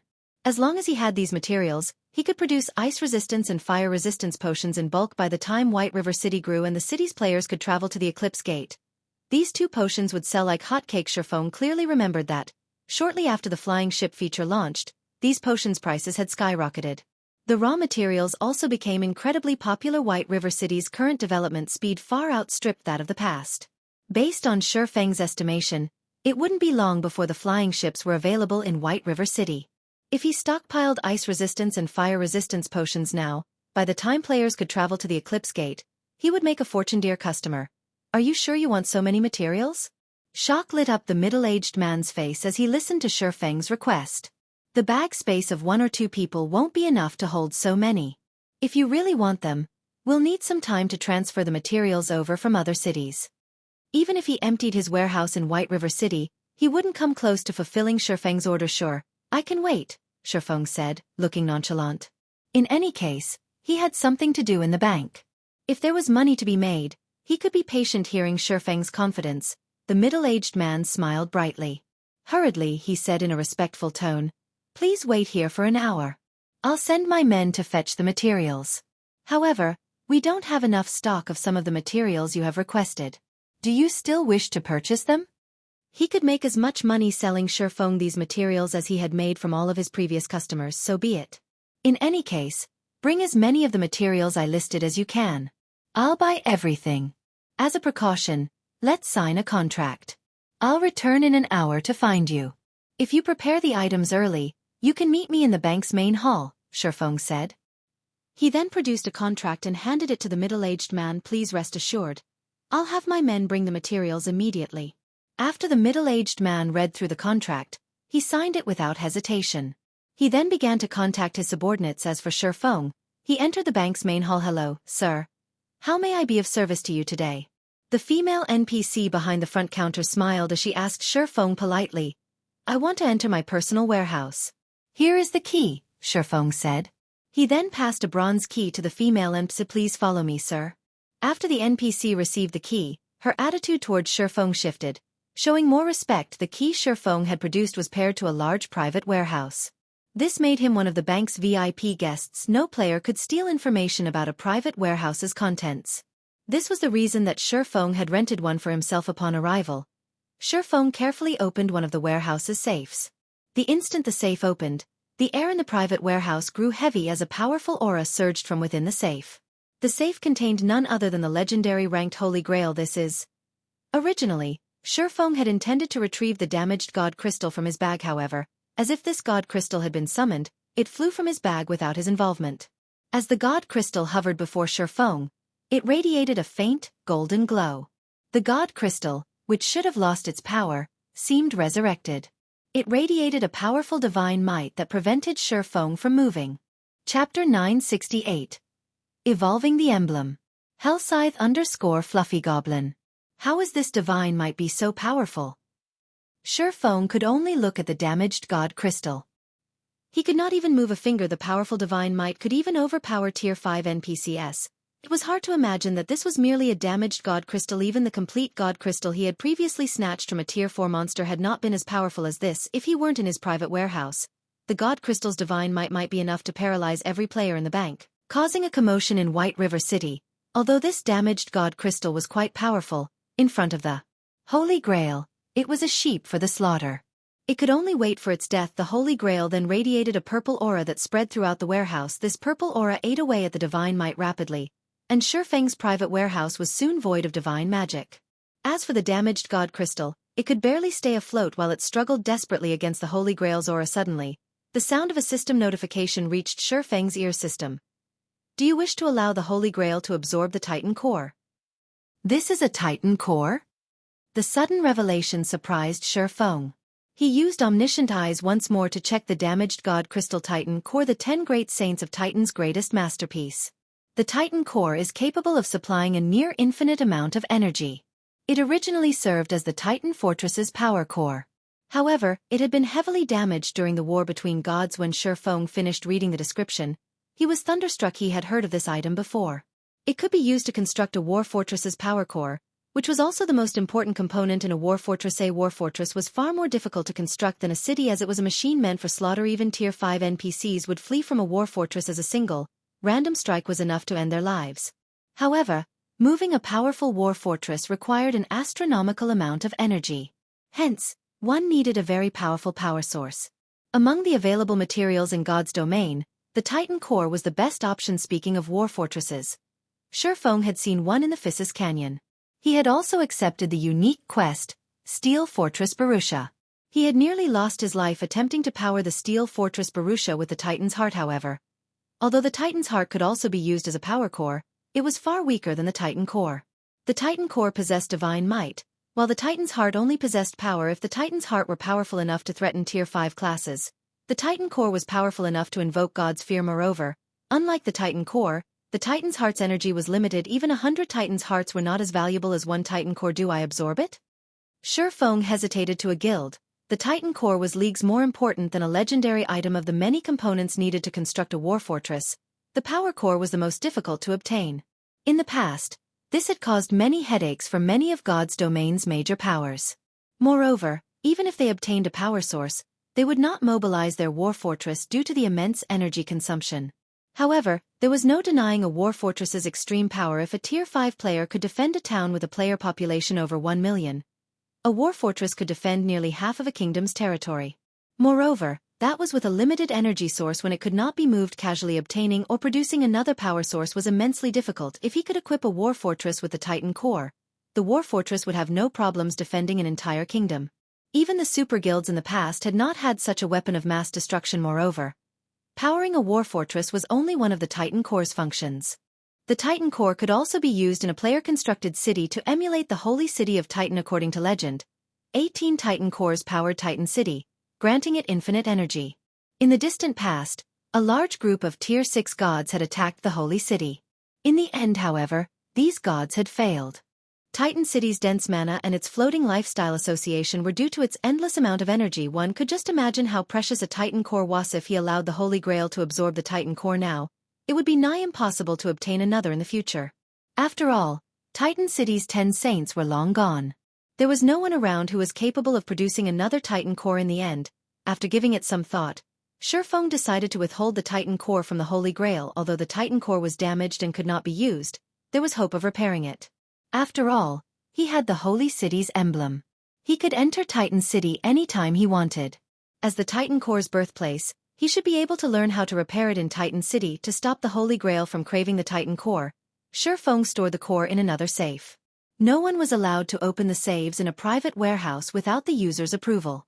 The items in these safes would also be disconnected from the outside world. Sure enough, after Feng stored the Titan core inside a safe, the Holy Grail receded its aura and fell dormant. It seems I'll have to look for other god crystals to restore the Holy Grail. Feng sighed as he looked at the Holy Grail, which emitted a purple hue. He suddenly had a realization. Since the Grail can evolve an item, I wonder if it can evolve the Holy City's emblem. Although there was no indication of the Holy City's emblem having a rank, the Titan City entrance tokens were divided into ranks. His black iron entrance tokens allowed wielders to enter the Holy City for 3 days. If players possessed sufficient reputation, they could extend their stay. Silver was the next rank. Wielders of the silver entrance token could stay in the Holy City for 6 days. Similarly, they could extend their stay with sufficient reputation. The highest ranking entrance token was the gold entrance token. It allowed players to stay in the Holy City for up to 10 days, which token players acquired depended on which difficulty they chose when challenging the entrance trial. Titan City's entrance trial was not limited to one difficulty setting. Only, as Feng's team was still too low level and only consisted of Tier 1 players, they had not had any other options. When the team had Tier 2 players, the entrance trial would provide a hard mode difficulty. As long as players cleared the hard mode trial, they could obtain silver tokens. When Tier 3 players were present in the team, Hell mode would be made available, from which players could obtain the golden tokens. The normal mode of Titan City's entrance trial was already as difficult, or more, as the Hell mode difficulty of a 100-man large-scale team dungeon. Not to mention hard mode and hell mode. Even in the past, Feng had never heard of a team obtaining the gold tokens, and extremely few teams had managed to obtain the silver tokens. Most had settled for black iron. Novel full. Since the entrance tokens were divided by ranks, the Holy City's emblems should have ranks as well. After all, he had obtained his Holy City's emblem from normal mode. What about those obtained from hard mode and hell mode? Thinking up to this point, Feng could not help but click on the Holy Grail and select its power of evolution skill. He chose the Holy City's emblem as the evolution's target. Chapter 969. Evolved Effects. Hellscythe_Fluffy Goblin. I should be able to evolve it, right? Although Feng had chosen to evolve the Holy City's emblem, he still wasn't sure that his plan was feasible. After all, unlike weapons and equipment, the Holy City's emblem did not have a rank to differentiate it from others. Suddenly, a strand of purple mist flowed from the light blue Holy Grail, gently wrapping around the flashing silver emblem in Feng's hand. As if scanning it 3 seconds later, Feng heard the sound of a system notification system. Do you wish to sacrifice 1000 HP permanently to evolve the Holy City's emblem? Sure enough, a legendary item is amazing. Excitement lit up Feng's face. Although losing 1000 HP stung, the return was worth the cost. As long as the evolution succeeded, this item would be far more valuable than an epic item. Feng agreed to the evolution. Feng's maximum HP then fell by 1000, from 26,300 to 25,300. However, despite the loss, Feng's HP was still much higher than Cola's. If Feng activated the 7 Luminaries Rings Aura of Earth, He could even become a sturdier MT than Cola. As Feng's HP decreased, streams of green liquid flowed from his body and into the Holy Grail. In turn, the Holy Grail radiated a dazzling purple glow that gradually melded with the Holy City's emblem suddenly. The emblem radiated a dazzling golden glow that enveloped the warehouse. Was it a success? Feng stared at the Holy City's emblem, tension tightening his features. If the evolution were a success, the Candlelight trading firm's future would be limitless. While other guilds were expending effort and resources to nurture advanced lifestyle players, he could easily nurture one batch after another, giving the Candlelight trading firm a massive advantage over other trading firms at that time. Even if Candlelight lacked shops, it could easily overwhelm its rivals with a large stock of advanced products. If they could nurture a master rank player, they could earn staggering amounts of money. If the evolution failed though, he would have to wait another 10 days before he could try again. He would also have to sacrifice another 1000 HP. The thought soured Feng's mood. However, as depressing as it was, he would gladly sacrifice another 1000 HP. After all, Titan City held the key to the Candlelight trading firm's future. After the golden glow dissipated, the originally silver Holy City's emblem shone a pale gold. Moreover, tiny divine runes had been carved on the emblem, which gathered surrounding mana. It almost seemed like a faint mist had wrapped around the emblem, giving it an aura of mystery. Following which, Feng inspected the Holy City's emblem statistics. Holy City's emblem opens a transfer gate to Titan City. A maximum of 20 people may pass through the gate. Each time the wielder of the Holy City's emblem enters the Holy City of Titan, they can extend their stay by up to 2 days. Cooldown: 7 days. After Feng finished reading the introduction, he was ecstatic. Although the evolved emblem did not extend a player's stay like the higher-ranked entrance tokens, it now allowed 20 people to enter Titan City rather than 10. Moreover, the wielder could stay in the Holy City 2 days more than everyone else. Now the Holy City's emblem was practically a permanent residence permit for Feng generally. Ordinary players could only stay in Titan City for 3 days, while Feng, as one of the city's honorary citizens, could stay up to 5 days. Including the emblem's new effects, he could extend his stay in the Holy City to 7 days, which was exactly how long the cooldown lasted. With this, even if Feng did not raise his reputation, he could stay in Titan City as long as he wanted. Titan City was heavenly for both lifestyle players and combat players. Not bad. With this, I won't have to worry about time constraints when I'm questing in Titan City. Feng smiled at the pale gold emblem in his hand. Titan City was a holy land to both lifestyle players and combat players. Only, as the slots to enter the city were extremely valuable, most guilds that possessed them only used them on lifestyle players who could contribute more to the guild than combat players. However, as more players reached Titan City, combat players would discover the Holy City's benefits. They would also discover that they would enjoy just as many benefits as lifestyle players. Only, the various guilds had only discovered late in the game. By then, Titan City's benefits were no longer useful to Apex experts.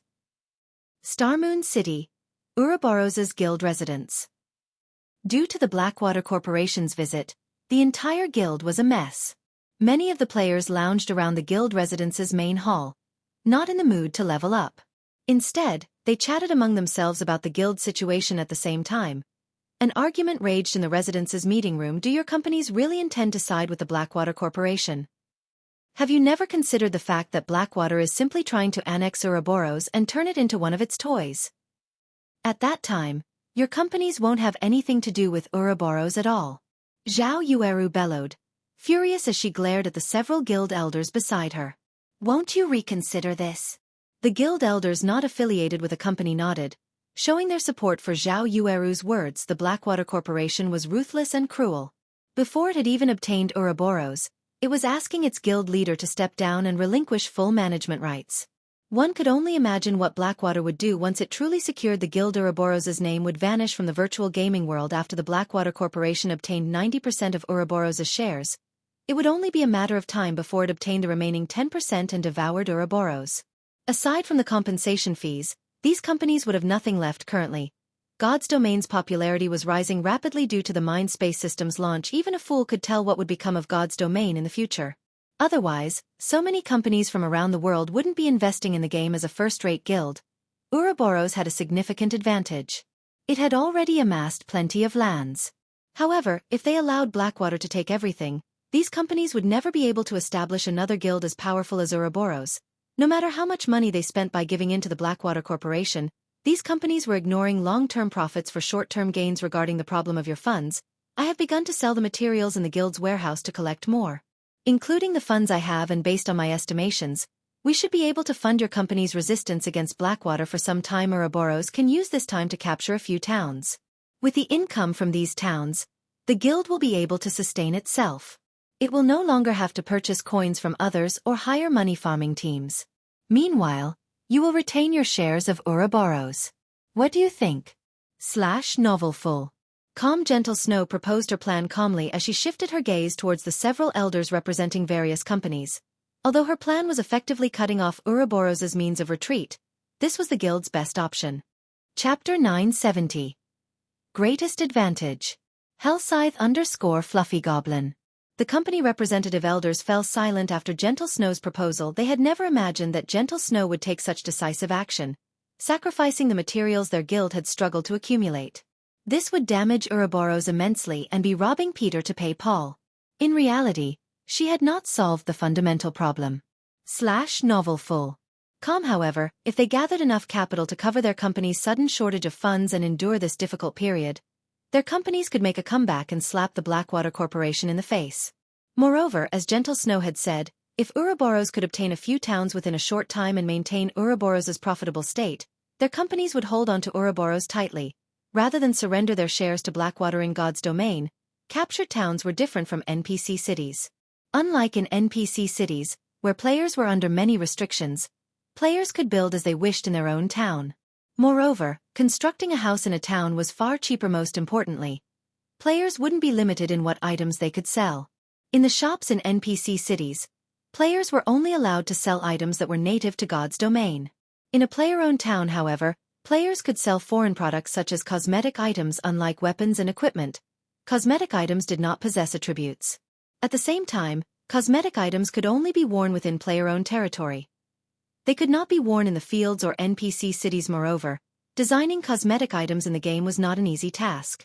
Although it was not as troublesome and meticulous as weaving, leather-making, or forging attributed equipment, and crafting required an advanced lifestyle player's skills, cosmetic items could only be crafted using native materials in God's domain.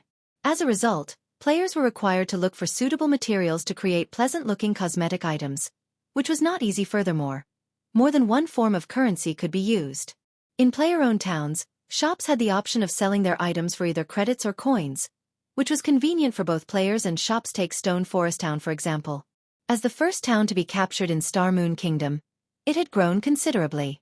Stone Forest Town's residential player population also increased by the dam. A lack of safety was the only issue as the area was home to high-level monsters.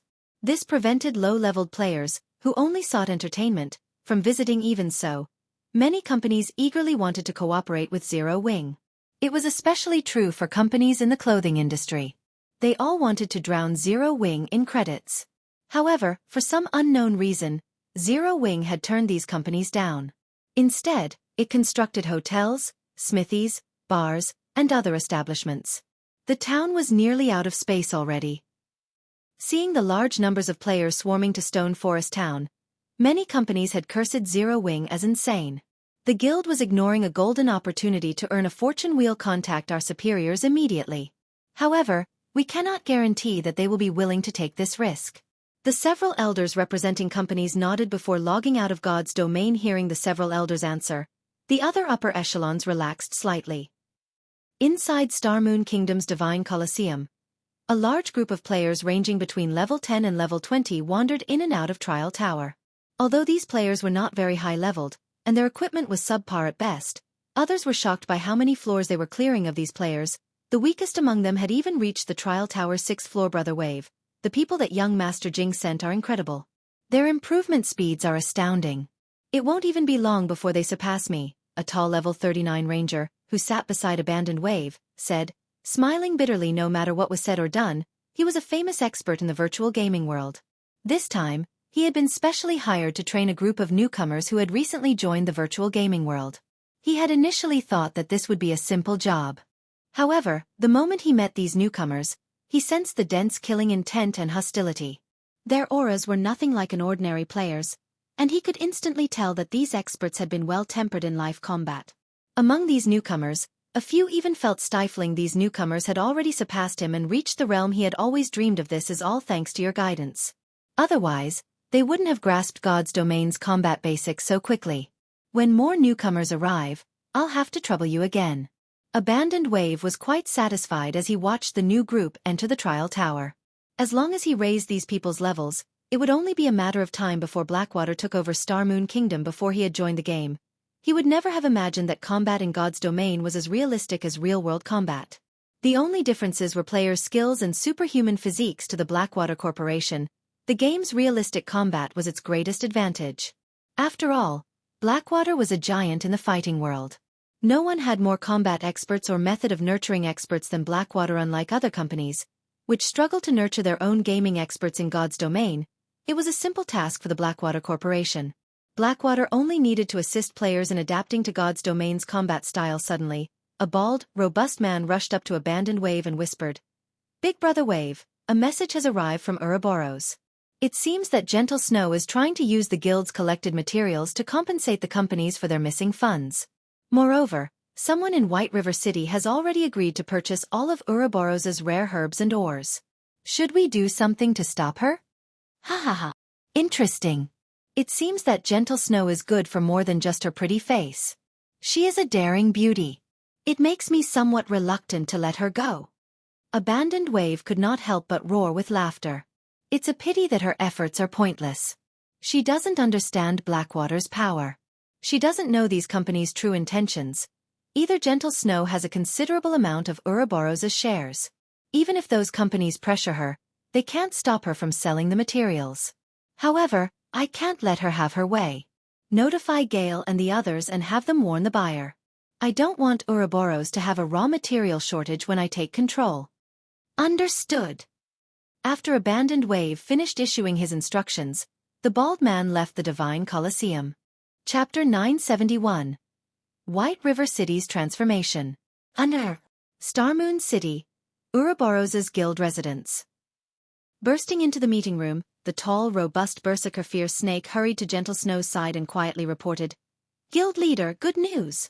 You've been worried that we wouldn't be able to sell the materials fast enough, right? A while ago, we found someone willing to purchase all of our rare herbs and ores. Moreover, the attribute gemstone sales in the various major cities are going quite well. We'll collect the necessary funds in no time." All right. Gentle Snow's expression, which had been tense until now, finally relaxed. Assemble the materials in the various warehouses immediately. Selling all of the materials Ouroboros had, even at 80% market value, in such a short time would be a daunting task.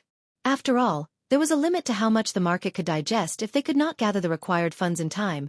Her proposal would have been nothing but talk now that someone wanted to spend the coins to purchase their stock. They had helped her considerably. When Gentle Snow finished instructing Fierce Snake, the several company representative elders came back online. "How did you manage to get an answer so quickly?" Gentle Snow felt something off when she saw the several elders. Such an important decision wasn't easy to make. At the very least, these companies would have had to hold an emergency meeting with their directors before making a decision. Yet these elders had only been gone for less than 10 minutes. "Have you decided to submit to Blackwater in the end?"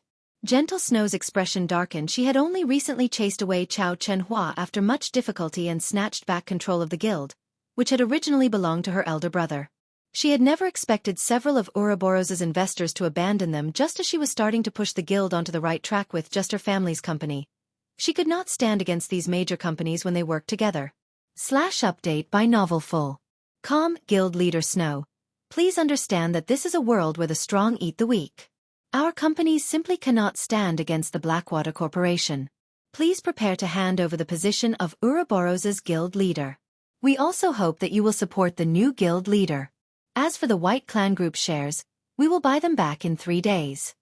After the company representative elders gave their answer, they sighed powerlessly as they logged out of the game. Although they were only the representatives of their respective companies, they knew that their companies had already signed a private agreement with the Blackwater Corporation. They no longer intended to play with the White Clan Group as they had found a new playmate despicable. How could they do something like this? We were blind to think we actually accepted these companies' investments in the guild. The dozen or so elders, who had fought long and hard with Ouroboros, started to bash the investors. To them, Ouroboros was their home. They had worked for Ouroboros for over 20 years. Now that someone else was taking over their guild, why wouldn't they be angry? Snow. Zhao Yueru didn't know how to console her friend. The White Clan group had made its fortune in the virtual gaming world. It had established Ouroboros and gradually developed the guild, taking over a dozen years to elevate it from a third-rate guild to a first-rate guild. Afterward, Ouroboros had dominated over a dozen virtual reality games. Yet now it was crumbling in Gentle Snow's hands. Zhao Yueru did not know what to say. I am fine. Gentle Snow waved her hand. However, she was extremely pale. After a few minutes of silence, she took a deep breath and said, "Those companies and the Blackwater Corporation are underestimating me. Since Ouroboros cannot be salvaged, the White Clan group will start a new Ouroboros." Although the investing companies had secured Ouroboros' management, and thus, the guild shops, gaming experts with a true key to a guild's power due to Chao Qinghua's mutiny, the White Clan group controlled Ouroboros' god-slaying army. It did not belong to the guild. As a preventive measure against Chao Qinghua, Gentle Snow had purchased over a dozen plots of land in Starmoon City and several other high-population cities under her name. However, she hadn't expected those preventative measures to come into play now. Fierce. "You don't have to deliver the goods anymore. I'll meet with the buyer personally," Gentle Snow said. Although the Blackwater Corporation now owned Ouroboros, she was still the guild leader.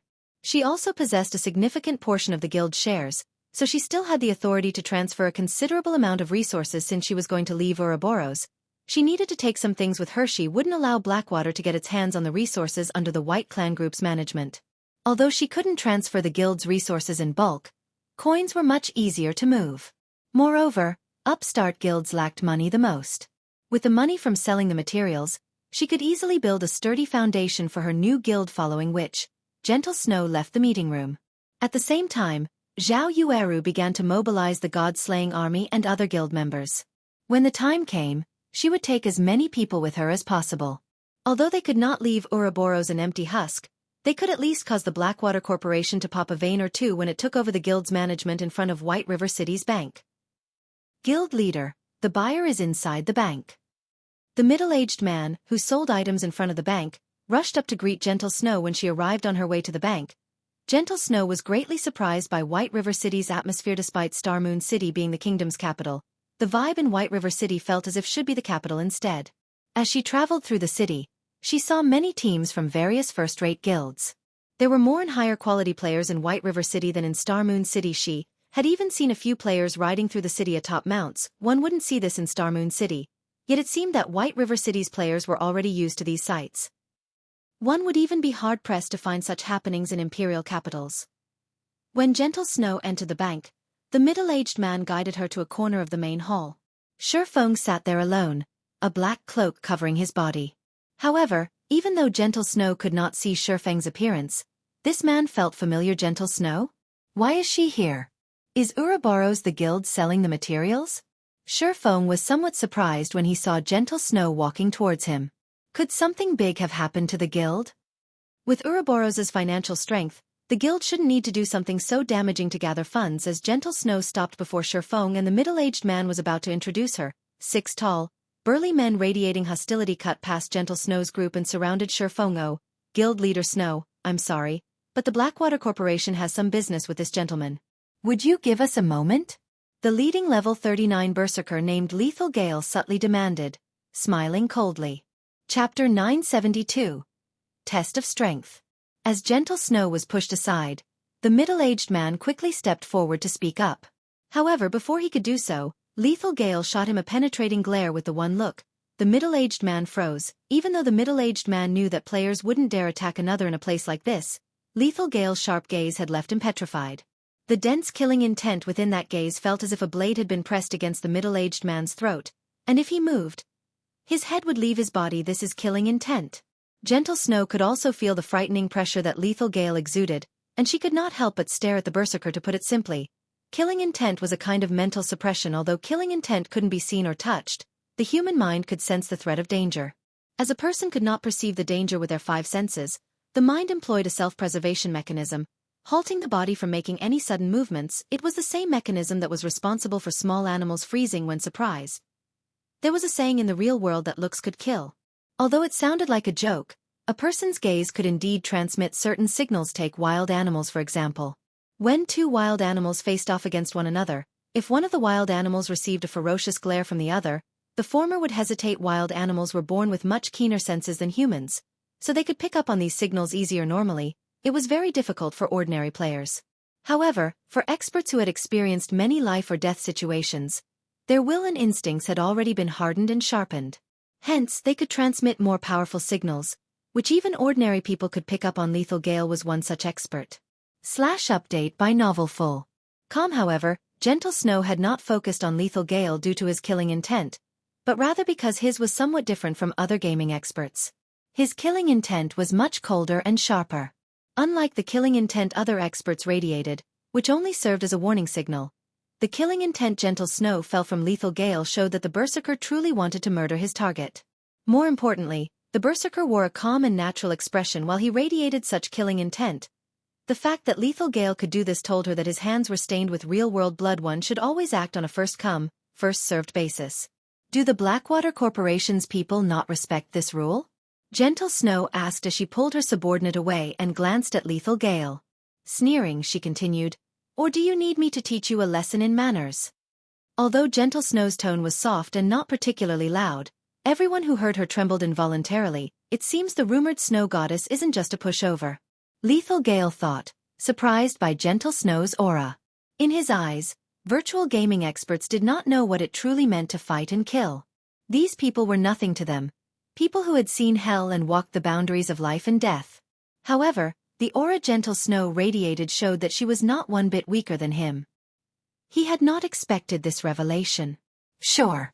Since Guild Leader Snow made the offer, I'm interested to see just how tough you really are. If you can defeat me, my men and I will leave. If I win, however, you will have to wait for us to finish our chat with this gentleman."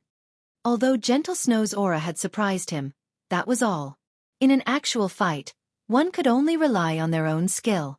He refused to believe that his skills, which he had honed in true battle, would lose to someone like Gentle Snow, was all style and no substance. Moreover, if he beat Gentle Snow, Abandoned Wave would have an easier time taking over Ouroboros. Lethal Gale's companions wore mocking smiles as they watched Gentle Snow. He was absurdly strong. He had even defeated a famous expert from the Dark Knight Empire, who ranked 354th on the God's Domain experts list. As for Gentle Snow, in the latest update of the experts list, she only ranked within the top 900. Defeating her would be a piece of cake for Lethal Gale. "Okay, I want to see just what kind of experts the Blackwater Corporation has nurtured," Gentle Snow said. She then turned to Feng, and in an apologetic tone she said, "Excuse me, sir, but will you wait for a little while longer? I'll finish this match very quickly. We can proceed with the trade once I'm done." Blackwater's people had not initially been looking to cause Feng any trouble. It was only because of her that these ruffians had done so. Hence, it was only right that she deal with this matter. Trying his best to hold back a chuckle, Feng said in a deep tone, "It's fine. I am more than happy to watch a good show." He had to admit that the black cloak was an excellent item for hiding one's identity. Even as he stood before Gentle Snow, she didn't recognize him at all. Right now, all she could discern was his gender in reality. Feng could have revealed his identity and put an end to this match. However, he was curious to see how strong Gentle Snow was. Both Gentle Snow and Lethal Gale were level 39 berserkers. Both wore equipment of similar standards, with both wearing level 40 dark gold equipment. It was obvious that they both possessed top-tier equipment that could reduce item level requirements. Their weapons were the only difference between them. Although Feng did not know the quality of Gentle Snow's silver greatsword, seeing the greatsword gather traces of mana from the area, it was definitely stronger than a dark gold weapon. On the other hand, Lethal Gale's greatsword was slightly weaker. Even so, it was a top-tier dark gold weapon with almost a negligible difference between them. This match would come down to their combat technique. Feng had already been observing Lethal Gale. Although he was a berserker, a class famed for violence, his actions felt light and gentle. It was obvious that his physical control had already reached a very high standard. It was highly possible that he had reached the refinement realm. Refinement realm experts were considered apex experts in first-rate guilds. After all, unless one had the benefit of a simulation training system or some miracle, it was extremely difficult to reach the refinement realm. Hence, it was quite impressive if a first-rate guild had a few such experts.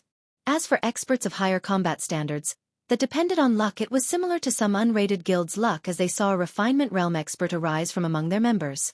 Unfortunately, the probability of such at this stage of the game was extremely small unless the player was also an extremely powerful martial artist in the real world. As for Gentle Snow, Feng did not notice any sign that she had reached the refinement realm. In that case, where was her confidence coming from? Of course, it was also possible that Gentle Snow intentionally hid the subtle signs. If so, even Feng would not be able to determine her combat standard. He could only confirm his doubts by watching an intense battle. Once Gentle Snow agreed to the match, they all headed for the Divine Colosseum above White River City. Hellscythe. Chapter 973. Match of the Century. Hellscythe_Fluffy Goblin. Inside the Divine Colosseum, players came and went. It was even more lively than White River City's auction house. The Divine Colosseum had become the most populated location in the city, sitting along the rest bar. Many players chatted as they watched battle videos on the screens hovering in the main hall. The drinks here are awesome. It's a pity that they're so expensive. Unlike everywhere else, where we can pay with copper and silver coins, can only buy drinks here with magic crystals or the points we accumulated in the Divine Battlefield. Each bottle costs 100 points. I need to win at least 3 team battles to earn that many. I'll never afford more drinks at this rate. That's nothing. A few days ago, someone spent 3,000 battle points to buy 1 bottle of Icefire Spirit. I heard that not only is it calming, but its effects last for 5 hours. Its calming effects are far better than the Trial Towers. It also tastes magnificent. What? I could drink for half a month with 3,000 points. The Icefire Spirit isn't the best alcohol available. I heard that if one reached the Trial Tower's 8th floor, they can purchase the Witch's Tear. One costs 5,000 points. Some time ago, I heard that a player from another kingdom bought one. I wonder what it tastes like. Stop dreaming. Only God's Domain's Apex experts can reach the 8th floor. Getting past the 4th floor is difficult enough for us, much less the 8th floor. As the Divine Colosseum became a larger factor in players' lives, players grew stronger. Players also used the Trial Tower's results as a way to judge someone's true abilities. As for tycoons who used their equipment to suppress others, they weren't experts, just rich. Hence, guilds and independent teams now recruited members using the Trial Tower's results as a benchmark. Players who could reach the 5th floor were considered ordinary experts. Players who reached the 6th floor, even in a large guild, were experts of the next level. Players who could reach the 7th floor were of the more powerful experts, even in first-rate guilds. As for those who managed to reach the second half of the 7th floor, they were top-ranking experts in a first-rate guild. One would be hard-pressed to find players in a first-rate guild who could reach the 8th floor. While the players in the main hall chatted amongst themselves, Lethal Gale and the others, who had just arrived, immediately attracted everyone's attention. People in their way moved aside as they felt these players' shocking aura. Shortly after, however, everyone noticed Gentle Snow. Her saint-like beauty even enthralled a few new players. That beauty is hot. Damn. Is this your first day playing a virtual reality game? You don't even know about the Snow Goddess? She is the guild leader of the first-rate guild Ouroboros. Be careful with what you say. I heard that many wealthy young masters have tried to harass her in the past. In the end, these people had been killed to level 0 and forced to delete their accounts and start all over. Hearing the veteran player's story, the players new to White River City shut their mouths immediately to them. Even joining a third-rate guild would earn them bragging rights among their friends for days. They looked up to players in first-rate guilds. They were also aware of the massive differences between third-rate and first-rate guilds in the current God's Domain. Unrated guilds were forced to develop in smaller NPC towns. There was no place for a small guild in a city. Only those acknowledged as third-rate guilds barely survived in NPC cities. Meanwhile, first-rate guilds ruled over several, or even over a dozen major cities. With a word from Gentle Snow, other guild leaders would make their lives hell in God's Domain without hesitation. With their standards, their only option would be to start a new account. What are they trying to do? Why is Ouroboros' guild leader in White River City's Divine Colosseum? Ha! That man, Lethal Gale, recently defeated the 354th ranked expert from the God's Domain's experts list. I heard that he even broke the Trial Tower's record in Hot Sand City and reached the 8th floor. Why is he here? Can this be? When everyone saw Lethal Gale and Gentle Snow enter the same combat room, the main hall fell silent. They couldn't help but stare at the combat room's closed door, their skin breaking out in goosebumps. An 8th floor expert was going to fight Ouroboros' guild leader. I need to notify my team leader and the others. This is the match of the century. Hopefully, they'll broadcast the fight. I'll even be willing to pay for this show. Look, they didn't turn private mode on. We can watch the battle on the main screen. Hurry. Select this battle. Pandemonium swept through the main hall. Every player quickly called up the Divine Colosseum system interface and clicked to watch Gentle Snow's battle against Lethal Gale in the Divine Colosseum. The videos on the main hall screens depended on the number of viewers. If enough players wanted to watch the fight, the system would automatically display said fight on the main screen, following which, everyone in the main hall stared the main screen in rapture. At the same time, many players fervently contacted their companions and guilds, telling everyone they knew about this shocking development before the battle between Gentle Snow and Lethal Gale began. News of their fight had spread throughout Starmoon Kingdom. The guild leaders and upper echelons of the kingdom's various guilds received the news at almost the same time. Has Gentle Snow lost her mind? She agreed to such a challenge? The Star Alliance's Purple Eye was surprised when she heard the news. Lethal Gale is a refinement realm expert. Although Gentle Snow is strong, she had only reached the half-step refinement realm. Doesn't she care about Ouroboros's reputation anymore? Purple Eye knew just how powerful refinement realm experts were from her experience in the secret pavilion simulation training system. Although there only appeared to be a thin line separating a half-step refinement realm expert from a true refinement realm expert, with equal levels and equipment, the disparity between their strengths was like the difference between heaven and earth. Although Gentle Snow had a slight advantage with her equipment due to her status as the leader of a first-rate guild, she could never close the gap with such a small lead in Attribute Snow. She is no fool. I also heard about Blackwater purchasing Ouroboros. From what I learned from the secret pavilion, that Lethal Gale fellow is an expert that Blackwater has secretly nurtured, Galaxy Past said. Chuckling, a realization struck Purple Eye. This was no longer a simple competition of strength. It was a competition between Ouroboros and the Blackwater Corporation. Both of their reputations were on the line. Purple, notify our people in White River City immediately and have them record the battle.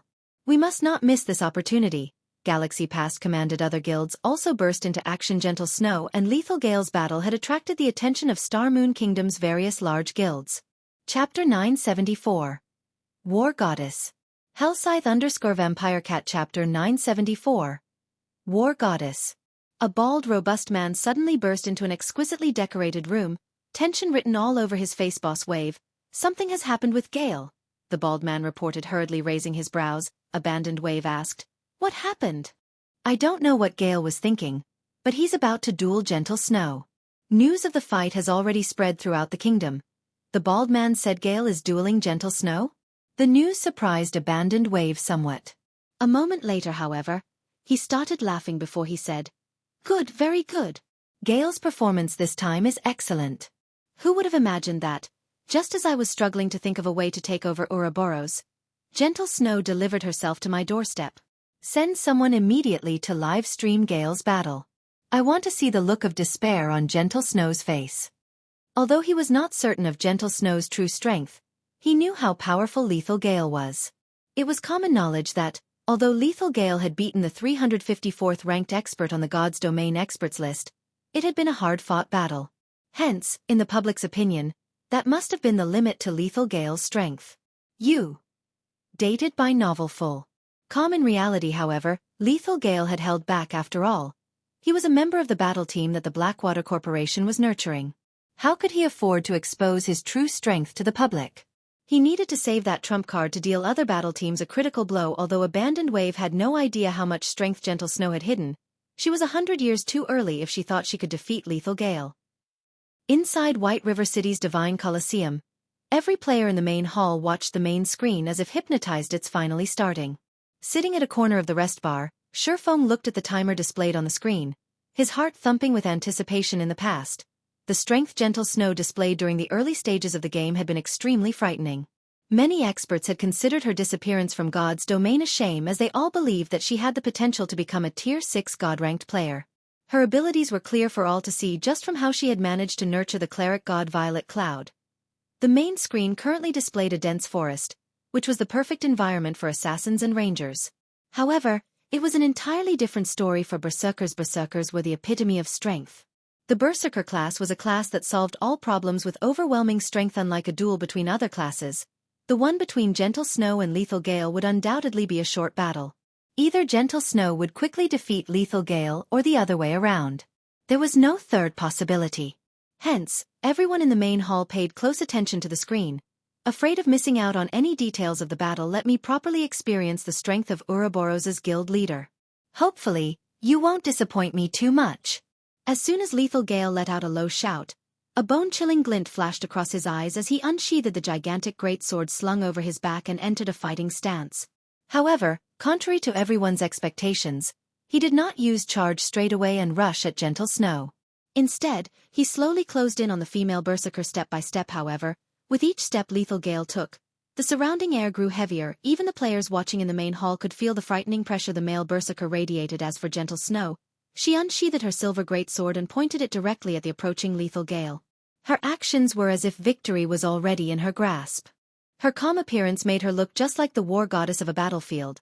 When only 12 yards separated the two berserkers, everyone suddenly saw a shocking scene. Gentle Snow's entire body started releasing a silver glow.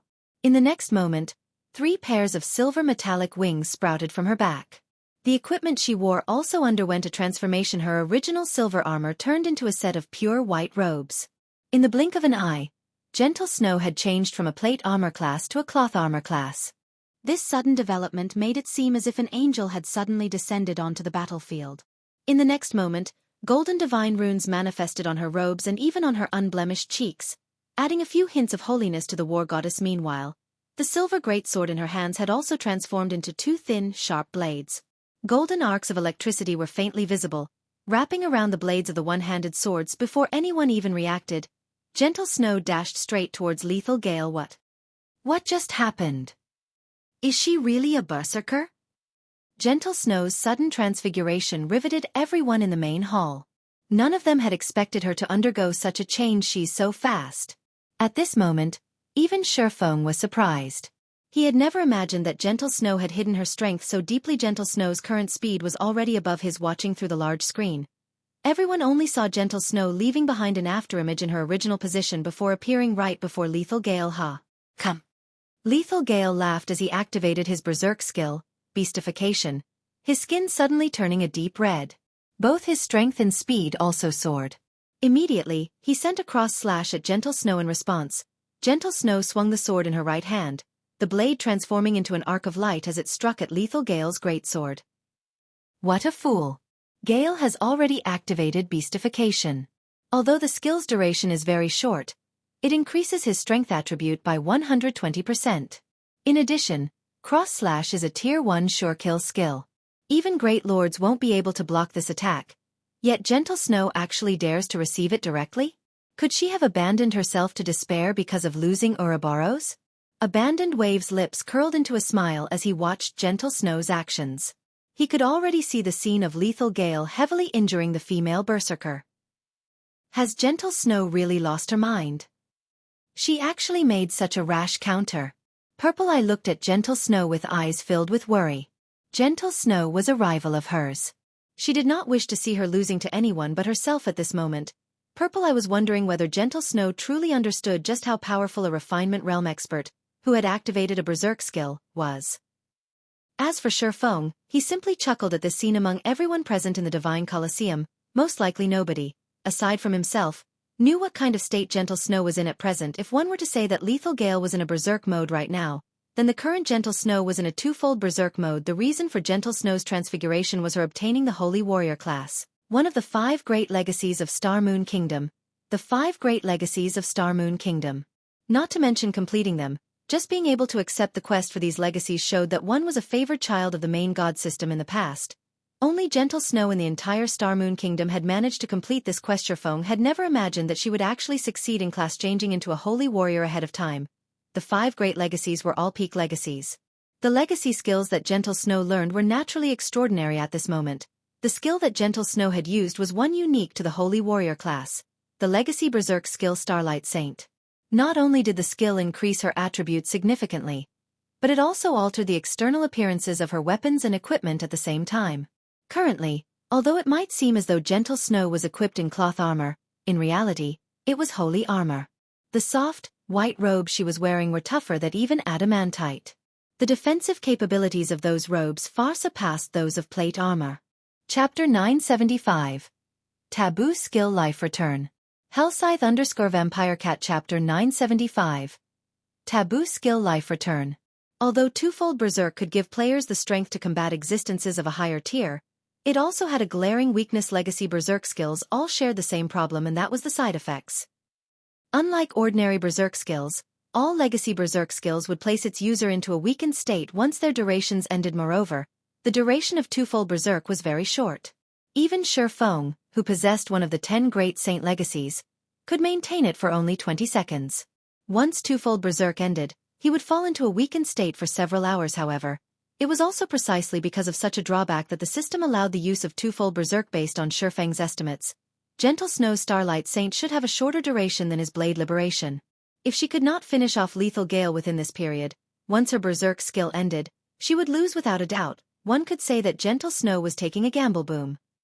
The collision of the two weapons created a shockwave. The ground under both fighters instantly collapsed as the clear sound of metal clashing against metal echoed throughout the surrounding forest. Pung. Half a second later, Lethal Blade's entire person went flying out of the crater, his body breaking several large trees before slamming heavily into the ground. His HP instantly decreased by over -1,800 as well. The difference in strength between both sides was clear for all to see. He flew. How is she so strong? Is this the guild leader of Ouroboros? This scene staggered everyone inside the main hall. The players who had previously entertained unscrupulous thoughts about Gentle Snow now had shivers running down their backs. Lethal Gale, who had defeated the 354th ranker on the God's Domain experts list, actually got sent flying with a single hit. If it were them in the male berserker's place, they would have gotten killed instantly by Gentle Snow's lightning-quick attack. Gentle Snow! Abandoned Wave's countenance turned grim when he saw Lethal Gale repulsed to him. Lethal Gale losing in a contest of strength even after activating beastification was simply inconceivable. This was equivalent to Gentle Snow sending a great lord of the same level flying. How is her strength so high? After standing back up, Lethal Gale looked at the rapidly approaching war goddess in shock. After activating beastification, his strength attribute could already rival that of a great lord of the same level. Coupling it with his cross slash, even a great lord would be pushed back, not to mention a player. Despite that, Gentle Snow had managed to send him flying with a single strike, without using any skills. His mind just could not figure out how this was possible. However, Lethal Gale did not have the luxury of pondering this. If he did not cope with Gentle Snow's next attack properly, he might very well lose directly. In a flash, Gentle Snow appeared before Lethal Gale once again. This time, he no longer dared to clash weapons with the female berserker. Instead, he chose to take a large step backwards before defending himself with his great sword. Pung. Lethal Gale was forced back once more. This time, however, he only received -400 damage or so. Moreover, the impact of the attack allowed him to pull away from Gentle Snow suddenly. A cat-and-mouse game commenced on the battlefield. Every time the two fighters clashed, Lethal Gale would manage to buy himself some time by sacrificing a small amount of HP. Lethal Gale was no fool. He knew that Gentle Snow's current equipment was only slightly better than his. The fact that there was still such a huge disparity between them pointed to just one thing: a difference in skills. God's Domain was fair in all things. Such a powerful skill definitely could not have a very long duration. Hence, all he needed to do right now was drag out the battle. If he managed to last until Gentle Snow's skill ended, victory would be his. He could tell that Gentle Snow had yet to reach the refinement realm and was only at the half-step refinement realm. She did not possess perfect control over her own body. Moreover, she was clearly not used to this sudden increase in power, since she would expose plenty of weaknesses when she attacked. This was the reason why he could deflect the trajectory of her attacks, dampening the collision of the attack significantly and taking only a small amount of damage each time. This Lethal Gale fellow really is something. Feng was slightly surprised when he looked at Lethal Gale successfully deflecting Gentle Snow's attacks one after another rather than the refinement realm. The combat standard the male berserker was displaying right now already approached the flowing water realm. One could say that he had reached the half-step flowing water realm. Players at the refinement realm would have precise control over their own bodies. Even in high-speed combat, they would be capable of impromptu changes. However, just having such a combat standard would not be enough for one to deflect Gentle Snow's attacks. One also needed to understand the Holy Warrior's every action and predict her attack trajectories in advance. Only with this would one be able to keep up with Gentle Snow's superior attack speed and turn aside her attacks. Although it sounded straightforward, experts at the refinement realm would find such a feat extremely difficult to achieve. Had Gentle Snow not activated twofold Berserk, she really wouldn't have any chance of victory against Lethal Gale. The seconds ticked by quickly. 10 seconds after the battle began, over half of the terrain of the combat room lay ravaged. At this moment, Lethal Gale was in a very miserable state and only a quarter of his HP remained. Gentle Snow would need just a few more seconds to defeat the male berserker. Dated by Novelful.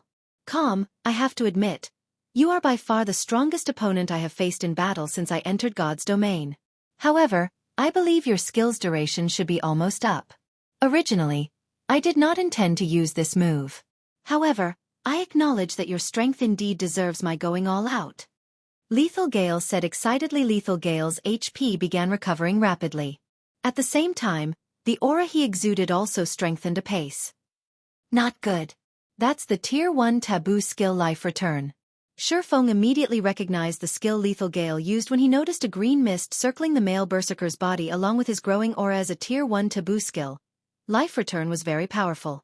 When activated, the skill completely recovered its user's HP within a short period. Moreover, the more HP the user lost previously, the more bonus strength and agility attributes the user would gain. Up to a maximum of 600 strength and 600 agility. 600 strength was practically equal to the total strength of a well-equipped level 40 berserker. With such a massive increase in strength, even if Lethal Gale's strength attribute was still not a match for Gentle Snow's, there would no longer be such a great disparity as before. With Lethal Gale's standards, it would be enough for him to defeat Gentle Snow. To make matters worse, Gentle Snow's twofold berserk was already nearing its end. Gentle Snow, I admit that you are amazing. Unfortunately, you chose the wrong opponent to go up against. Abandoned Wave could not help but guffaw when he saw the gloomy expression on Gentle Snow's face. Although Lethal Blade had used his final trump card, which would probably impact his future performance in the Dark Arena, being able to thoroughly defeat Gentle Snow now was also a good thing. Immediately, Lethal Gale used Charge and took the initiative to dash towards Gentle Snow. Chapter 976. Sudden Kill. Hellscythe_VampireCat Chapter 976. Sudden Kill. After using the Taboo skill, Lethal Gale's attributes and speed both increased by a large margin with the inclusion of the speed boost from Charge. Everyone only saw the male berserker leaving behind an afterimage as he crossed over a dozen yards and arrived before Gentle Snow instantly die. Lethal Gale shouted, a bloodthirsty glint flashing across his eyes. Without even waiting for the fainted effect of his charge to settle in, he raised his greatsword and used Beheaded. Although he took less than a breath's time to complete this entire process, Gentle Snow still managed to activate a control removal skill and counter the male berserker's attack with Chop Boom. Dazzling sparks flew as the clangor of metal resounded throughout the entire forest. Unlike before, however, Lethal Gale was not sent airborne this time. Instead, he had to retreat just a single step. The impact of the collision also cost him only around 100 HP. To Lethal Gale, who had recovered back to full HP, this loss was barely a scratch. Although his attack had failed to finish off Gentle Snow, Lethal Gale did not mind one little bit. He had long since figured out how powerful Gentle Snow's current attributes were. This first attack of his was merely to gauge how much of a difference there remained between their strength attributes. In a quick follow-up to his attack, Lethal Gale's body flashed. Then he appeared beside Gentle Snow and abruptly swung his great sword upwards, the massive weapon slashing straight at her blind spot. P. Dated by Novelful. Calm as Gentle Snow was still unaccustomed to her greater strength, the clash with Lethal Gale had thrown her stance off. Hence, her defense was full of holes right now. Had Gentle Snow reached the refinement realm, even with the suddenness of the increase in strength, she would have been able to control it skillfully. Unfortunately, that was not the case. Lethal Gale's greatsword suddenly split into 4 afterimages, each one striking at one of Gentle Snow's weak points. Caught off guard, Gentle Snow no longer had the time to adjust her stance to defend against Lethal Gale's attacks. In the end, she forcefully used Whirlwind Slash. In the next moment, a silver whirlwind suddenly formed around her. When the 4 afterimages of Lethal Gale's greatsword collided against the silver whirlwind, they immediately got dispelled into nothingness. Meanwhile, Lethal Gale himself had to take a step back, giving Gentle Snow a chance to catch a breather. What a terrifying expert. After Gentle Snow retreated to a safe distance, she could not help breaking out in a cold sweat when she thought back to Lethal Gale's previous attack. The difference between their combat standards was clear for all to see. Despite her advantage in strength, Lethal Gale always managed to maintain his stance after receiving her attacks. Moreover, even after his attributes had increased significantly, he was still able to receive all her attacks without fail. as well as launch attacks from various positions. On the other hand, it was taking her all just to handle her sudden increase in strength, which made it very difficult to maintain her stance after a direct clash. Unlike ordinary computer games, fights in virtual reality games were no different from fights in the real world in many cases. An attack that one could easily block while in a proper stance would become very difficult to handle if one lost their stance. This was true even with a very normal attack. Fights between experts were all high-speed battles. Deciding the outcome took only an instant. Losing one's stance in battle was a fatal matter. Although Gentle Snow had repelled Lethal Gale, the latter had no intention of letting up on his attacks. He immediately charged at her once more and let loose a barrage of violent strikes. In the main hall, all anyone could see between the clashes of Gentle Snow's one-handed swords and Lethal Gale's greatsword were after-images. Is this a battle between true experts? For a time, the players in the main hall even stopped blinking, afraid that they would miss out on the moment where victory and defeat were decided. If it were any other player going up against either of the two fighters right now, most likely, they would have already fallen numerous times to either Gentle Snow's or Lethal Gale's attacks before they could even react. Inside the combat room, although Gentle Snow seemed to hold the advantage in both speed and strength, in reality, she was actually at a disadvantage. In order to maintain her combat stance, Gentle Snow kept having to retreat. Otherwise, she would create an opening that Lethal Gale could exploit. The seconds ticked by slowly when Lethal Gale noticed the 3 pairs of silver metallic wings behind Gentle Snow starting to fade away. One after another, a triumphant smile appeared on his face. At this moment, he could sense that her strength and speed were both starting to wane. Will I be able to make it? Gentle Snow looked at the last remaining pair of wings on her back. The outcome of this battle was already plenty obvious. With Lethal Gale's combat techniques, even if she did not enter a weakened state after Starlight Saint ended, she would still end up losing the battle. However, she was not willing to simply give up from the moment Lethal Gale activated the Tier 1 Taboo skill Life Return. She already knew just how powerful the Berserker was. The only reason she had fought desperately up until this point was for this final strike. When the 3 pairs of metallic wings generated by Starlight Saint started disappearing, it was not a warning to the user that their bonus attributes were about to expire. Instead, the moment all 3 pairs of wings disappeared, the skill would at last display its true power, releasing its final brilliance. However, this final power only lasted for one attack. If Lethal Gale managed to deflect or dodge her attack, her fate would be sealed. Hence, if Gentle Snow wanted to win, she needed to stay calm like never before. She needed far more precise control over her own body. She also had to push her mental concentration to its very limits. Thus, when her wings began fading, Gentle Snow had deliberately repressed her own strength to the point where she could control it perfectly. Meanwhile, from Lethal Gale's perspective, it seemed as if Gentle Snow's strength was continuously deteriorating. Upon seeing the final pair of metallic wings disappear, Lethal Gale immediately used the Tier 1 skill Energy Slash. Not only increased the power of an attack but also extended the attack range by 5 yards. 6 ultimate flashes.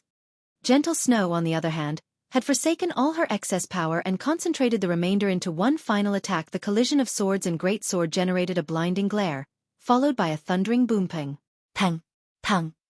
As the glare dissipated, the shrill of metallic armor being pierced echoed throughout the entire forest, as well as the entire main hall of the Divine Colosseum. 5 penetrating cuts appeared on Lethal Gale's armor. His HP had also instantly fallen to 0. As for the victor of this battle, Gentle Snow, her complexion looked somewhat pale right now. The extraordinary concentration she displayed at the final moment depleted her mental strength, so much so that she was on the brink of collapse. With the side effects of the Starlight Saint kicking in, she appeared extremely frail. The players in the main hall of the Divine Colosseum, however, clamored at this. It's over? What happened in that instant? I didn't even manage to see anything. Gentle Snow won, just like that. This is a lie, right? All hail the goddess.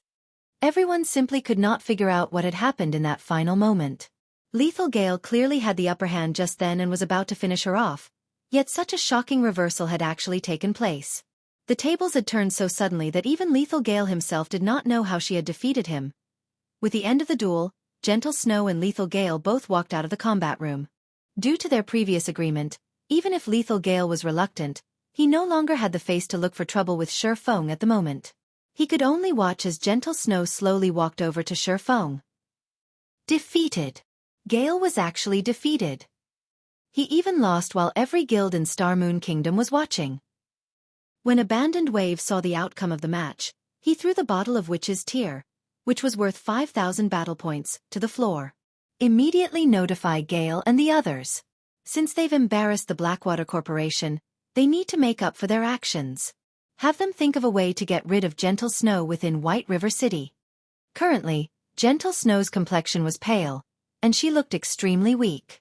She was clearly suffering the backlash of using that powerful skill from before. With her in such a weak state, even with the deterrence of the city guards, killing her would be child's play for Lethal Gale's party of 6.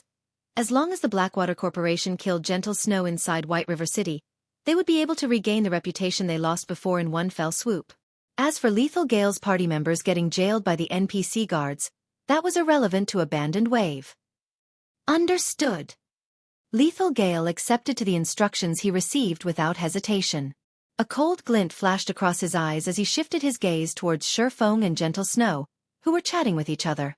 Chapter 977. Feng takes action. Hellscythe_Fluffy Goblin. Following the Gentle Snow's battle, the players throughout Star Moon Kingdom were in an uproar. Gentle Snow's valiant and heroic bearing captivated many male players, all of which considered applying for Ouroboros to get closer to the snow goddess. She won. Just like that?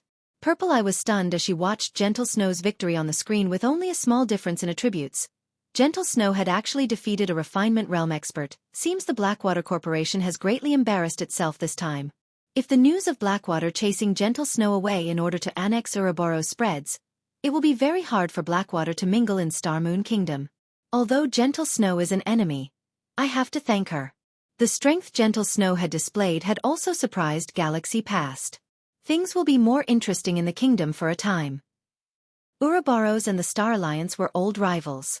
Galaxy Past had initially thought that Chao Chenghua's mutiny would have been the straw that broke the camel's back, allowing the Star Alliance to surpass Ouroboros once and for all.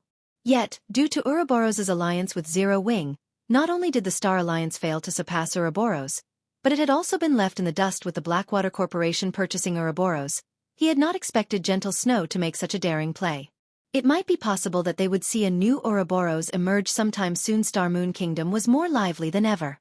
Aside from the Blackwater Corporation, the recently flourishing Heaven's Burial showed faint signs of stealing the position of Star Moon City's #1 guild. If not for the Star Alliance having agreed to the Secret Pavilion's investment, surviving in Star Moon City would have been impossible. Boss Gale, are we going to attack here? A level 39 ranger beside Lethal Gale asked worriedly as he surveyed their surroundings. Even the weakest NPC guards in the Divine Coliseum were level 200, Tier 2 classes.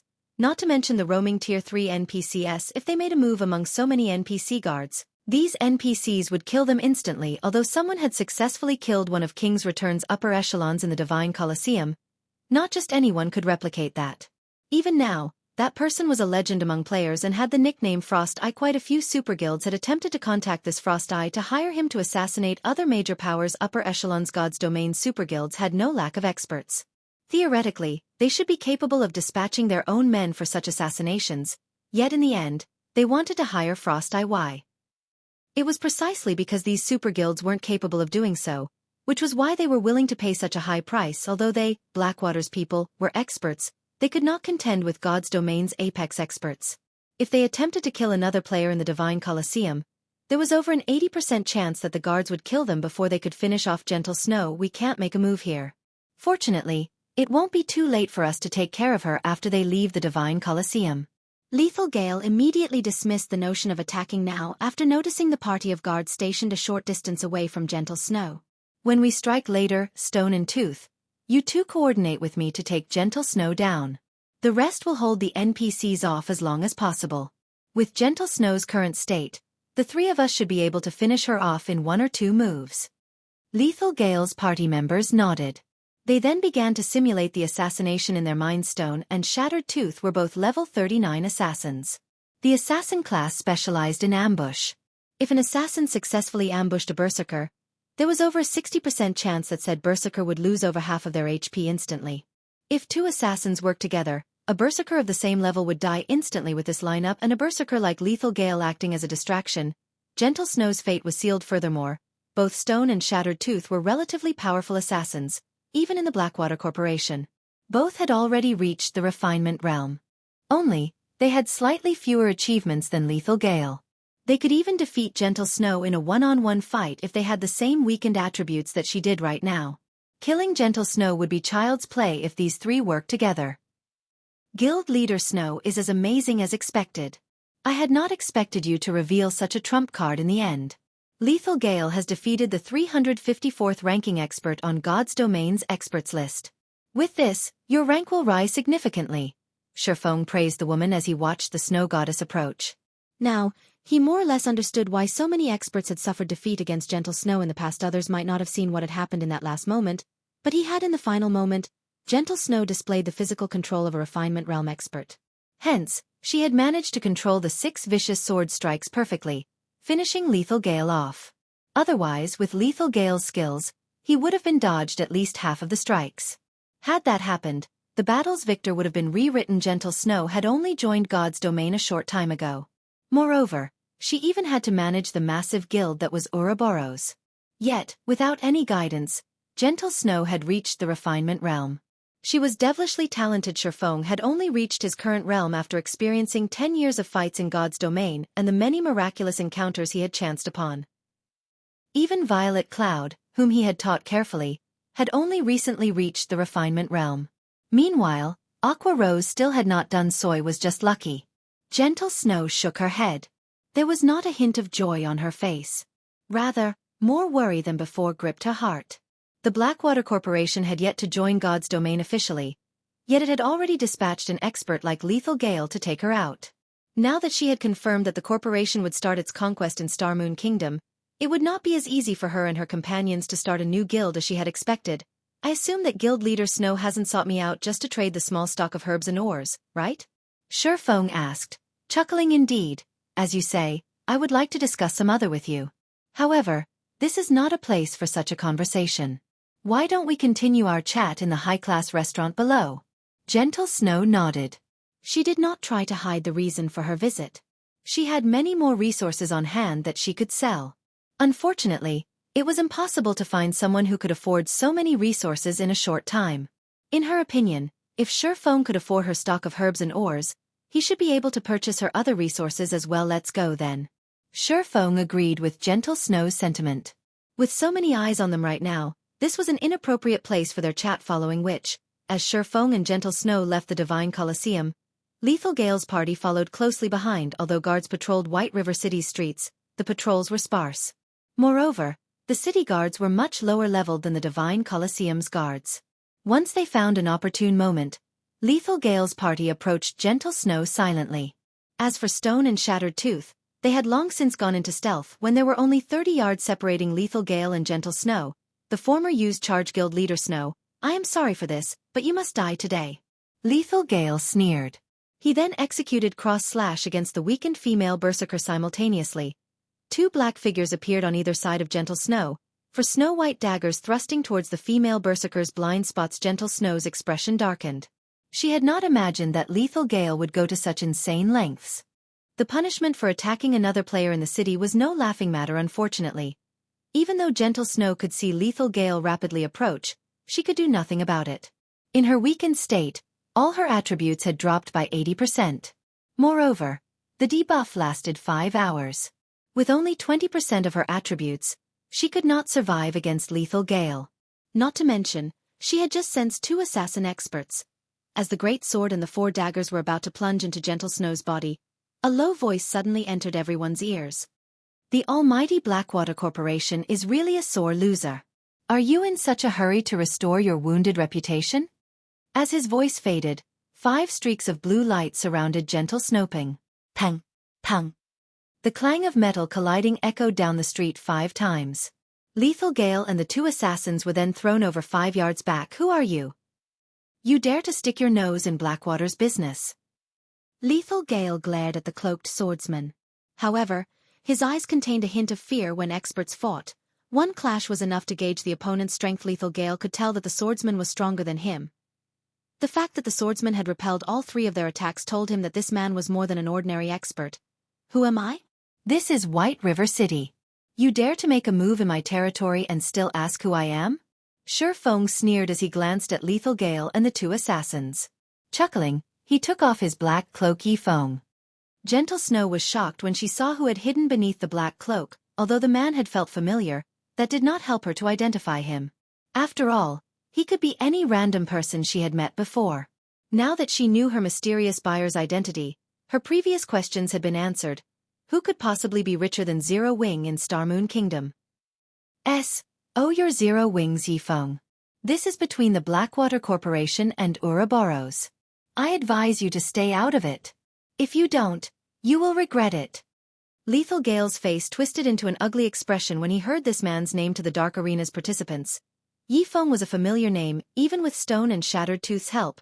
Beating Yifeng was impossible. He had no choice but to use the Blackwater Corporation as a threat. With this, he might still have a chance to finish off Gentle Snow. Chapter 978. Great trees are good for shade. After Lethal Gale's group launched their attack, a commotion erupted among the players on the street. Have they lost their minds? They are attacking someone in White River City. Are they not aware of the severe punishments for assaulting people inside a city? Amazing! Who are they? How long has it been since someone tried to kill another player in a Starmoon Kingdom city? The players stopped to watch the show. NPC cities were different from NPC towns. In cities, even if one only attacked another player, not killing them, the NPC guards would attack. Afterward, they would be imprisoned in the city's jail for 1 or 2 days. For successful murders, however, that punishment was more severe. Every second in God's domain counted for expert players and the various large guilds. If an expert player were imprisoned for several days, they would fall behind. Because of that, very few player attacks, beyond newbies to NPC cities, occurred.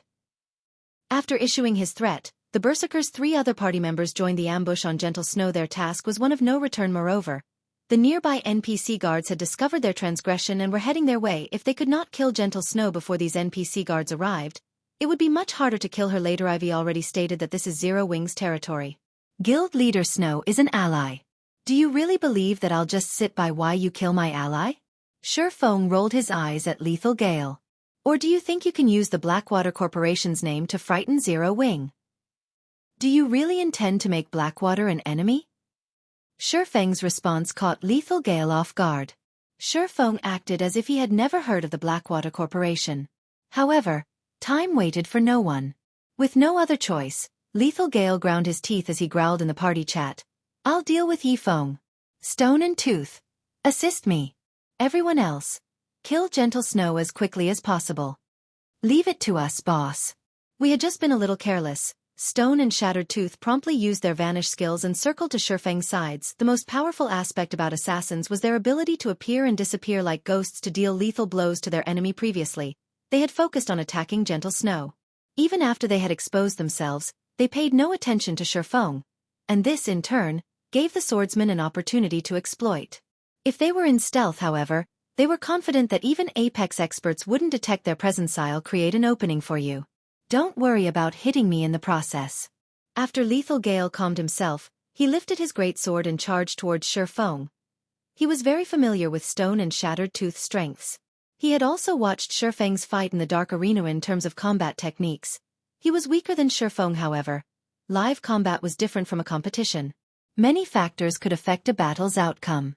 The cooperation of several experts, in particular, would raise their combat power exponentially. Even he would find himself in trouble when Stone and Shattered Tooth worked together. Their psychedelic footwork allowed them to move silent, only revealing themselves, barely, as they struck. Although Feng was strong, if 2 assassins that he could not perceive attacked him, his mental state would suffer an immense pressure. Even if he tried to ignore it, his subconscious would constantly search for the sudden appearance of enemies, and this would affect his focus. He could use this opportunity to kill Feng. If he killed both Ouroboros' guild leader and Zero Wing's Yifeng, even if the NPC guards imprisoned him, the fight would be worth the loss. Yifeng, you need to be careful. Those 2 assassins are strong.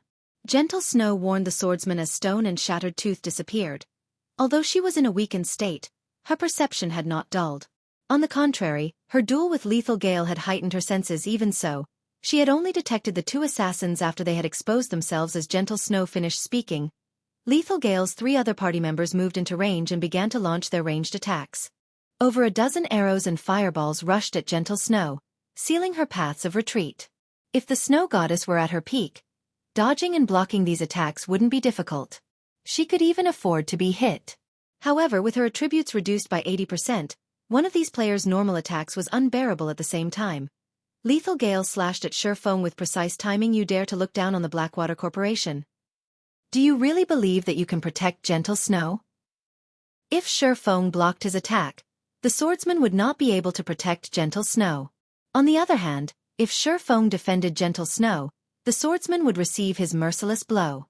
Moreover, he still had Stone and Shattered Tooth's assistance. If Feng slipped up, they could very well take his life in one fell swoop. Once the hindrance was gone, it would be much easier to kill gentle snow suddenly. Feng madly brandished his sword, tracing one trajectory after another in the air. This move was none other than the combat technique he had inadvertently learned in the Titan Library. Swords orbit. By tracing the 32 sword trajectories with his blades, Feng formed an impenetrable defense around him. Although a swordsman did not have a long attack range, his attacks could cover a 5-yard stretch in front of him, which just so happened to envelop gentle snow, who stood roughly 3 yards from him. While Feng had yet to master the sophisticated sword's orbit, his combat techniques were more than enough to block Lethal Gale and his people's attacks. As the incoming arrows, fireballs, and Lethal Gale's beheaded skill came within 5 yards of Feng, he blocked them. None of the attacks struck gentle snow or Feng's skill. Lethal Gale's heart pounded as he watched Feng block all of the attacks from his prior attack. He knew when his great sword was within 5 yards of Feng, and it felt as if he had struck a protective barrier. He hadn't been able to push his great sword an inch further. On the contrary, a powerful force had repelled his blade, preventing him from launching further attacks. As for gentle snow, who had stood frozen this entire time, she stared at Feng with an odd gaze. Unlike Lethal Gale, however, she did not think Feng had used a skill. When she stood within Sword's orbit's protective field, she could feel that Feng's every swing was a normal attack. Yet this combination of strikes looked like an in-game skill. The technique was divine. How did he do it? Gentle Snow was baffled. Despite only executing normal sword attacks, as if following some sort of rule, he managed to block the attacks that came at him from all directions. As Feng fended off a wave of attacks, Stone and Shattered Tooth took the opportunity when he withdrew his swords to use shadow steps. After appearing behind Feng, both assassins stabbed their daggers towards the back of the swordsman's neck viciously. The process was complete within an instant. However, when the daggers were an inch away from Feng's neck, all 4 weapons stopped abruptly. No matter how much strength the 2 assassins employed, they were unable to push their daggers any further. Your footwork is impressive. Feng glanced at the 2 assassins in admiration. Unfortunately, you tried to take me on. Due to their footwork technique, even Feng found it hard to notice them. If not for omniscient eyes, he might have fallen prey to their sneak attack. He would not have had the time to activate Defensive Blade to defend himself. Knowing that Feng had activated a life-saving skill, Stone and Shattered Tooth began to launch rapid attacks in hopes of depleting his Defensive Blade's block counts quickly. However, Feng did not give them the chance as he used Sword's orbit once more. Suddenly, with Feng as the center, a storm raged.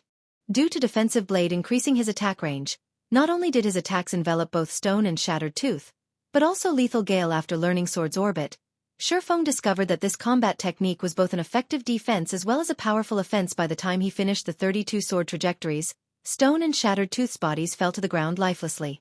Meanwhile, Lethal Gale, who stood some distance away from Feng, had less than 10% of his HP remaining. His body was marred with cuts, fresh blood flowing from his wounds freely. The gruesome scene caused many of the surrounding spectators to shudder involuntarily. Chapter 979. Strength Gap. Hellscythe_Fluffy Goblin. Chapter 979. Strength Gap. What happened? How did those assassins die? That skill is so powerful. The spectating players on the street were dumbfounded by what had just happened. Feng's sword drawing speed was incredibly fast. They hadn't even seen an afterimage of Feng's swords. They had barely seen Feng's arms move, and in the blink of an eye, not only had the assassins died, but even the distant berserker was left in a critical condition.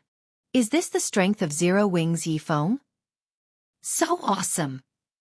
He's too strong. Experts from other guilds, who had come to White River City to grind for reputation, stood among the spectators. Ordinary players might not realize what Feng had done and would assume that he had simply used a system-learned skill, but as experts, they knew that Feng's attack was no such thing. When Feng first used this skill, they had been uncertain. This time, however, they had watched its execution carefully. No matter what stance a player used to execute a learned skill, they all had the same starting motions.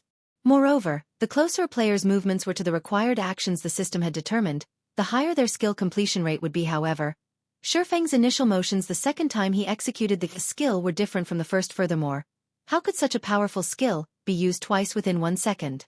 The skill had also been more powerful during its second use. No matter how they thought about it, this was out of line with God's domain's rules. The only explanation was that this was a combat technique. The various guild experts couldn't help but shudder. Unlike system skills, combat techniques were not limited by cooldowns or other restrictions. Even while silenced, they could use their combat techniques with normal attacks. The only downside was the burden on a player's stamina and concentration. Those who attacked using special combat techniques knew that the more powerful a technique was, the more of a burden it had on stamina and concentration. Meanwhile, of the 2 assassin experts Feng had defeated, both were level 39. Both could easily rank among the top of any kingdom's ranking list. As for the berserker Lethal Gale, they were even more familiar with him. After all, he was the berserker who had dueled Gentle Snow just some moments ago. With Lethal Gale's combat standards, he could rank highly even among Super Guild's experts. Even when all 3 players had worked together, they had been beaten so badly. However, among the watching players, no one was more shocked than Gentle Snow. Is this really the Feng I know? She had personally experienced Lethal Gale's power. If not for her peak legacy, there was no way in hell she would have defeated the male berserker. In spite of that, Feng had ended the battle in 3 moves. Gentle Snow was even under the false impression that Lethal Gale and his assassins were, in fact, quite weak. She knew that wasn't true. Feng was just that strong despite such fierce attacks. Not only had Feng nullified the attacks, but he had also dealt Lethal Gale and his companions such a devastating blow. Before this, Gentle Snow had never seen Feng's true strength. Now, she finally understood that they were no longer on the same level. Focus your attacks on Gentle Snow. Lethal Gale, who looked pitiful, hurriedly commanded as he retreated from Feng.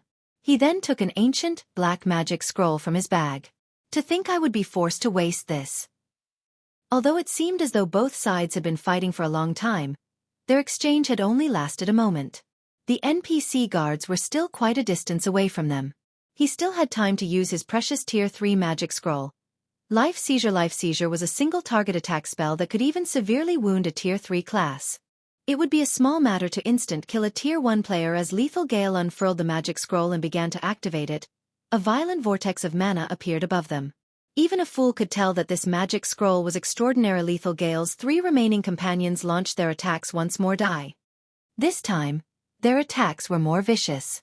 All 3 hurled over 20 attacks at Gentle Snow. However, their attacks focused on quantity over quality. After all, even a low-damage skill like Ice Spear could deal frightening amounts of damage to Gentle Snow. In addition, the increased number of attacks would also make it more difficult for Feng to guard Gentle Snow. Despicable. The bystanders cursed at Lethal Gale's group as they watched. If this were a fair and proper battle, Lethal Gale's group would be no match for Feng. However, if Feng were forced to remain by Gentle Snow's side, the incoming Tier 3 spell would no doubt kill him suddenly. However, Feng appeared beside Lethal Gale, arcs of blue electricity circling his body faintly. Feng then sent a slash at the berserker, who was invoking the magic scroll. What's going on? Lethal Gale had not predicted that Feng would leave Gentle Snow to the wolves to come for him. However, as he glanced at Gentle Snow, he discovered Feng standing beside the female berserker. Lethal Gale wasn't the only one seeing this. Every other player on the street stared in wonder as well. There are 2 of him? How can there be 2 of him? Is it a doppelganger skill? As everyone tried to figure out what was going on, Lethal Gale's vision started to fade to gray. Before the shocked berserker realized it, his HP had fallen to 0. Such a fast attack. When Feng had appeared beside him, Lethal Gale saw a blue flash leave the swordsman's hand just before he activated Whirlwind Slash to fend off the attack. In the next moment, his body stopped responding to his commands as his vision dimmed into darkness. He noticed the Feng before him dissipate into nothing. It was as if the attack hadn't happened, as if this had all been a bad dream. Meanwhile, before anyone realized it, another Feng had appeared behind Gentle Snow. Even more surprisingly, this new version of Feng blocked all 20+ attacks aimed at the snow goddess. Moreover, when he executed Sword's Orbit again, it was even more powerful than before. He struck down every spell and arrow before they had come within 10 yards of Gentle Snow. How did he do that? Everyone was shocked. Even the guild experts from other kingdoms and empires were speechless. Feng was like a ghost, appearing wherever he wanted in reality. However, Feng had pushed himself to his very limits to execute this phantasmal attack first. He had used Instant Strike to finish off Lethal Gale. He then activated Silent Steps to appear behind Gentle Snow. He had completed these two moves almost at the same time. Later, he executed Sword's Orbit. Although Feng appeared calm, he had exhausted most of his concentration. His head was starting to ache. You guys have had your fun. It's my turn now. Looking at the three ranged members of Lethal Gale's party, Feng raised Killing Ray high before swinging it forward violently. Lightning Edge. Suddenly, streaks of blue lightning arced across the 50 yards ahead of him. Not only did the arcs of lightning devour the players' attacks, but the lightning also devoured the players. All three players transformed into particles of light, leaving behind only 3 items. Not even their corpses remained. Chapter 980. Yi Feng's Deterrent Force.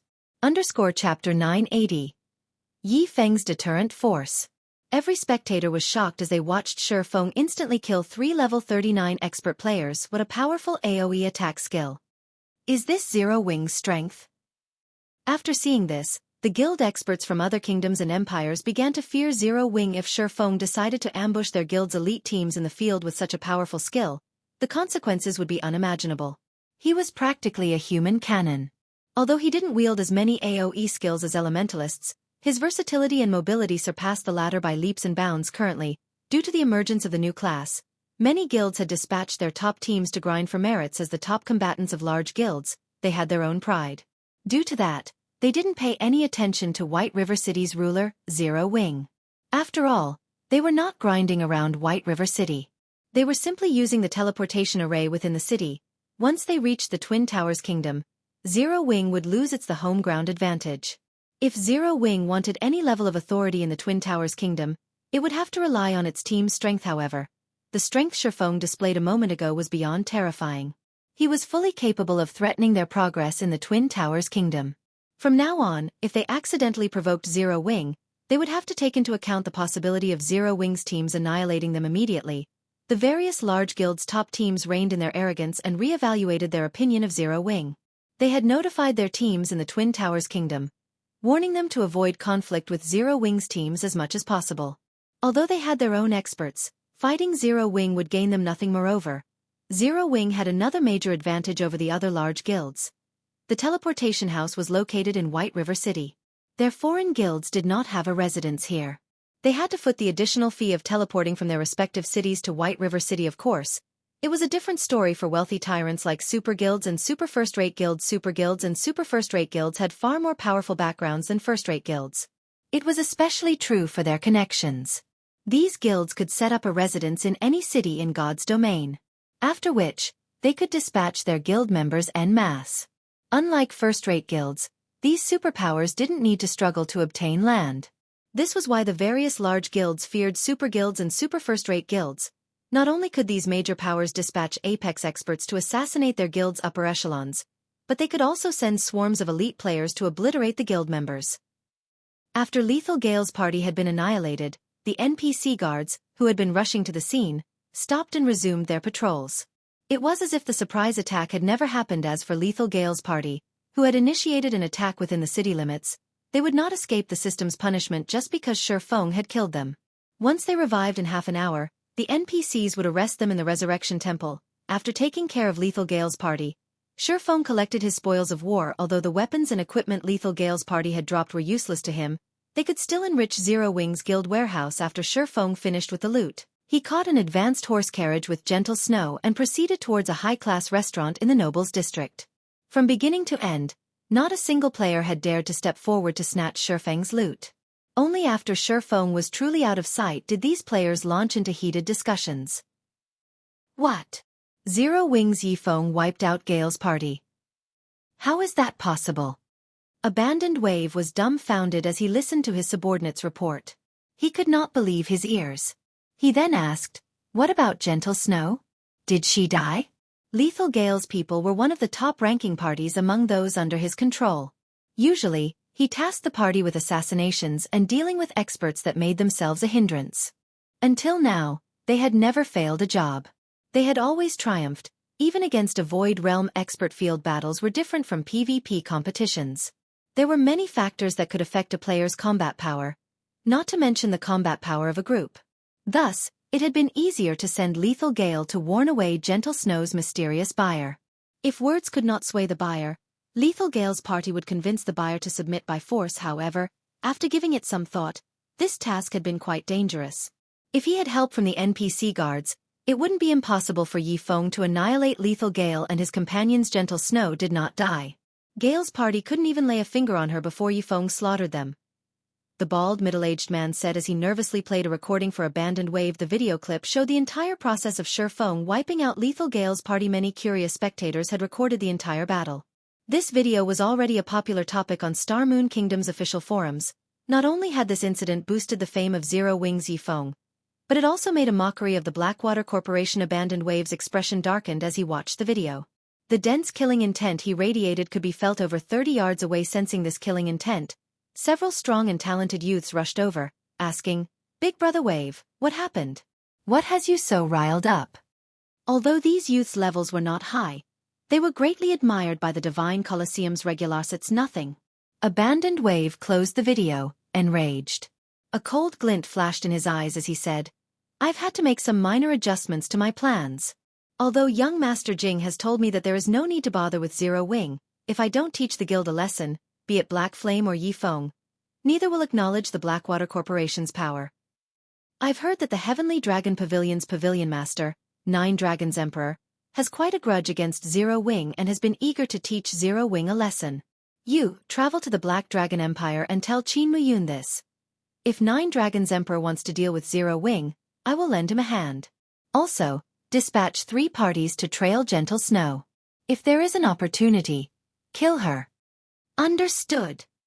After receiving his instructions, the bald man rushed out of the VIP room. Inside a high-class restaurant in White River City's Nobles District, Zero Wing's elite members filled the restaurant. Furthermore, several of Zero Wing's core members surveyed the area from the establishment's main hall. The high-class restaurant had become an impenetrable fortress. Meanwhile, Feng and Gentle Snow chatted with each other on the top floor. "The Blackwater Corporation is quite eager to take your life," Feng commented as he gazed out the French windows. From his position, he could see at least 8 people stalking the restaurant. While there was a chance that he had earned his own stalkers, it was far easier to believe that these players were hunting Gentle Snow. After all, the Blackwater Corporation had ambushed her once before. Moreover, Gentle Snow was still weakened. He wouldn't be surprised if they tried another 3 or 4 assaults. Chapter 981. Difference between guilds. As expected of the Blackwater Corporation. Despite paying so little attention to God's domain when it launched, it has so many powerful experts, Feng commented, prompted by Feng's remark. Gentle Snow followed his gaze out the window. What she saw, however, surprised her. U.P. Dated by novel full. Calm White River City was even more prosperous than Star Moon City. Even in the costly Nobles District, she could see plenty of players going about their business from her vantage point. She had a clear view of what these players were doing, and very quickly, several players caught her attention. Although these players seemed to be chatting among themselves, they occasionally turned to look at the room she and Feng occupied. These were not low-leveled players, either. The lowest among them was level 38, while the rest were level 39. Among these experts, a few neglected to hide their auras. Hence, she could feel just how much of a threat these people posed if she left the building. Needless to say, she wouldn't leave White River City alive. The Blackwater Corporation had not prepared over much for the first ambush. Feng's presence must have also been unexpected. However, the corporation would prepare from here on out. Relax. As long as you're in here, they can't touch you. If you stay here until you recover from your weakened state, they will eventually give up and leave, Feng assured Gentle Snow. On his way here, he had purchased the latest information regarding Ouroboros from the secret pavilion. Although the purchase had cost him a pretty penny, he had learned both bad and good news. He discovered that the Blackwater Corporation now focused fully on God's domain. In fact, it had already dealt with the companies that had backed Ouroboros. To put it simply, Blackwater now owned Ouroboros. Although it had not yet declared so publicly, the good news was that he could finally recruit Gentle Snow. The bad news was that the Blackwater Corporation was not to be trifled with. Among the various international corporations, Blackwater was relatively overbearing. Moreover, the corporation had a powerful affinity for a game like God's Domain compared to veteran gamers, fighting experts a much higher starting point when they joined God's domain. Their lack of familiarity with God's domain's superhuman combat style was the only thing that held them back. However, once they were comfortable with this combat style, they would quickly become experts in God's domain with the combat techniques they had learned in the real world. The Blackwater Corporation had a perfected system to nurture fighting experts. Moreover, after many years of development, it had various dojos around the globe. Given enough time, even super guilds would be no match for the Blackwater Corporation even in the past. Shortly after the Mindspace system had launched, the Blackwater Corporation had forced itself into God's domain. Although Blackwater had started later than everyone else, it was one of the first corporations to upgrade its own established guild into a super guild. In contrast, corporations like Open Source could only invest in super guilds and super first-rate guilds to establish themselves in God's domain. It was simply too difficult to nurture their own expert players, much less apex experts. By the time they did so, their competition would have left them in the dust. When Blackwater had begun to focus on developing in God's domain, the game had been operating for over a year. After all, nobody would have imagined that the game would be more popular than fighting competitions, so much so that it had ushered in a new era. In reality, God's domain had not only impacted the fighting industry. The various other industries had been affected as well. By then, God's domain had become irreplaceable in people's lives. It was similar to humanity's introduction to the internet several hundred years ago. After learning about the benefits of God's domain, people couldn't live without it. Dated by novel full. Meanwhile, among the affected industries, the fighting industry had suffered the most. When the Blackwater Corporation had officially shifted its focus to God's domain, it had been significantly weakened. It wasn't even half as powerful as it has been during its peak. Even so, it lorded over God's domain a decade later. Currently, Blackwater was still at its peak, yet it had already shifted its gaze to God's domain. With its frightening financial strength and many experts, the corporation was akin to a natural disaster for Star Moon Kingdom's Zero Wing. If Zero Wing failed to cope with this disaster properly, it would be nothing more than a stepping stone for the Blackwater Corporation. I roughly understand Ouroboros's current situation. May I ask what you have planned? Is there anything I can with? Feng asked quietly as he turned to the somewhat dispirited Gentle Snow. Blackwater has already obtained the majority of Ouroboros's shares. Even my White Clan group cannot change that fact.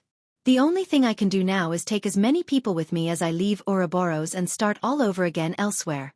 Would Zero Wing be interested in purchasing any other materials? I can sell them to you at a 40% discount, Gentle Snow offered as she smiled bitterly. I also have a few plots of land in Star Moon Kingdom that I want to sell, although I am not sure if Zero Wing can stomach so much at once. She still intended to continue her development in another city in Star Moon Kingdom.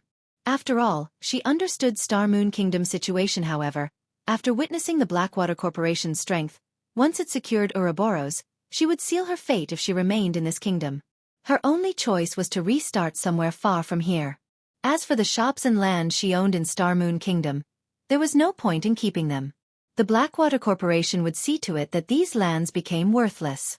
Hence, she might as well sell them to fund her relocation. Which lands you are trying to sell? Feng could not help but ask. If they were high potential lands of a major city, they would become more valuable by the day. He would definitely profit if he purchased them. Most of the commercial lands I possess are in Star Moon Kingdom's top 10 major cities. I have a total of 11 plots. I also have 3 plots in the Black Dragon Empire and 2 in the Purple Thorns Kingdom, Gentle Snow said as she handed Feng a list. Here is a list of the lands, cities and locations as well as my quoted prices. After Feng took a look through the list, he couldn't help but sigh inwardly. Zero Wing was no match for a first-rate guild. If these were only the lands under Gentle Snow's name, one could just imagine how many lands Ouroboros controlled. On the other hand, despite having so much money right now, Zero Wing struggled to purchase any lands in major cities. He was even forced to using the Holy City slots to purchase lands from super guilds based on the current market price. The cheapest land on the Snow Goddess's list was worth around 3,000 gold, while the most expensive were worth over 8,000. These lands had long since doubled their original selling prices based on Gentle Snow's quoted prices. He would need around 80,000 gold to purchase all 16 plots. Even Zero Wing could not fork over so much money at a moment's notice. Moreover, the prices were very reasonable. If anyone else were selling these lands, he might have to pay an additional 20,000 to 30,000 gold. Even then, he would have to fight many others to purchase them. Chapter 982. The Tip of the Iceberg. Even to super guilds, 80,000 gold was a considerable amount of money. They couldn't collect so much money within a short period. Much less the smaller guilds. Gentle Snow had little hope that anyone could afford to purchase all of her lands. She would just sell as many plots as she could. Once she collected enough coins, she could proceed with the next part of her plan more smoothly. While Feng carefully inspected the commercial lands, Gentle Snow received a call from Xianxia Snow. The guild has called an emergency elder meeting and has officially announced that Abandoned Wave will be replacing you as the guild leader. Aside from the raw materials you have, Abandoned Wave has frozen the guild's assets. Furthermore, many of the God-slaying army's members have reported ambushes in the fields and outside of dungeons. They've suffered grievous damages, Zhao Yueru reported. Shaking with rage, the Blackwater Corporation was too vicious. The God-slaying army was their asset as they left Ouroboros. The guild had spent many years nurturing these experts. If these experts came them and they had enough funding, the new Ouroboros could quickly establish a firm foothold in another kingdom. Initially, hiding the locations of the army's members had not been an issue. After all, every member was an expert. With their equipment, killing these players would not be easy now. However, the Blackwater Corporation had somehow recruited an army of its own experts and slaughtered the God-slaying army scattered throughout Starmoon Kingdom. The loss of a single level might have been fine, but the lost weapons and equipment was horrendous. When Blackwater's experts killed them, the Legion members would drop at least 2 pieces of equipment. Some would even drop 3 items. The God-slaying army had been equipped with the best items available in Ouroboros. If several hundred members lost an item each, it would severely wound the army. Much less if they lost 2 or 3 items. They would need a lot of time to recover from the loss. Normally, the God-slaying army could simply replenish their equipment from the guild's warehouse. However, the Blackwater Corporation had already limited their authority. Now, they could not even take a piece of common equipment from the warehouse. With the God-slaying army suffering such a blow, rising in another kingdom in a short time would be impossible. I understand. For now, have the army's members be extra careful. Gentle Snow's frown deepened after receiving a more detailed report. Even Ouroboros' old rival, the Star Alliance, couldn't kill so many of the God-slaying army's members so quickly. Guild leader Snow, you don't look too well. Has something happened? Feng asked curiously when he noticed Gentle Snow's troubled expression. I've just received news that Blackwater has already begun to exact its revenge. The God-slaying army that I command has suffered over 700 deaths. Although reports say that they've been ambushed by groups of cloaked players, I'm sure that these players are experts from Blackwater, Gentle Snow helplessly explained, not bothering to hide this fact from Feng. Moreover, it was impossible to keep a tight lid on such a major incident. It was only a matter of time before the truth revealed itself. It seems that your victory over Lethal Gale has made the Blackwater Corporation anxious. Otherwise, they'd have no reason to make such an excessive move. The news surprised Feng. No matter what was said or done, the Blackwater Corporation had already purchased Ouroboros. One could even go so far as to say that Ouroboros was the Blackwater Corporation. If news spread of mysterious players slaughtering Ouroboros' strongest legion on its own turf, it would damage the guild's reputation. Since Blackwater has already gone to such lengths, I'm betting that even if you leave Starmoon Kingdom, they will find some way to crush you, Feng said seriously. How about this? Invest in Zero Wing and become one of its shareholders. With Zero Wing's prestige in Starmoon Kingdom, the fledgling Blackwater Corporation should hesitate before declaring all-out war. This. Gentle Snow was taken aback upon hearing Feng's proposal. The symbol of Ouroboros, which the White Clan group had created, was incredibly important to her. If possible, she wanted to establish a new Ouroboros. However, if she joined Zero Wing with Ouroboros' top players, the Blackwater Corporation would shift its focus to Zero Wing. If you're worried about the percentage of shares that you'd control or how your subordinates would be treated, relax. I can give you 15% of Zero Wing's shares. I'll also give you 50 core member slots and the power to form the Ouroboros Legion, which will be under your full control. What do you think? Feng suggested. Are you not afraid of the backlash from Blackwater? Gentle Snow asked Feng seriously. With Zero Wing's strength and potential, don't you think that you'd be suffering a loss by offering me 15% of the guild's shares for the little manpower and resources in my possession? Zero Wing was no longer the upstart guild it had been. Not only did Zero Wing control Stone Forest Town, but it also owned Starmoon Kingdom's #1 trading firm. Zero Wing was the publicly acknowledged #1 guild in Starmoon Kingdom. Even first-rate guilds were no match for it. There were also many companies and corporations chomping at the bit to invest in Zero Wing. Some major corporations were offering enough to tempt super guilds for as little as 50% of Zero Wing's shares. Unfortunately, Zero Wing had declined every offer. Yet Feng had offered 15% of the guild's shares to recruit her and her people. No one would believe this if she told them in response to Gentle Snow's query. Feng shook his head and confidently stated, "No. You are worth it." Feng's answer confused Gentle Snow. Even she didn't believe that she was worth this price. Yet Feng sounded strangely confident. Moreover, the look in Feng's eyes told her that he was not lying. Gentle Snow also felt a little moved after so many years in Ouroboros. Her trust had long since ceased to exist, yet she trusted Feng, despite so few meetings with him. Yet, despite only coming into contact with Feng several times before, the man had somehow managed to fill her with trust. She didn't know what to say. If Feng were a fool, Zero Wing wouldn't have had so much success. An indistinct feeling made Gentle Snow even more curious about the guild known as Zero Wing. After taking a deep breath, Gentle Snow looked at Feng and replied, "All right, then. I agree to your conditions. However, you have to promise me one thing." Chapter 983. Gentle Snow's Condition. Hellscythe_Fluffy Goblin. Chapter 983. Gentle Snow's Condition. Guild Leader Snow, feel free to state any concerns, Feng said. Chuckling. Many of Ouroboros' elite and expert players followed Gentle Snow. If he recruited all of them, it would raise Zero Wing's overall strength by a large margin. Although Zero Wing's member count still wouldn't compare to a first-rate guild's, it would have far more elites than its competition. There was also Gentle Snow's potential to consider if he could give Gentle Snow access to the secret pavilion simulation training system. With her talent and his other training resources, it wouldn't be long before she became a true apex expert. It wouldn't be long before she surpassed him. Either what guild wouldn't want such an expert? Moreover, Gentle Snow was different from Fire Dance and Violet Cloud, who lacked management experience. Regarding management capabilities, only Aqua Rose might be a match for Gentle Snow. Before joining Zero Wing, Aqua Rose had only managed her own subordinates in Twilight Echo. Gentle Snow, on the other hand, had managed Ouroboros. Moreover, her previous guild had continuously improved. The guild had even shown signs of surpassing the Star Alliance. Even if Gentle Snow listed 3 or 4 conditions, Feng would likely agree. Only Feng knew exactly how valuable an expert capable of becoming a Tier 6 God-ranked player was to a guild. After so many years of development, Ouroboros has formed its own perfect expert training system. This was the reason that Ouroboros had ranked near the top among first-rate guilds. Unlike other guilds, we could produce our own experts without recruiting or poaching players. However, the perfected expert training system had cost my White Clan group too much. Although I can bring the God-slaying army with me, I can't take the training center.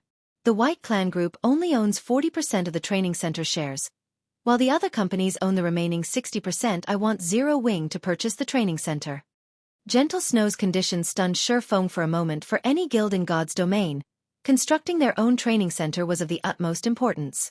This was also why second-rate guilds couldn't compete with first-rate guilds. The initial cost of constructing an expert training center was already more than what the companies supporting second-rate guilds could handle.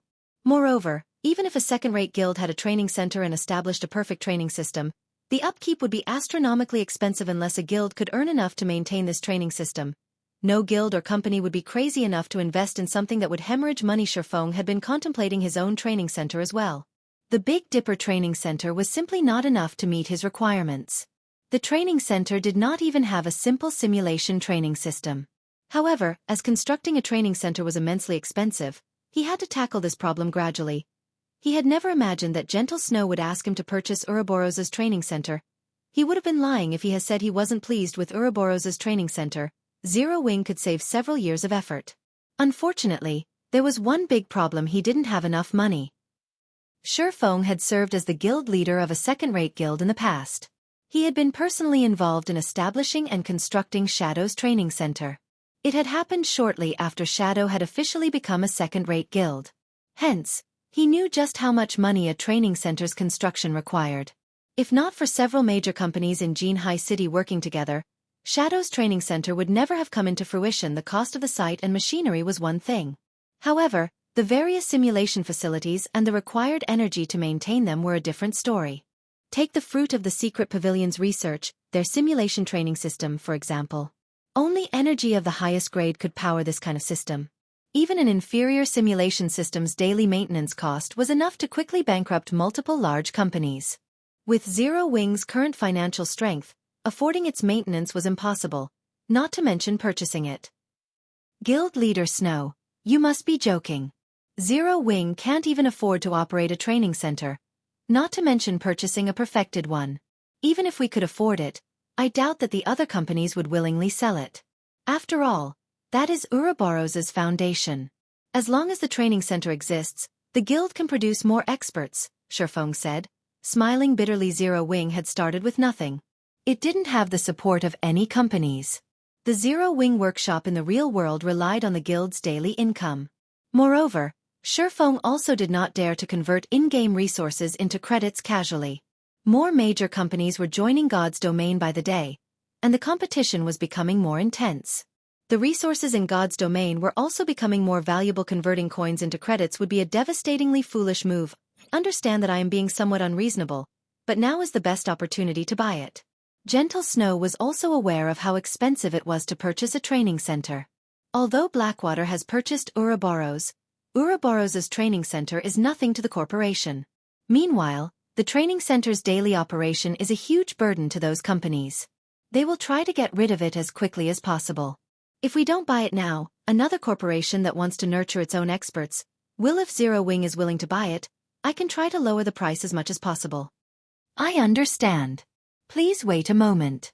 I have to contact the guild leader about this first, Feng said. Creating an excuse to leave the room. It would be much more convenient to purchase a training center than establishing his own. If he purchased it now, he could save himself a lot of trouble in the future. Zero Wing would not have to risk stagnation as Shadow had in the past due to a lack of experts. With the training center, he could nurture a large number of experts rapidly, sending them out afterward to capture and defend towns. He could then use the money and resources these towns generated to sustain the training center. However, Zero Wing couldn't gather so much money in such a short time span. Forget it. Let's give it a try. After Feng left the room, he contacted Aqua Rose. Chapter 984. Qualifications for Cooperation. Hellscythe _Fluffy Goblin. Chapter 984. Qualifications for Cooperation. Although Aqua Rose was Zero Wing's vice guild leader, her family owned its own large business. Twilight Echo was a first-rate guild with an even longer history than Ouroboros. Aqua Rose's family was one of Twilight Echo's major shareholders in the past. Feng had learned that Aqua Rose's family owned the Sun and Moon Group. In 10 years' time, the Sun and Moon Group would join the Fortune 500 list. Of course, Aqua Rose had been the main contributor to the company's success. The Sun and Moon Group and the Open Source Corporation were both involved in the energy industry. Hence, Aqua Rose's family had been afraid of the Open Source Corporation when they had threatened the family to persuade Aqua Rose. Open Source was one of the industry's giants. On the other hand, Sun and Moon struggled within the middle ranks. If the Open Source Corporation wanted to, it could easily squash the Sun and Moon Group. However, although the Sun and Moon Group only ranked in the mid-range in the energy industry, it wielded an extraordinary amount of funds. After all, the most profitable resource in the world was energy, as it was used in nearly every aspect of life. It was also precisely this reason that Twilight Echo's members had treated Aqua Rose like a treasure, even making her the guild's honorary elder. Not only was the Sun and Moon Group one of Twilight Echo's major shareholders, but it was also the guild's biggest shareholder. Without the company's supply of energy, the other shareholders would choke on the daily cost of maintaining the guild's training center. Guild leader.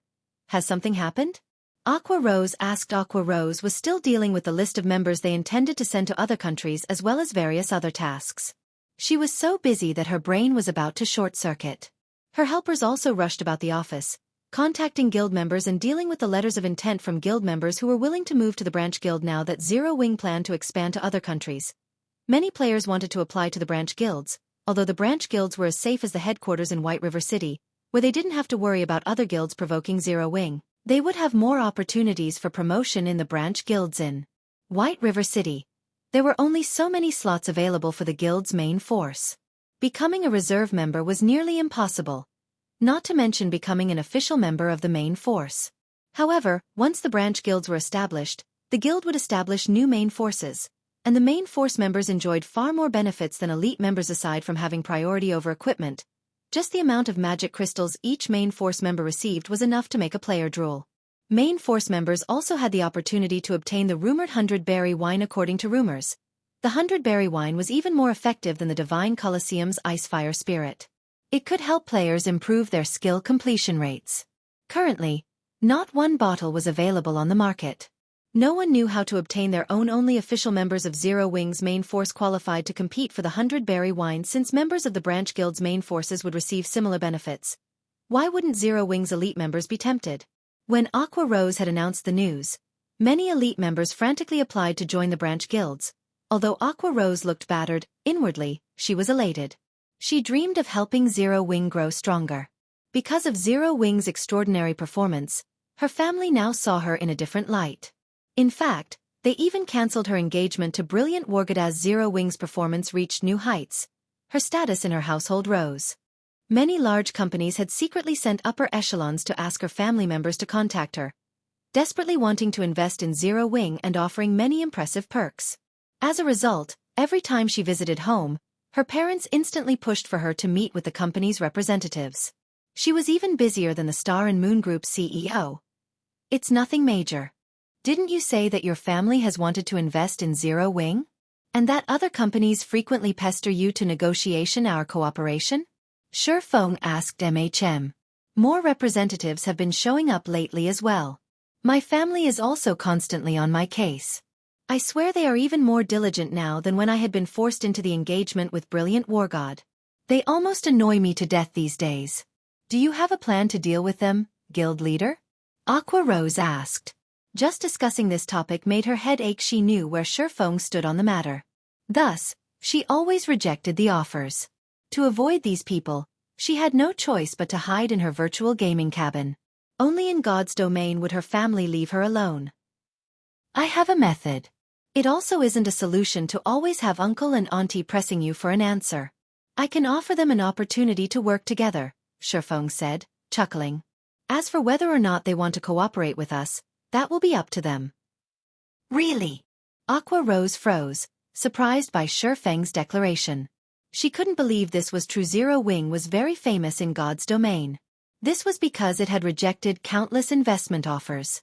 Other guilds dreamed of having their own investors, yet Zero Wing turned them away.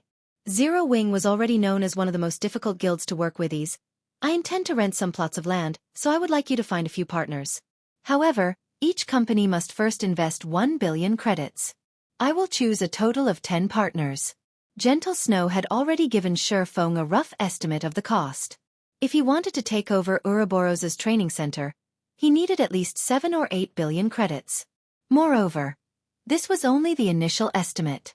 After all, Ouroboros's training center was massive. It even had its own independent research team. The training center was also located in a top-tier city. Considering, Gentle Snow's price was exceedingly low. Guild leader, are you talking about Stone Forest Town's lands? Aqua Rose was so shocked that she had to ask for confirmation. Feng nodded, replying seriously, that's right. Guild leader, although the player traffic in Stone Forest Town is high, as expensive as the town's lands are, they will never be worth as much as the golden lands in kingdoms and imperial capitals. Moreover, even those golden lands aren't worth that much money. Only a sucker would accept your offer. No one will agree to that, Aqua Rose said helplessly. For some reason, Aqua Rose constantly had the feeling that Feng lived in a different world. She was clearly the rich heiress here, yet when Feng talked about 1 billion credits, it sounded as if he were talking about chump change. That was 1 billion credits they were talking about. While the Sun and Moon Group could collect that much money, the other companies would likely hesitate. What if I have this item? Feng laughed as he retrieved an old parchment from his bag. This parchment was none other than the Star Moon Kingdom city building order. With this, he could claim one unassigned location within Star Moon Kingdom and construct a city. Chapter 985. Shocking Star Moon Kingdom. Hellscythe_Fluffy Goblin. Chapter 985. Shocking Star Moon Kingdom. This is... Aqua Rose was astonished when she took a closer look at the old parchment's information on the screen. A city building order. This item was far more valuable than any captured town yet. While super guilds were investing time and effort into capturing towns, Feng had procured a city building order. Aqua Rose rubbed her eyes. She was sure that they were playing tricks on her. What was a Star Moon Kingdom city building order? That was proof that one had the rights to construct a player city in Star Moon Kingdom. Currently, player towns in God's domain generally accommodated 30 to 50,000 people. However, none of the guilds that had captured various towns allowed had built houses in their towns. They had all built hotels. This way, the towns would accommodate more mobile players, which would, in turn, generate more income. Aside from guild members, players had practically no options to become permanent residents. Even so, A player town could only handle a limited amount of traffic. Take Stone Forest Town for example. Stone Forest Town was very close to the Stoneclaw Mountains. Because most of God's Domain's players had already reached level 30, the town's traffic grew with each passing day, giving it an even livelier atmosphere than White River City. In the end, Zero Wing had no choice but to limit the amount of time each player could reside in Stone Forest Town's hotels. This was also why many companies desperately wanted to work with Zero Wing. However, a town had its limits. Not only was the area around Stone Forest Town small, but the local environment also posed a huge problem. It was not suitable for players seeking entertainment, which greatly limited the benefits a real-world company could reap from setting up a virtual shop. A city, on the other hand, was many times larger than a town. Generally, a town could house over 200,000 resident players, not including mobile players.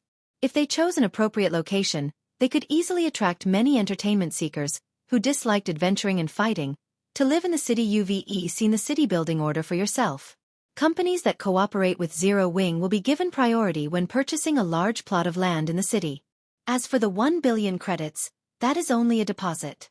However, before you let them in on this secret, find companies that truly intend to cooperate. Moreover, they must sign a confidentiality agreement. I don't want news of this to leak, attracting everyone's attention, Feng explained. In truth, he did not want to sell any of the city's lands because of how much more valuable they would become in the future. If he nurtured his city to have a population in the millions, he could drown Zero Wing in money each day with the profits from renting the city's lands. Unfortunately, he had no avenues to earn so much money in such a short time. I understand. I will see to the necessary arrangements right away. Aqua Rose nodded excitedly. Currently, the value of Stone Forest Town's lands could rival those with high potential in major cities. However, if they chose a strategic location to set up their city, the city's lands would easily surpass Stone Forest Town's by several, or even over 10 times. If she advertised this news, many corporations would be eager to work with them. How many days do you need to get this done? Feng asked. I'm in somewhat of a hurry for the money right now. Roughly 3 to 5 days. After all, most major companies would be hard-pressed to collect so much money on such short notice. After giving it some thought, Aqua Rose suggested, if you are in a rush for money, I can have my family pay for you first, or offer them a few more plots of land in the new city. I believe they will be more than willing. Although the new city had yet to be built, if a company could enter the city and construct its own virtual shop immediately, it would massively benefit the company's development in God's domain. After all, once the new city was complete, plenty of entertainment seekers were bound to visit the city. If a company could leave a deep impression on these players, more people would recognize them as they started shops in other cities. This would create brand awareness. All right. I await your good news, Feng said. As long as he gathered the necessary 10 billion credits, he was satisfied, following which, Aqua Rose logged out of the game and hastened to make the necessary arrangements. As for Feng, he went back into the room. Guild Leader Snow, Zero Wing agrees to your conditions.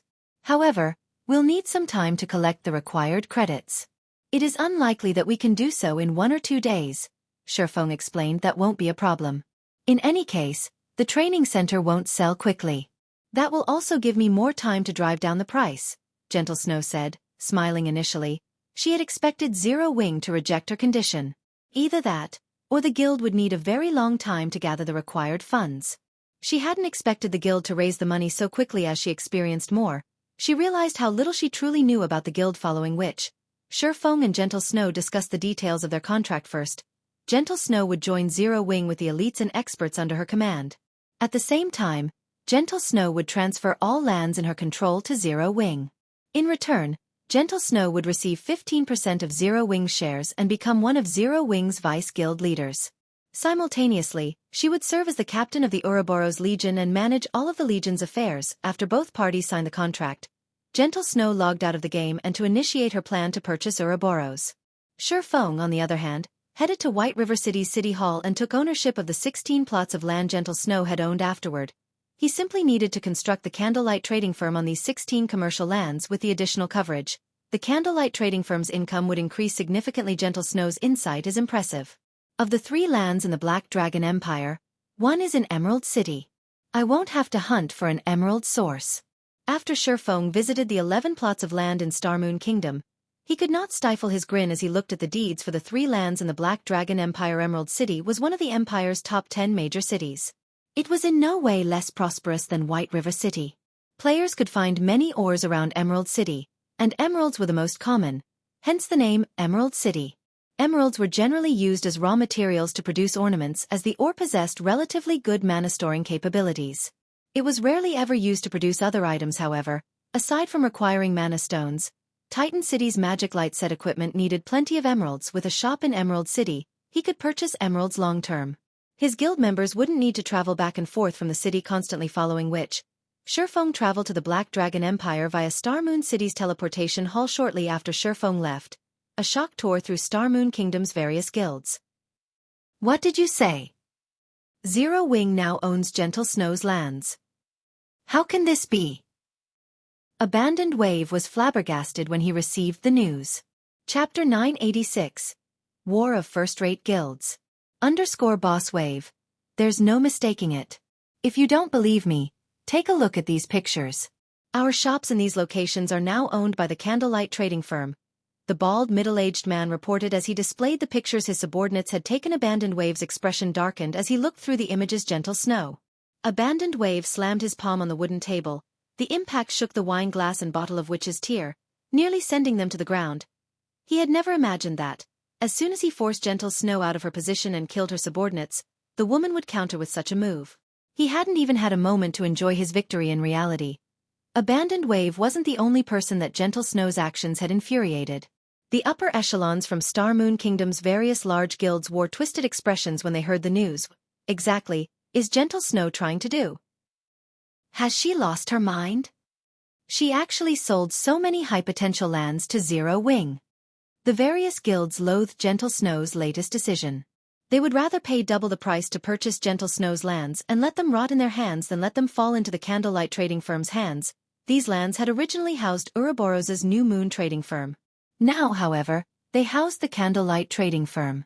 Although the storefronts were the cheapest variations, curious players had already crowded the shop's entrances. Interested in the sudden change in purchasing items, was very easy to transfer a shop's ownership to another player in God's domain. One simply needed to visit a city hall and follow the necessary procedures. If one didn't intend to modify the shop, only changing the name, they could immediately have NPCs do so free of charge. The Candlelight trading firm had always been known for its light stones and armor kits. The intermediate armor kits, in particular, usually sold out the instant they were restocked. If not for its low production volume, the Candlelight trading firm would have long since dominated Star Moon Kingdom's market. Even so, Candlelight had still become Star Moon Kingdom's #1 trading firm. Moreover, due to the Candlelight trading firm's lack of background, it had only purchased a limited number of high-potential lands, despite all of its efforts. As for major cities' golden lands, first, the trading firm could not afford them. After all, one golden land was worth around 3 or 4 high-potential lands in the same city. Unless Zero Wing intended to set up a particular city as its main headquarters or went on a spending spree, it would not purchase a city's golden lands. Second, Zero Wing's members did not have the required reputation to purchase golden lands in other cities. Therefore, the Candlelight trading firm's development in Star Moon Kingdom was limited. On the other hand, to avoid competition with the Candlelight trading firm, Gentle Snow's high-potential lands had been purchased in cities that lacked Candlelight's presence or were located far from Candlelight's shops. By selling these lands to Zero Wing, Gentle Snow had just compensated for the Candlelight trading firm's shortcomings.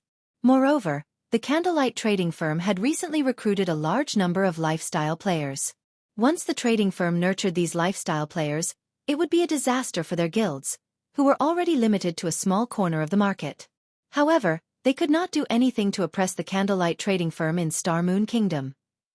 While Star Moon Kingdom's various large guilds tried to think of a solution to cope with the Candlelight trading firm's new strength, Feng had teleported to Emerald City from the Black Dragon Empire's imperial capital, Black Dragon City. As soon as Feng exited the teleportation hall, he found just as many players in Emerald City as there were in White River City. Only the players' levels and equipment was slightly inferior to those in his home city currently. Due to the teleportation house, one could easily find level 37 or level 38 players roaming about White River City's streets. Prior to that, level 39 experts were as rare as a phoenix feather. Emerald City, however, was different. Feng rarely saw level 36 players roaming the streets, much less those who had reached level 37 or higher. However, unlike kingdoms, second, or first-tier cities with populations ranging in the tens of millions were designated to God's domains empires. It was easy to find many gaming workshops and guilds based in these cities. With Emerald City being one of the top 10 cities of the Black Dragon Empire, Feng saw members from no less than 10 different guilds going about their business. Such a sight was rare in Star Moon Kingdom. Generally, only 3 or 4 large guilds contested over its major cities. Emerald City, on the other hand, had more than 10, and even the weakest among them were second-rate guilds. As for first-rate guilds, Feng counted 3 from where he stood. Emerald City already had as many first-rate guilds as Star Moon Kingdom. I recall that the Undefeated Dynasty had been Emerald City's ruling guild in the past. Among the many first-rate guilds, Undefeated Dynasty was relatively tolerant. I shouldn't need to worry about any trouble if I set a shop up here. Feng secretly assessed the city's situation as he rode an advanced horse carriage. Based on what he could see, a large number of the guild players roaming the streets belonged to Fantasy Shrine and Undefeated Dynasty. The other first-rate guild was World Dominators, which Feng was familiar with ever since Zero Wing had become White River City's overlord. World Dominators had withdrawn from Star Moon Kingdom, shifting its focus to the Black Dragon Empire and other kingdoms. Mountain ranges surrounded Emerald City, and it produced rare ores and emeralds. It was considered a strategic city in the Black Dragon Empire. There were only so many guilds in the city right now because the Dragon Phoenix Pavilion paid little attention to them. After Feng alighted from the horse carriage, he saw over a dozen independent players leaving the New Moon trading firm. These players had very high levels, with the lowest among them being level 36 and the rest being level 37. In a large guild they would be elite members. As for their combat standards, at this stage of the game, it was very difficult for independent players who hadn't reached the Trial Tower's 5th floor to reach level 37. Moreover, these players were well equipped. Even the most inferior piece of equipment they wore was a level 35 secret silver rank. In the eyes of ordinary players, they would definitely be considered experts. Damn it. To think that intermediate regeneration potions and intermediate mana recovery potions would sell out so quickly. If I had known that something like this would happen, I would have stockpiled. Now, I won't be able to earn a little bounty reward no matter how much I try. There's nothing we can do. Who would have expected Fantasy Shrine and Undefeated Dynasty to start a war against each other in Emerald City? They are even placing bounties on each other's members. Really though, what is up with these guilds? Why did they suddenly declare war on each other? Haven't they tolerated each other pretty well until now? Based on some insider information I obtained, it seems that the two guilds have discovered a town above a mithril vein. If the town is captured, players can mine the vein freely. A mithril vein. Won't they be rich if they capture the town? I know, right? However, the NPCs guarding that town are extraordinary. Capturing the town will be very difficult. If one guild ambushes the other, the latter's efforts will go to waste. That's why both sides are trying to chase each other out of Emerald City. Large guild members sure have it easy. While independent players like us are exhausting ourselves just to find ordinary ores, they get to mine mithril ore in the safety of a town. As these players spoke of the mithril vein, they nearly drooled. Although mithril ore was not particularly valuable, it was frequently used to forge weapons and equipment. Generally, selling the mithril ore one had was very easy. If they could harvest a steady supply of the ore, they could earn more money than they could imagine. A mithril vein? Feng's lips curled into a smile as he watched the departing independent players. Chapter 987.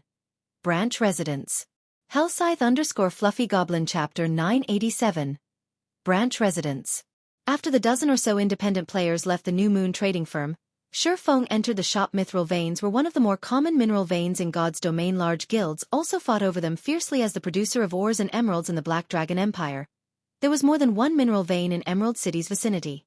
This was also why Undefeated Dynasty, Emerald City's ruler in the past, had amassed a fortune. Meanwhile, the only mithril vein Emerald City's players knew of was beneath Whitebone Town. Whitebone Town had been relatively famous in the past because the mineral vein beneath it was a rich vein, and players could reach it easily to mine mithril ore. Although one could not make as much money as they could from the manatite vein under Raven's control, if developed, the profits would still be considerably shocking. However, current players were not yet strong enough to capture Whitebone Town. The NPCs guarding Whitebone Town were not humans, but undead. Their levels were all above 50. Moreover, any player that entered the mine would be cursed, causing them to lose 10% of their HP every 3 seconds. The curse also lasted for an hour. In addition, several level 70 Grand Lords lurked within the mine's depths. With players' current strength, even an army of several 100,000 elites would not be enough to defeat these monsters. However, this reminded Feng of something: the basic Holy Spirit potion. This item would give players temporary immunity to curses. However, as the potion was only basic rank, its effects were limited. Fortunately, the potion could offer immunity to Whitebone Town's curse due to the richness of Whitebone Town's mithril vein. Many players would take the risk to mine there. The money these players earned from a single day of mining the mithril ore and its byproducts was even more than those who grinded monsters in the fields or raided team dungeons because of that. The basic Holy Spirit potion had been extremely popular in Emerald City in the past. The potion had not been particularly expensive. Initially, each bottle only sold for 2 silver.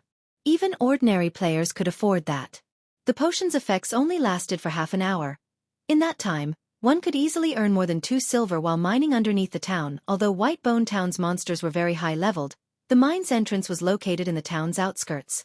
Not many monsters ventured there, so as long as one lured the monsters away, other players could enter the mine freely. The mine was massive, and its terrain was complicated. Very few monsters patrolled the mine, as well. As long as one didn't explore too deep, they would not find any significant danger. When a player finished their mining, they simply needed to use a return scroll to leave safely. Hence, many players had taken the risk to mine there. As more players headed to the mithril mine, the basic Holy Spirit potion's price quickly rose to 5 silver. Later, it had even reached 10 silver per bottle. Alchemist players had been overjoyed. The basic Holy Spirit potion's recipe was not particularly difficult to obtain. Level 30 and above team dungeons had a chance of dropping it. Unfortunately, the drop rate was very low, which resulted in few copies on the market. The potion's materials were also relatively common. Crafting the potion's main requirement was a Holy Spirit flower, which was considered a rare herb. Making the potion didn't even cost 1 silver. Thinking up to this point, Feng burst into action. This was a valuable opportunity to make a fortune. Emerald City's player population was in the millions. Once players discovered the method of mining in Whitebone Town, swarms of players would flock to the mithril vein. One could just imagine how large the market would be for the basic Holy Spirit potion, following which, Feng changed the New Moon trading firm's name to the Candlelight trading firm and removed the lifestyle players and products in the shop. He then made a trip to the city hall and spent 1,000 gold to upgrade the shop front to the highest ranking available. He also hired NPCs to purchase various kinds of ores, herbs, and emeralds. As for the Candlelight products that would be sold in this shop and the shop's personnel, Feng passed the responsibility to the Candlelight trading firm's management team. Meanwhile, he visited the auction houses in the Black Dragon Empire's various cities to purchase the basic Holy Spirit potion recipe and Holy Spirit flowers. After spending most of the day like this, Feng finally bought all the recipes on the Black Dragon Empire's market. He had managed to collect a total of 776 recipes. Although the method to obtain the recipe was easy, its drop rate was painfully low. The recipe's current market price wasn't high. Feng only spent around 35 to 40 silver coins for each copy. Overall, he had not even spent 300 gold to buy all of the copies. The low price was mainly due to players not having a major use for the basic Holy Spirit potion. It simply wasn't one of Alchemist's hot items. If you were looking for the intermediate regeneration potion and the intermediate mana recovery potions recipes, however, they would be much more expensive with so many recipes. Even after every alchemist in the Candlelight trading firm learned it, he would still have plenty to spare. Feng had also bought over 6,500 stacks of Holy Spirit flowers, with 20 flowers per stack.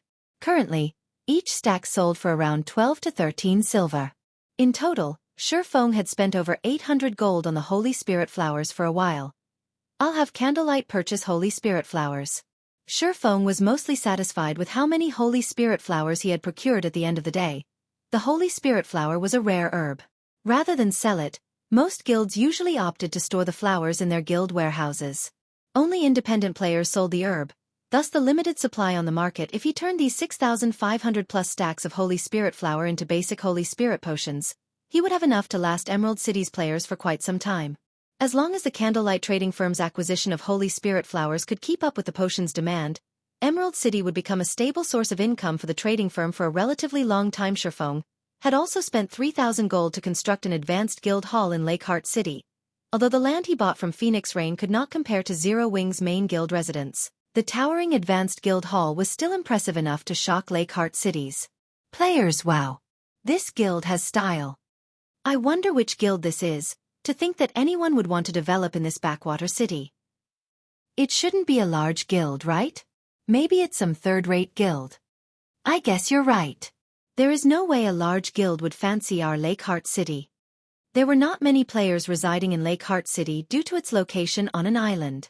There were not many good leveling spots around, either. The city's current population was slightly over 100,000. No first-rate guild would waste their efforts on a desolate city like this.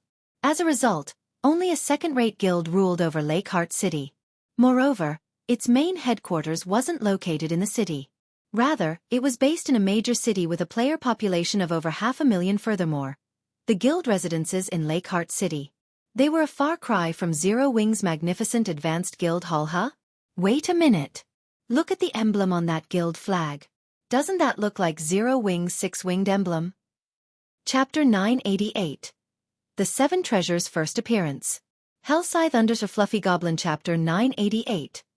The Seven Treasures' First Appearance. Upon hearing Zero Wing's name, the players on the street turned to look at the flag flying from the guild hall's roof. It really is a six-winged emblem. What? Starmoon Kingdom's #1 guild is actually starting a branch guild here. Many people felt chills crawl down their spines, excitement overwhelming them as they stared at the guild flag. None of them could believe their eyes. Although Lake Heart City was in the Black Dragon Empire, the empire neighbored Starmoon Kingdom.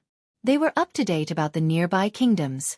They also frequently purchased a Copy the Gods domain experts list. Everybody knew about Zero Wing's guild leader, Black Flame. Moreover, the ruler of the Black Dragon Empire's imperial capital, the Dragon Phoenix Pavilion, had suffered at Zero Wing's hands. With such a powerful guild appearing in Lake Heart City, how could they contain their excitement? Since Zero Wing is coming here, does this mean we'll have a chance to join Zero Wing? I guess so. When a guild develops in a new city, it normally recruits some of the local players to expand gradually. I heard that the benefits Zero Wing offers are awesome. They are even better than what first-rate guilds offer. In other guilds, I heard that only core members get to use the guild hall's private rooms. On the other hand, one only needs to be an elite member in Zero Wing to rent a private room and accumulate the double EXP buff. I've always wanted to join Zero Wing. Unfortunately, it costs too much to teleport from the Black Dragon Empire to White River City. Now though, I don't have to worry about teleportation fees. Anticipation filled these independent players' hearts as they ogled Zero Wing's new guild residence. To ordinary players, traveling to other countries was too expensive. Even if they spent their entire fortune traveling to White River City, there was no guarantee that they would be accepted into the guild. Furthermore, they had long since familiarized themselves with Lake Heart City and its surroundings. If they started developing in an unknown city, their leveling speed and daily income would decrease drastically. In addition, unlike in Lake Heart City, they wouldn't have companions to rely on in White River City now. However, times had changed shortly after Zero Wing's branch guild had appeared. News of this matter quickly spread throughout the city. Some rejoiced, while others grew worried. To independent players, Zero Wing's appearance was good news. To the local guilds, however, nothing was good about this development. When the Crimson Castle Guild, the second-rate guild ruling over Lake Heart City, received the news, it had held an emergency meeting among its upper echelons. Why has Zero Wing suddenly shown up in a backwater city like Lake Heart City? If Zero Wing really intends on developing here, they will target the high-resource areas we usually occupy. What's there to be afraid of? Even if Zero Wing is powerful in Starmoon Kingdom, this is Lake Heart City. This is our territory. We are far more familiar with the city's surroundings than Zero Wing. Even if a war breaks out between our guilds, the winner isn't set in stone. Crimson Castle's upper echelons discussed the situation heatedly. Although the leveling areas around Lake Heart City were not particularly beneficial, once players familiarized themselves with the area, their leveling speed would increase. Moreover, unlike other cities, there were very few guilds in Lake Heart City. This allowed Crimson Castle to obtain plenty of raw materials very easily. There is no need to get too worked up about this. I have heard that the situation in Starmoon Kingdom isn't very stable. Zero Wing won't focus too much on conquering Lake Heart City. Moreover, the Dragon Phoenix Pavilion has a grudge against Zero Wing. If we report Zero Wing's arrival to the pavilion will seek vengeance, the dignified middle-aged man in the guild leader's seat said as he watched the arguing players before him.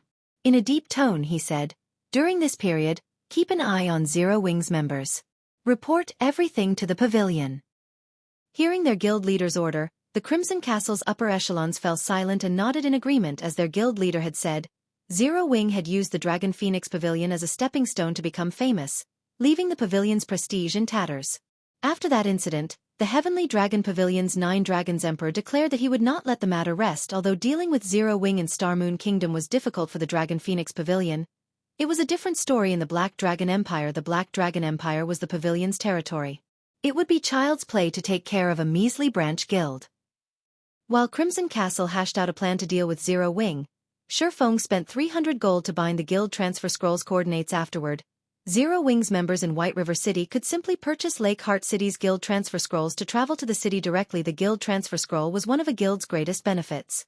Unlike NPC City's teleportation halls, which charged a steep teleportation fee, players only needed to purchase the corresponding guild transfer scroll to reach their desired guild residence. However, such a major benefit came with restrictions. Players were only allowed to carry one guild transfer scroll at a time.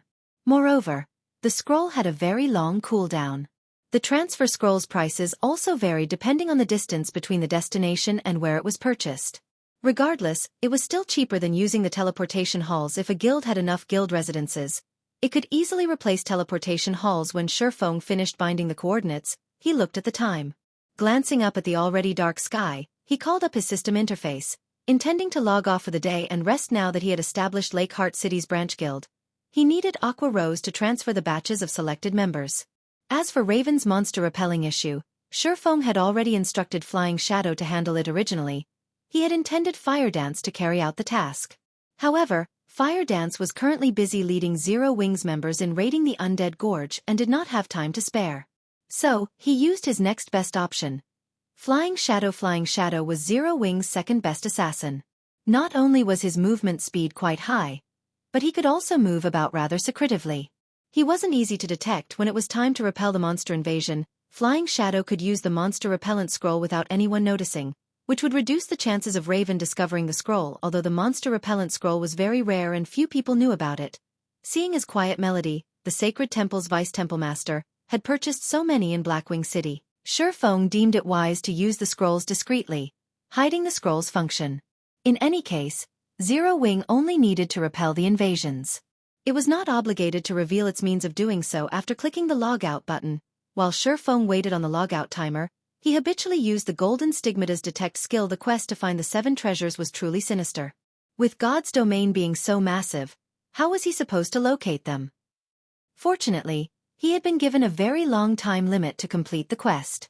Hence, Feng routinely used the detect skill once a day. If not for the skill's one-day cooldown, his search for the 7 treasures would have proceeded much faster. After using the detect skill, Feng heard the sound of a system notification system. The Golden Stigmata has detected the 7 treasures' energy waves. Do you wish to track the energy waves? Why would the 7 treasures be here? Feng instantly tensed. He had never imagined that he would come across the 7 treasures' energy waves in Lake Heart City. Chapter 989. Special Set Equipment. Hellscythe_Fluffy Goblin. Chapter 989. Special Set Equipment. Upon hearing the system notification, Feng immediately stopped the logout process and chose to track the energy waves. The Golden Stigmata's detect had a 50,000-yard range, which was not particularly large. The skill just managed to cover Lake Heart City as well as the surrounding forest and fields. There should not be any monsters within that range, and it was even less likely for there to be any relics. Otherwise, someone would have long since discovered them. After all, it was impossible for an NPC city to be constructed above a relic yet. The 7 treasures, which had been lost for many years, had appeared in the middle of nowhere. It was inconceivable. As expected, it is inside the city. Feng could not help his surprise when he saw the perceived location on his map. This should be in the Nobles District. Although Feng knew that the 7 treasures could be anywhere, who could have thought that he would find the legendary 7 treasures in Lake Heart City's Nobles District? If the War God's Temple knew that the 7 treasures were in the Black Dragon Empire, they would have turned the Empire over in their search, not to mention the insignificant Lake Heart City. After checking the general location, Feng summoned the demonic flame tiger and charged towards the Nobles District. A monster. A monster has appeared in the city. Crap, that's a mount. What kind of mount is that? It's so cool. When the players on the street saw the demonic flame tiger charge out of Zero Wing's residence, they were stupefied. A city like Lake Heart City didn't even have one level 40 player, much less a mount. Hence, when these players saw the majestic towering demonic flame tiger, they grew more enthusiastic to join Zero Wing. Black Dragon Empire. Dragon Phoenix Pavilion's guild residence. Entering the guild leader's office, a beautiful tall female summoner reported respectfully. Vice guild leader, the Crimson Castle's guild leader requests a meeting with you. He claims that it is related to Zero Wing. I understand. It seems that quite a few people are displeased with Zero Wing today, Blood Dragon, the guild leader of the Dragon Phoenix Pavilion's Black Dragon Empire branch guild, said, chuckling. Ghost, bring him in. The female summoner, Beautiful Ghost, nodded. She left the office to guide Crimson Castle's guild leader. Inside the Dragon Phoenix Pavilion's reception room, a robust man, standing about 2 meters tall, waited patiently. This man was none other than the Crimson Castle's guild leader. Crimson Fox, why haven't they met with me yet? Crimson Fox was frustrated as he stared beyond the window pane at the Dragon Phoenix Pavilion's members going about their business. Sure enough, the pavilion deserved to be called a super first-rate guild. Despite only being a branch guild's residence, he saw plenty of experts moving about the hall, with many of them radiating a significant pressure. Among these experts, he envied a few players' equipment. The Crimson Castle could never compare to a guild like the Dragon Phoenix Pavilion. Crimson Fox had originally intended to send one of the guild's upper echelons to the pavilion. However, when he thought about the violent and arrogant temper of the pavilion's vice guild leader, Blood Dragon, he felt that it would be safer if he visited the guild personally. Once he reached the pavilion's guild residence, he firmly believed that he had made the right decision. His guild's representative would never have been allowed through the pavilion's gates. Moreover, not long ago, he received another message from his subordinate stating that Zero Wing's demonic flame tiger had appeared in Lakeheart City. The upper echelons of God's domain's various guilds were no strangers to the demonic tiger. After all, the demonic tiger was known as the best mount in God's domain. Many even suspected that it might be a fine gold mount. Besides, this powerful mount's owner was none other than Zero Wing's Yi Feng. Those who understood Zero Wing knew that Yi Feng's position in the guild was definitely among the top 3. He might even be second only to Zero Wing's guild leader, Black Flame. Such an important figure in Lakeheart City stressed Crimson Fox. Anyone capable of leading a large guild was no idiot. With a figure like Yi Feng visiting the city, it was clear how important Lakeheart City was to Zero Wing. If they did not remove Zero Wing as soon as possible, it would only be a matter of time before Crimson Castle fell from the position of the city's ruler. While Crimson Fox occupied himself with these thoughts, the reception room's wooden doors swung open. A tall beauty then entered the room. This woman was the female summoner Beautiful Ghost, who had reported to Blood Dragon. When Crimson Fox's eyes met Beautiful Ghost's, he shuddered. Alarm bells rang in his mind, warning him to be careful of the woman standing before him. Crimson Fox? Follow me, Beautiful Ghost said. After sparing Crimson Fox a glance, she turned and left the reception room with an air of indifference. Her eyes hadn't contained a hint of respect when she looked at Crimson Fox. Rather, they held contempt, as if she had been watching an ant. If not for Blood Dragon's orders, she would not have paid any attention to the man at all. Although Crimson Fox wanted to respond, after a moment of hesitation, he chose to shut his mouth. Aside from the fact that he was on foreign soil, this female summoner was already stronger than him. Not only was she level 39, but her equipment also radiated the unique glow of dark gold items. Moreover, the red-blue robes, headwear, and other equipment were clearly pieces of a set. In other words, Beautiful Ghost wore a dark gold set equipment. In comparison, he only had individual pieces of level 35 dark gold equipment. A level 35 dark gold set equipment? As expected of a super first-rate guild. Crimson Fox smiled bitterly. He had no choice but to endure this woman's contemptuous look. After all, she had more than earned her arrogance. However, Crimson Fox did not know that Beautiful Ghost's dark gold set equipment was not a level 35 set. If Feng were present, he would have instantly recognized the equipment. This was the level 40 dark gold set equipment. Life summons. Only level 40 and above field great lords had a chance of dropping these set pieces initially. Only level 40 summoners could equip the life summon set. However, this equipment was somewhat special. If one had all 5 pieces of the set, the level requirement would drop by 5 levels. Under Beautiful Ghost's lead, Crimson Fox quickly arrived before the guild leader's office on the 3rd floor. On his way, Crimson Fox had seen many level 50 NPC guards. Without someone of relevance as a guide, even the guild's elite members would not be allowed near the guild leader's office. Upon entering the office, Crimson Fox involuntarily shuddered. He felt an immense pressure, almost as if a boss monster were in the room with him. Moreover, it didn't feel like any ordinary boss monster. At the very least, It felt like a lord boss or stronger. How is this possible? Crimson Fox stared at Blood Dragon, who leaned against his office chair while enjoying a glass of wine, shock filling his heart. Is this the Dragon Phoenix Pavilion's Vice Guild leader? At this moment, Crimson Fox struggled to breathe. Compared to Blood Dragon, the pressure he felt from Beautiful Ghost before was a joke against Beautiful Ghost.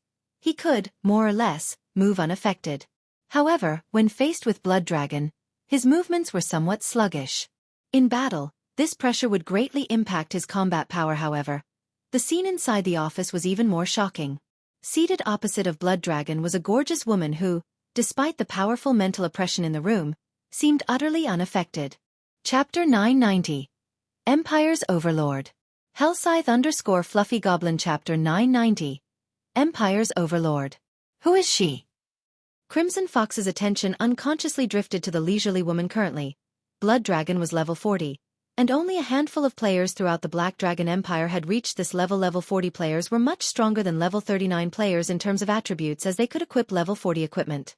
If even he, someone who wore a full collection of level 35 Dark Gold equipment, felt such immense pressure from Blood Dragon, one could just imagine how intense of a pressure a level 20 player would feel in Blood Dragon's aura. Yet the mysterious woman before him treated Blood Dragon's undisguised aura as if it were a spring breeze. In addition, the mysterious woman herself exuded a noble and graceful aura that coaxed one into submission. Sit, Blood Dragon told Crimson Fox as he pointed to one of the wooden chairs on the other side of his desk.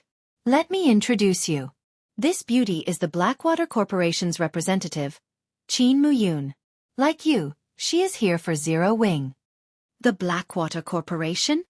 Crimson Fox was taken aback. Everyone had heard of the Blackwater Corporation. It was a Fortune 500 company.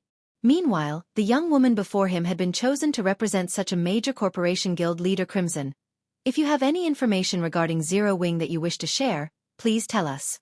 I believe that Miss Muyun is also interested to hear it, Blood Dragon said. Chuckling, Crimson Fox nodded nervously. He then relayed everything about Zero Wing's development in Lakeheart City. Vice Guild leader Blood. You've seen Zero Wing's ambition for yourself. If we let Zero Wing develop any further, no one will be able to guarantee that Zero Wing won't set its sights on the Black Dragon Empire. If we don't take measures to contain the guild, with its development speed thus far, it won't be long before it grows so big that even you will be helpless against it, Qin Muyun said, smiling. You should consider my earlier proposal. Qin Muyun had the voice of a siren. Her words were intoxicating. Even an expert like Crimson Fox was not completely unaffected initially. Qin Muyun had worried that the Dragon Phoenix Pavilion would reject their offer of cooperation. Now, however, her worries had been resolved before this. Zero Wing's operations had been limited to Star Moon Kingdom. No matter how strong it became, it wouldn't impact the pavilion's operations in the Black Dragon Empire. However, she had never imagined that, of all places, Zero Wing would choose to expand into the Black Dragon Empire. The Black Dragon Empire was the Dragon Phoenix Pavilion's territory. For the sake of its reputation, the pavilion couldn't let Zero Wing enjoy itself here. Otherwise, Nine Dragons Emperor's prior declaration would be nothing more than his own disgrace. Since Miss Muyun has already said as much, I agree to provide support in resources, products, coins, and experts to help you defeat Zero Wing. Once the deed is done, however, the pavilion wants full authority over Stone Forest Town. Please rest assured.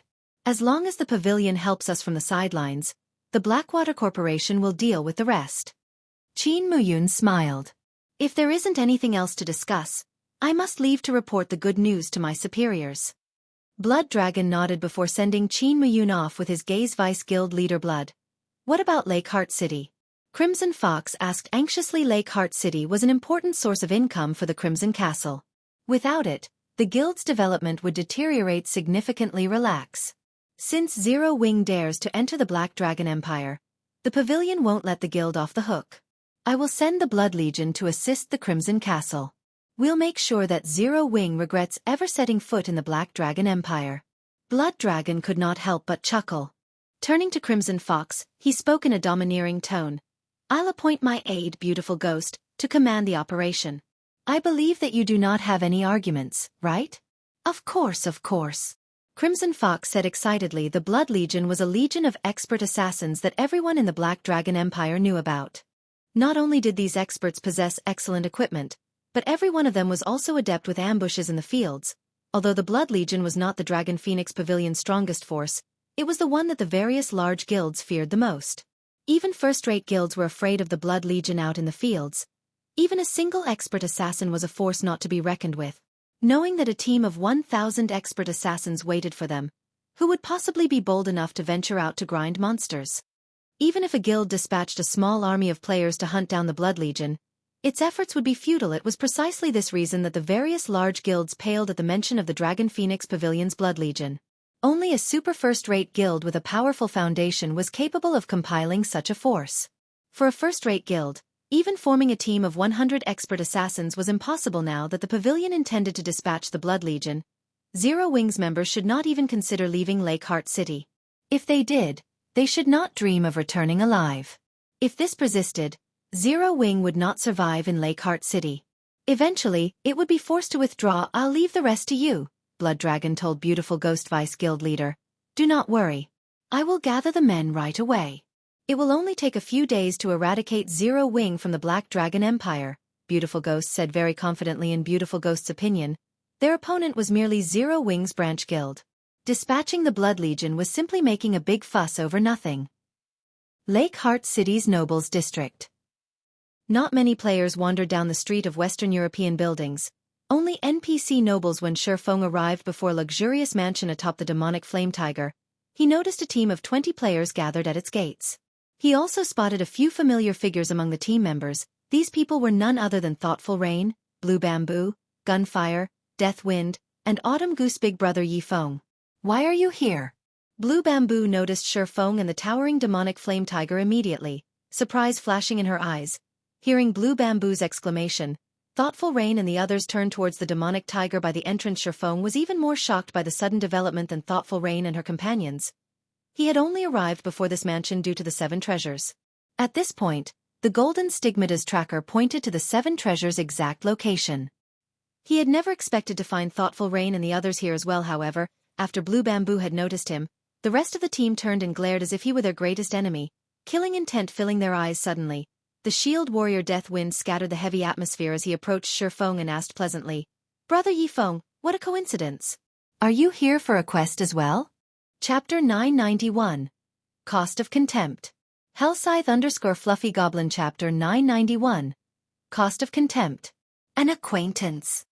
When everyone in the team saw Death Wind greet Feng, their gazes softened slightly. Even so, they remained very cautious with him currently. Feng wore his black cloak, so they could not see his information. However, the fact that he rode a mount showed that he was extraordinarily strong. Otherwise, he wouldn't have reached level 40 so quickly. They wouldn't mind a weak acquaintance. However, Feng's strength was precisely the reason that they remained wary. "Autumn, you guys know him?" A robust man asked Autumn Goose, who stood beside him. This robust man, weathered appearance spoke of years of life's vicissitudes. A suit of silvery gray knight's armor protected his body, and he carried a tower shield that was nearly as tall as he was. At his waist, he carried a luxurious golden knight's sword. Furthermore, he had already reached level 40 MHM. He's one of Zero Wing's elders. He is incredibly strong. It was thanks to him that we had completed our previous quest. Autumn Goose nodded to the robust man's question. She did not try to hide anything as the man beside her was none other than the commander of the Wind God's Spear, Fallen Wind. "If we can convince Yi Feng to help us, we'll have a much higher chance of completing this quest." Hearing Autumn Goose's words, Fallen Wind could not help but re-examine Feng. Although Autumn Goose seemed approachable on the surface, she was arrogant to the bone. In her eyes, very few people were worth Autumn Goose's recognition. "Autumn, aren't you giving him a bit too much credit? Isn't he just some expert a large guild nurtured? How strong could he possibly be? If we take him with us, he'll probably only hold us back," a frosty youth in brown leather armor said dismissively. Aside from Wind God Spear's brilliant battle records and the multiple confrontations they have had with several large guilds, their several new experts were already many times stronger than first-rate guilds' pampered experts. As for the members here today, they were the creme de la creme of the Wind God Spear. Every Wind God Spear member here was a top-class expert with a list of illustrious achievements. How could someone like Feng possibly compare to them? To further his point, the youth had never seen Feng's name on God's Domain's experts list. Disregarding the cold youth's words, Autumn Goose looked directly at Fallen Wind and said, "Commander, I believe that Big Brother Deathwind will also support my point." At Autumn Goose's strong recommendation of Feng, Thoughtful Rain's beautiful eyes sparkled with anticipation. Although she did not understand why, whenever she was with Feng, she felt indescribably safe. She didn't even feel like this when she traveled with someone as powerful as Fallen Wind. This is interesting. Fallen Wind could not help but watch the cloaked Feng, curiosity flashing in his eyes naturally. There was no need to mention Feng's level. However, the swordsman's combat standards were unknown. Generally, one could judge a person's strength based on the aura they radiated. The stronger a person was, the stronger their aura was. Such a phenomenon was due to the confidence they gained from experiencing countless battles. Yet, even after observing Feng for a long moment, Fallen Wind could not sense any aura that hinted at Feng's strength. As to whether or not Feng concealed his aura, this was unlikely. After all, even experts would find it extremely difficult to conceal their aura completely unless their mental fortitude had reached a certain level. However, experts capable of doing so were generally in their 30s or 40s. Some only reached this refinement in their 50s. To put it simply, it was impossible for a youth to have enough control to hide their aura. However, both Autumn Goose and Deathwind seemed to admire Feng. This was strange indeed. Autumn, let's pass on asking him this time. If the opportunity presents itself, we can invite him in the future. We've already determined our team's roster. Sudden adjustments to the team will increase our chances of failure, Fallen Wind said after giving it some thought. We cannot afford to fail this quest. If we complete this quest, the Wind God's Spear's strength will climb to a new level. The Wind God's Spear won't have to shuffle around in the Dark Knight Empire's shadows anymore. Instead, the Empire's large guilds will have to hide like rats. I understand, Autumn Goose dejectedly replied. She understood Fallen Wind's sentiment. They had invested a lot of effort into this quest. Now that they had reached the final phase and were prepared, they would be taking unnecessary risks if they replaced one of the team members. Our commander knows best. If we allow a half-assed expert into the team, I'll constantly have to worry about him dragging me to the grave, the cold youth said, nodding when Thoughtful Rain and Blue Bamboo heard Fallen Wind reject Autumn Goose's proposal and Ordinary Blades. The cold youth ridicule. They were annoyed. However, as they were members of Zero Wing, they did not find it appropriate to intervene in Wind God Spear's internal matters. Ordinary Blades' disrespect of Feng made the somewhat angry commander. Fallen, I apologize, but Blue and I won't be participating in this operation. After all, this is the Wind God Spear's affair. It wouldn't be proper for us to take part, Thoughtful Rain announced. They had simply tagged along for this quest due to Fallen Wind's invitation and their friendship with Autumn Goose and the others. Now that Zero Wing's elder had been belittled, how could they, members of Zero Wing, remain on the team? Ordinary, apologized to Miss Rain and Miss Blue. Fallen Wind growled as he glared at the frosty youth. How could he not understand the meaning behind Thoughtful Rain's words? The sudden development stupefied Ordinary Blade. He was simply trying to make himself look good before Thoughtful Rain and Blue Bamboo. How had things ended up this way? What was going on here? Miss Rain and Miss Blue are members of Zero Wing. Fallen Wind softly reminded the boy. This was the first time Ordinary Blade had met Thoughtful Rain and Blue Bamboo. In addition, as the two women were participating in the quest as individuals, they had not worn their guild emblems. Hence, Ordinary Blade had not realized that the duo was from Zero Wing. Miss Rain, I misspoke. Please forgive me, Ordinary Blade quickly apologized after realizing his blunder. He very much felt like digging a hole and jumping in, saying Ordinary Blade's distress. Autumn Goose, who was familiar with the youth, could not help but giggle. In the Wind God's Spear, Ordinary Blade was famous for his indifference. However, when the youth had met Thoughtful Rain for the first time, his eyes had nearly fallen from their sockets. It was obvious that the youth was interested in Thoughtful Rain. Unfortunately, his attempt to impress her had backfired magnificently this time. Even their commander couldn't save him. She and Thoughtful Rain were as close as sisters. She was very familiar with Thoughtful Rain's personality. When Thoughtful Rain made a decision, even a force of nature wouldn't change her mind. She remembered Thoughtful Rain's decision to join Zero Wing. No matter how much she had tried to dissuade the girl, hadn't Thoughtful Rain still joined the guild? Chapter 992. Legendary Difficulty. Hellscythe _Vampirecat Chapter 992. Legendary Difficulty. Thoughtful Rain's resolute refusal gave Fallen Wind a headache. Ordinary Blade truly knew how to give him trouble. Thoughtful Rain was a God's Domain player who had come into contact with virtual reality games just recently. However, when Fallen Wind watched the battle video Autumn Goose sent him, which showed a duel between herself and Thoughtful Rain, A shiver had crawled down his spine. If not for Autumn Goose telling him about Thoughtful Rain's situation, he would not have even imagined that God's Domain was her first virtual reality game. Within just a few months' time, she had actually managed to grow to a point where she could hold her own against Autumn Goose. Her improvement speed was simply godly compared to Thoughtful Rain. Those players who were held up as geniuses in God's Domain were simply garbage recently. Autumn Goose had been improving very quickly, and right now, her strength already ranked steadily within the top 10 of the Wind God Spear. Although the Wind God Spear was only an adventurer team, its members were all battle maniacs and extremely proud. Members of the team would frequently spar with each other. They would also often pick fights with members of large guilds. As a result, their strength increased continuously every day. Rather than passing their time leisurely in God's Domain, they desperately sought all sorts of means to improve themselves. Hence, ranking within the top 10 of the Wind God Spear was a challenging proposition, not to mention maintaining a position there yet. When Autumn Goose reunited with Thoughtful Rain after not meeting her for a short time, Autumn Goose had actually lost to Thoughtful Rain, who was significantly weaker than herself before in a duel. Moreover, when Thoughtful Rain defeated Autumn Goose, it was obvious she had not used her full strength. Fallen Wind found it truly hard to fathom what heights Thoughtful Rain's combat power had already reached.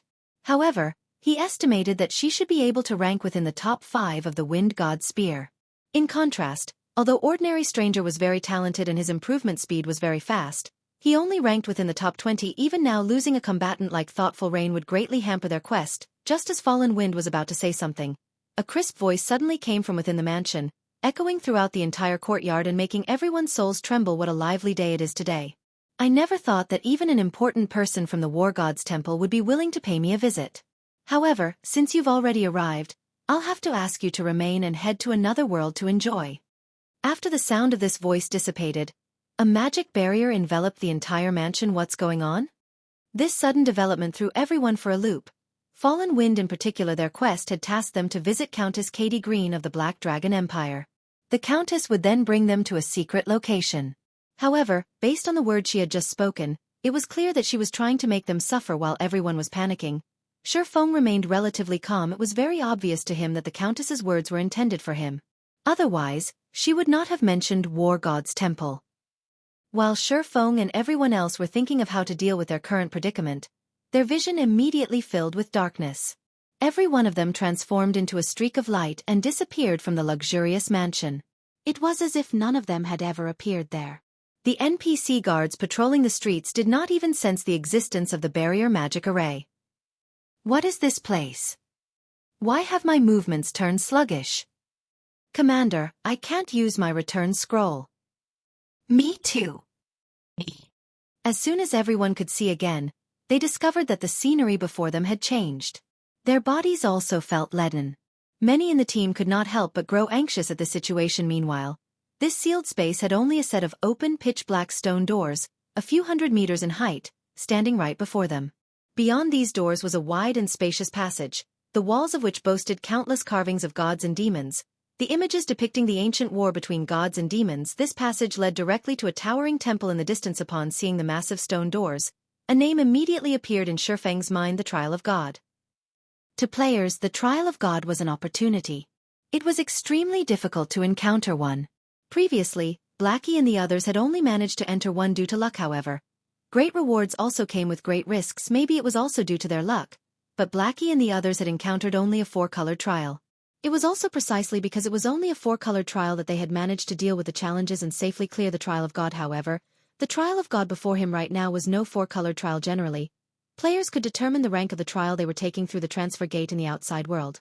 However, after entering a trial, there was still another method to determine its rank, and that was the size of the trial gate. Trial gates that were around 10 meters tall signified that one was undertaking a 1-colored trial. After which came 20 meters, 30 meters, 50 meters, 100 meters, 300 meters, and 999 meters. Meanwhile, the trial gate before them was clearly over 100 meters in height, perhaps around 300 meters in all. In other words, this was a 6-colored trial, and its difficulty could rival legendary quests. Shortly after Feng realized that this place was the Trial of God, Fallen Wind and several other experts came to the same conclusion. Immediately, their expressions turned very gloomy. Why is it a 6-colored Trial of God? As calm as he was, even Fallen Wind's mouth twitched involuntarily when he noticed this fact. The Trial of God was no secret in God's domain. With so many players playing the game, There were bound to be quite a few players who had encountered it. As more and more players discussed the trial on the official forums, details about the Trial of God became public after the others heard Fallen Wind mentioning the Trial of God. They promptly looked it up on the official forums, however. Once everyone understood what exactly a six-colored trial was, their hearts grew very heavy. Commander, what should we do now? Many members of the Wind God's Spear asked worriedly. There were only two methods to leave a Trial of God. One was to clear the trial, while the other was to give up on it. There was no third possibility. Those who died inside the trial would be resurrected and forced to continue. Those who completed the trial would be showered in glory, their strength increasing significantly. However, those who chose to give up would have to pay a heavy price. Moreover, the higher the rank of the trial, the greater the price exacted. If one forfeited a six-colored trial, the consequences were unimaginable. There was a great chance that their account would be crippled permanently. Hence, most players who encountered a Trial of God would first determine the trial's difficulty before deciding whether or not they should challenge or distance themselves from it. In their case, however, they had been forcibly transported to this place. They did not even have a say in the matter. To the Wind God's Spear, if the trial had the difficulty of only an epic quest, they would still be confident of clearing it. However, for a trial whose difficulty approached that of a legendary quest, they had no confidence whatsoever that they would succeed. After taking a deep breath, Fallen Wind said, "Calm down. Since we've already entered the Trial of God, what we need to do now is think of a solution to clear it. We don't have any other choice." As soon as Fallen Wind finished speaking, numerous silver-armored knights with glowing red eyes started emerging from the walls of the passage. In the blink of an eye, the entire passage was packed full of knights, every one of them charging towards Feng's ground. Undead Fanatic, Dark Creature, Elite, Level 50 HP 200, 000/200, 000. This scene caused everyone's scalps to go numb. Form a defensive formation. Feng shouted hurriedly at this time. Everyone finally reacted. Currently, everyone no longer considered whether they could succeed or not.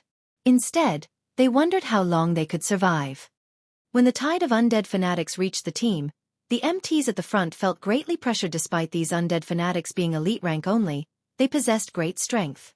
Not only was every one of their attacks capable of pushing the MTs back, but it also caused nearly -1000 damage even when blocked.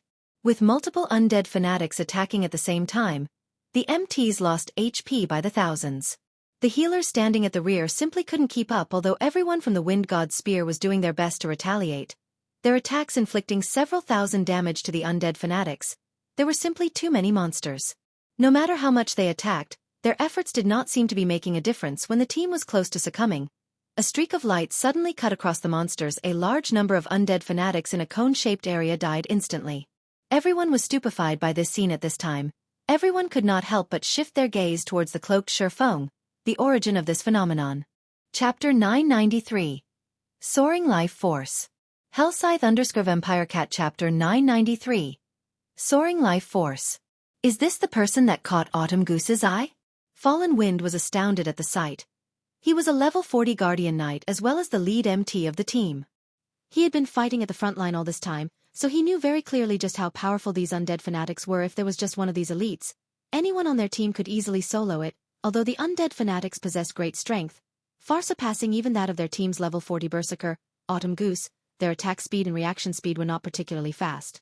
Given enough space, even an MT could slowly wear one down by themselves. However, it was terrifying if they had to go up against over 10,000 of these elite monsters. The tide of undead fanatics surrounding them gave them no room to maneuver whatsoever, so they had no choice but to clash directly against these elites. Moreover, the undead fanatics possessed 200,000 HP, above average HPs for level 50 elite undead. In addition, the inherent magic resistance of undead was very high. Even when someone in their team used an AoE attack spell, they only managed to deal around -2000 damage to the elites. Even after multiple applications, they barely did any damage to the undead fanatics. It was only a matter of time before the team would get annihilated. Yet, with just a single swing of his sword, Feng had vaporized nearly 1,000 undead fanatics. Aside from Fallen Wind, everyone else in the team was stupefied by Feng's performance as well. Autumn, just how did you get acquainted with such a monster? A level 39 female Cursemancer asked softly. I met him when I was doing a quest with Rain. Back then, just like you guys, we thought that guild experts were merely pampered players. When Autumn Goose recalled how she had the same thoughts that the members of the Wind God's Spear had right now, she could not help but feel ashamed of herself. Hearing the conversation between the Cursemancer and Autumn Goose, Thoughtful Rain and Blue Bamboo felt a surge of pride overwhelm their earlier anger. I've said it before, right? Big Brother Yi Feng is very powerful.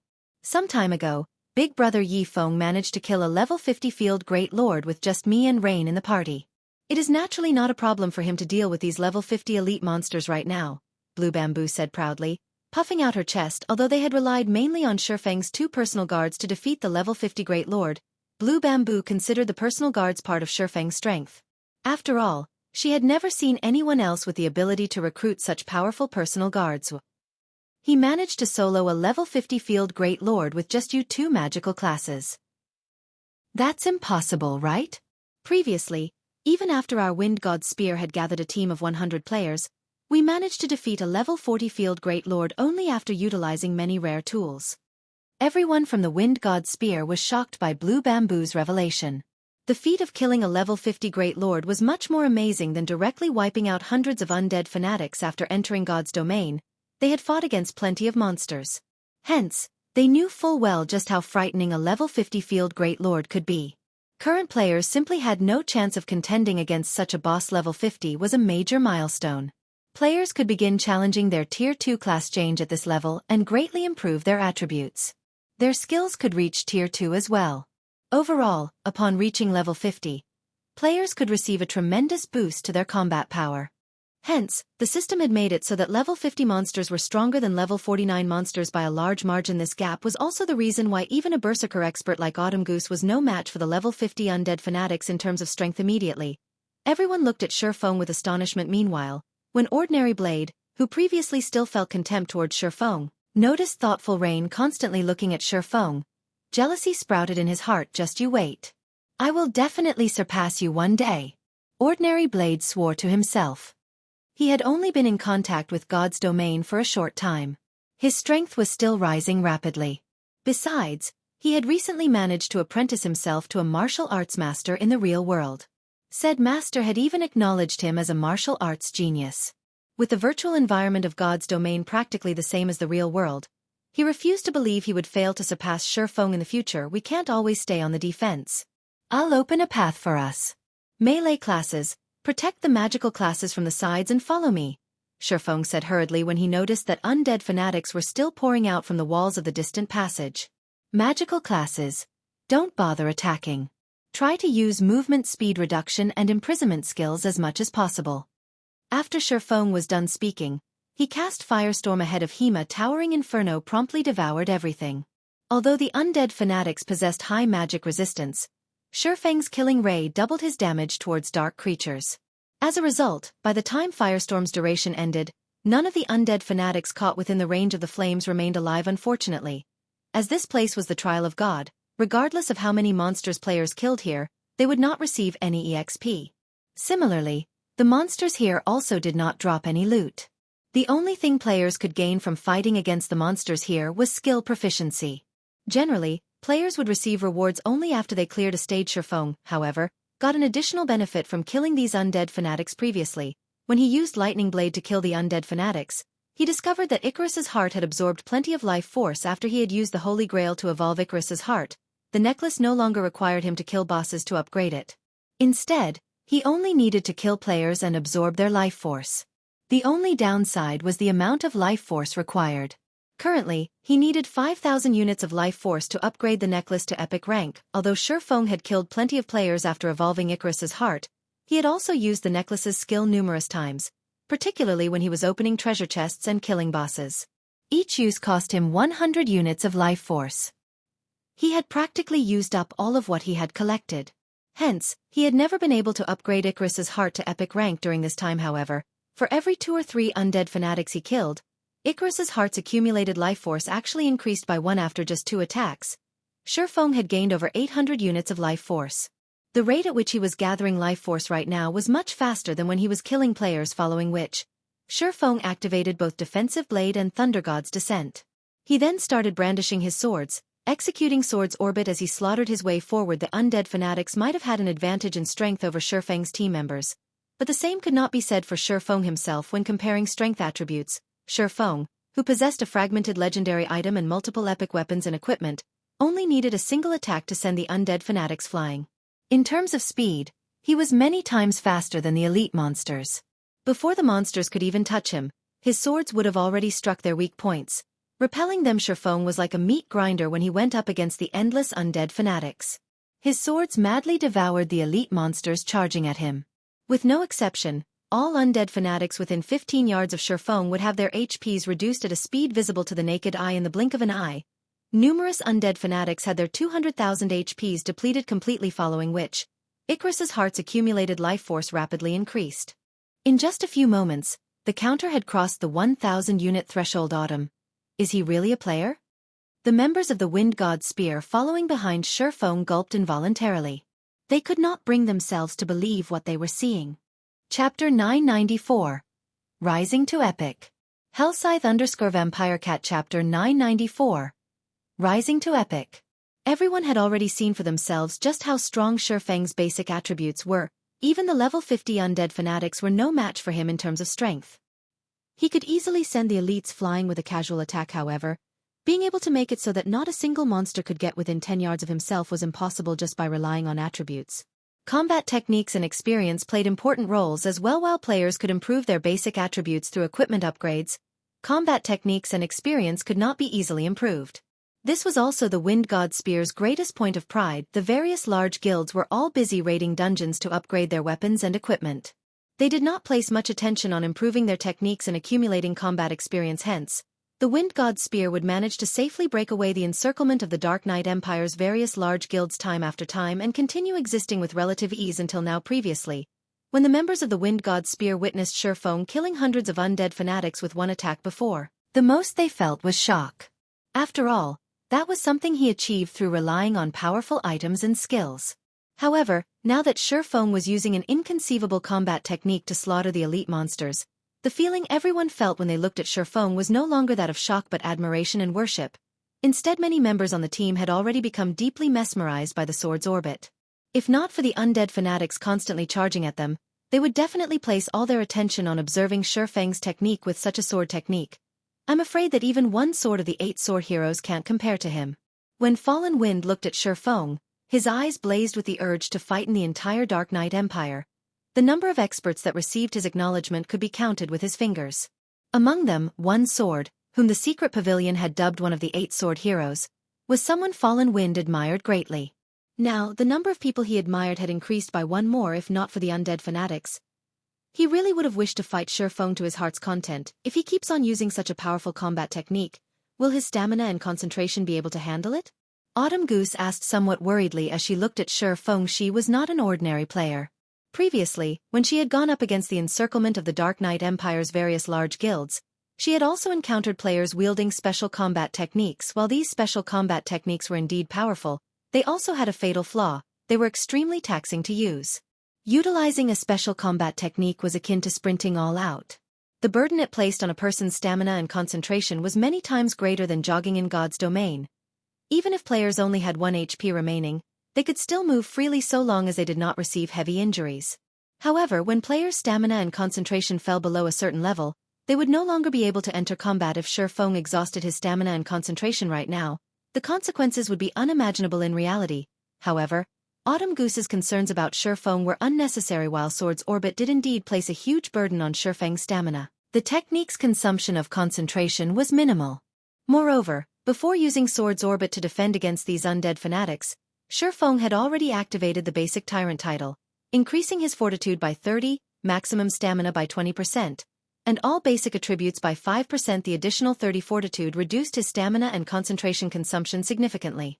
Coupled with the increase to his maximum stamina, Feng could persist for much longer than Autumn Goose thought. Moreover, even if Feng's current stamina and concentration could not last him until they reached the distant temple, he still possessed the Blood Refining Stone. The Blood Refining Stone was something he obtained from the Blood Refining Passage. It could absorb the life force of powerful monsters and turn this into blood energy. He could use every 100 points of blood energy he accumulated to produce a drop of life essence. When consumed, the life essence could increase a player's stamina and concentration recovery speed rapidly for 2 hours. Moreover, the effects were stackable up to 3 times. This was an item Feng always kept on his person. Although not every elite or above monster provided him with blood energy, after long periods of accumulation, he now had 827 drops of life essence. He did not need to worry about running out of stamina and concentration anytime soon. Time passed quickly. Whenever everyone thought that Feng's stamina would not hold up, Feng would consume life essence. However, the recovery speed provided by a single drop was not enough. Only after consuming 3 drops would his recovery speed exceed his consumption speed. As Feng continued slaughtering the undead fanatics, the amount of life force Icarus's heart accumulated increased rapidly. 2,000 points. 3,000 points. 4,000 points. By the time the team arrived before the dazzling golden temple, Feng had long since accumulated 5,000 units of life force without hesitation. Feng upgraded Icarus's heart, necklace, epic rank, equipment requirement. All attributes 120 level 40, level 100, currently level 44. All attributes plus 44 luck plus 18. Additional skill 1, Divine Providence. Temporarily increases players' luck by 50 points for 30 seconds. Cooldown, 30 minutes. Luck, duration, and cooldown can be increased, prolonged, and reduced by sacrificing life force. Maximum of 200 points of life force allowed to be sacrificed at a single time. Additional skill 2, God's Blessing. Forcefully upgrades all lifestyle classes learned by the user by 1 rank, up to a maximum of master rank, for 1 hour. Cooldown, 5 hours. Duration and cooldown can be increased, prolonged, and reduced by sacrificing life force. Maximum of 500 points of life force allowed to be sacrificed at a single time. Passive skill, Life Storage. Player can accumulate up to 10,000 units of life force. Current amount, 0/10,000. Feng was momentarily stunned when he saw the improved attributes of the epic ranked Icarus's heart. Although Icarus's heart did not receive much of an improvement in terms of basic attributes, it was definitely a godly item all players would want to have, setting aside the increased luck attribute Icarus's heart provided. Just the necklace's ability to forcibly upgrade a lifestyle class's rank could easily skyrocket a lifestyle player's worth. Particularly during this period when lifestyle players were still low-leveled, being able to upgrade an advanced lifestyle player to the master rank, even if it was only for 1 hour a day, would help a trading firm massively. Currently, Feng could not help but wish he could fly back to the Candlelight trading firm right this instant. Unfortunately, he first needed to clear the trial of God. When everyone arrived before the temple, they were still thinking of a way to shake off the undead fanatics' pursuit. However, once everyone entered the main hall of the temple, the mob of undead fanatics suddenly transformed into mists of blood before vanishing into nothingness. There were no signs that those monsters had ever existed. Are we safe? Blue Bamboo looked at her surroundings. After failing to find even a single undead fanatic in the vicinity, she automatically breathed out a sigh of relief. Had the battle dragged on any longer, her mana would have definitely run out before. In order to keep everyone's HPs above a safe margin, she had never once stopped casting her healing spells. On their way to this temple, she had consumed over a stack of intermediate mana recovery potions. Not only were intermediate mana recovery potions expensive on the market right now, but their supply was also very low. The ones that appeared in trading firms or auction houses would sell out almost instantly. After all, mana was the second life of magical classes. Without mana, magical classes were no different from rubbish. Hence, those who played a magical class would always carry around 3 or 4 bottles of basic or intermediate mana recovery potion at the very least.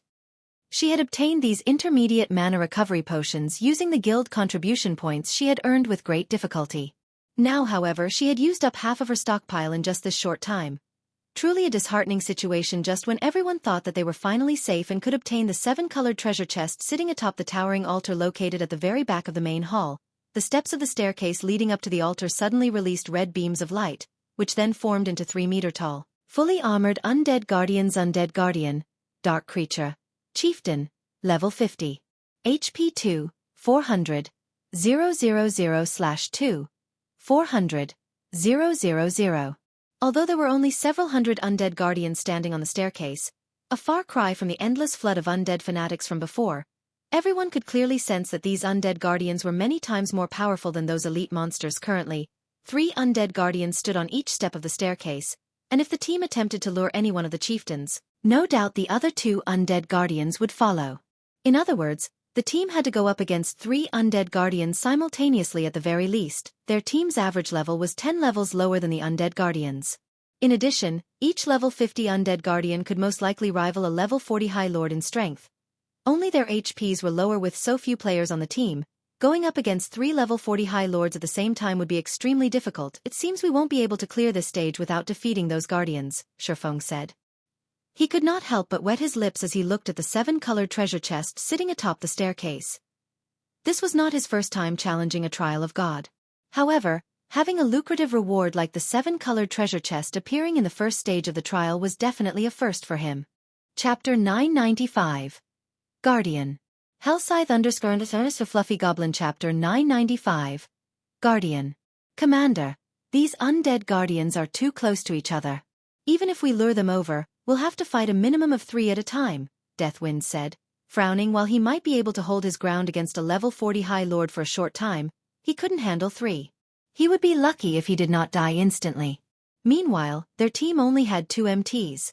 Himself and the team's leader, Fallen Wind. However, even an expert like Fallen Wind couldn't hold off 2 undead guardians simultaneously. Starfish, can you handle kiting one?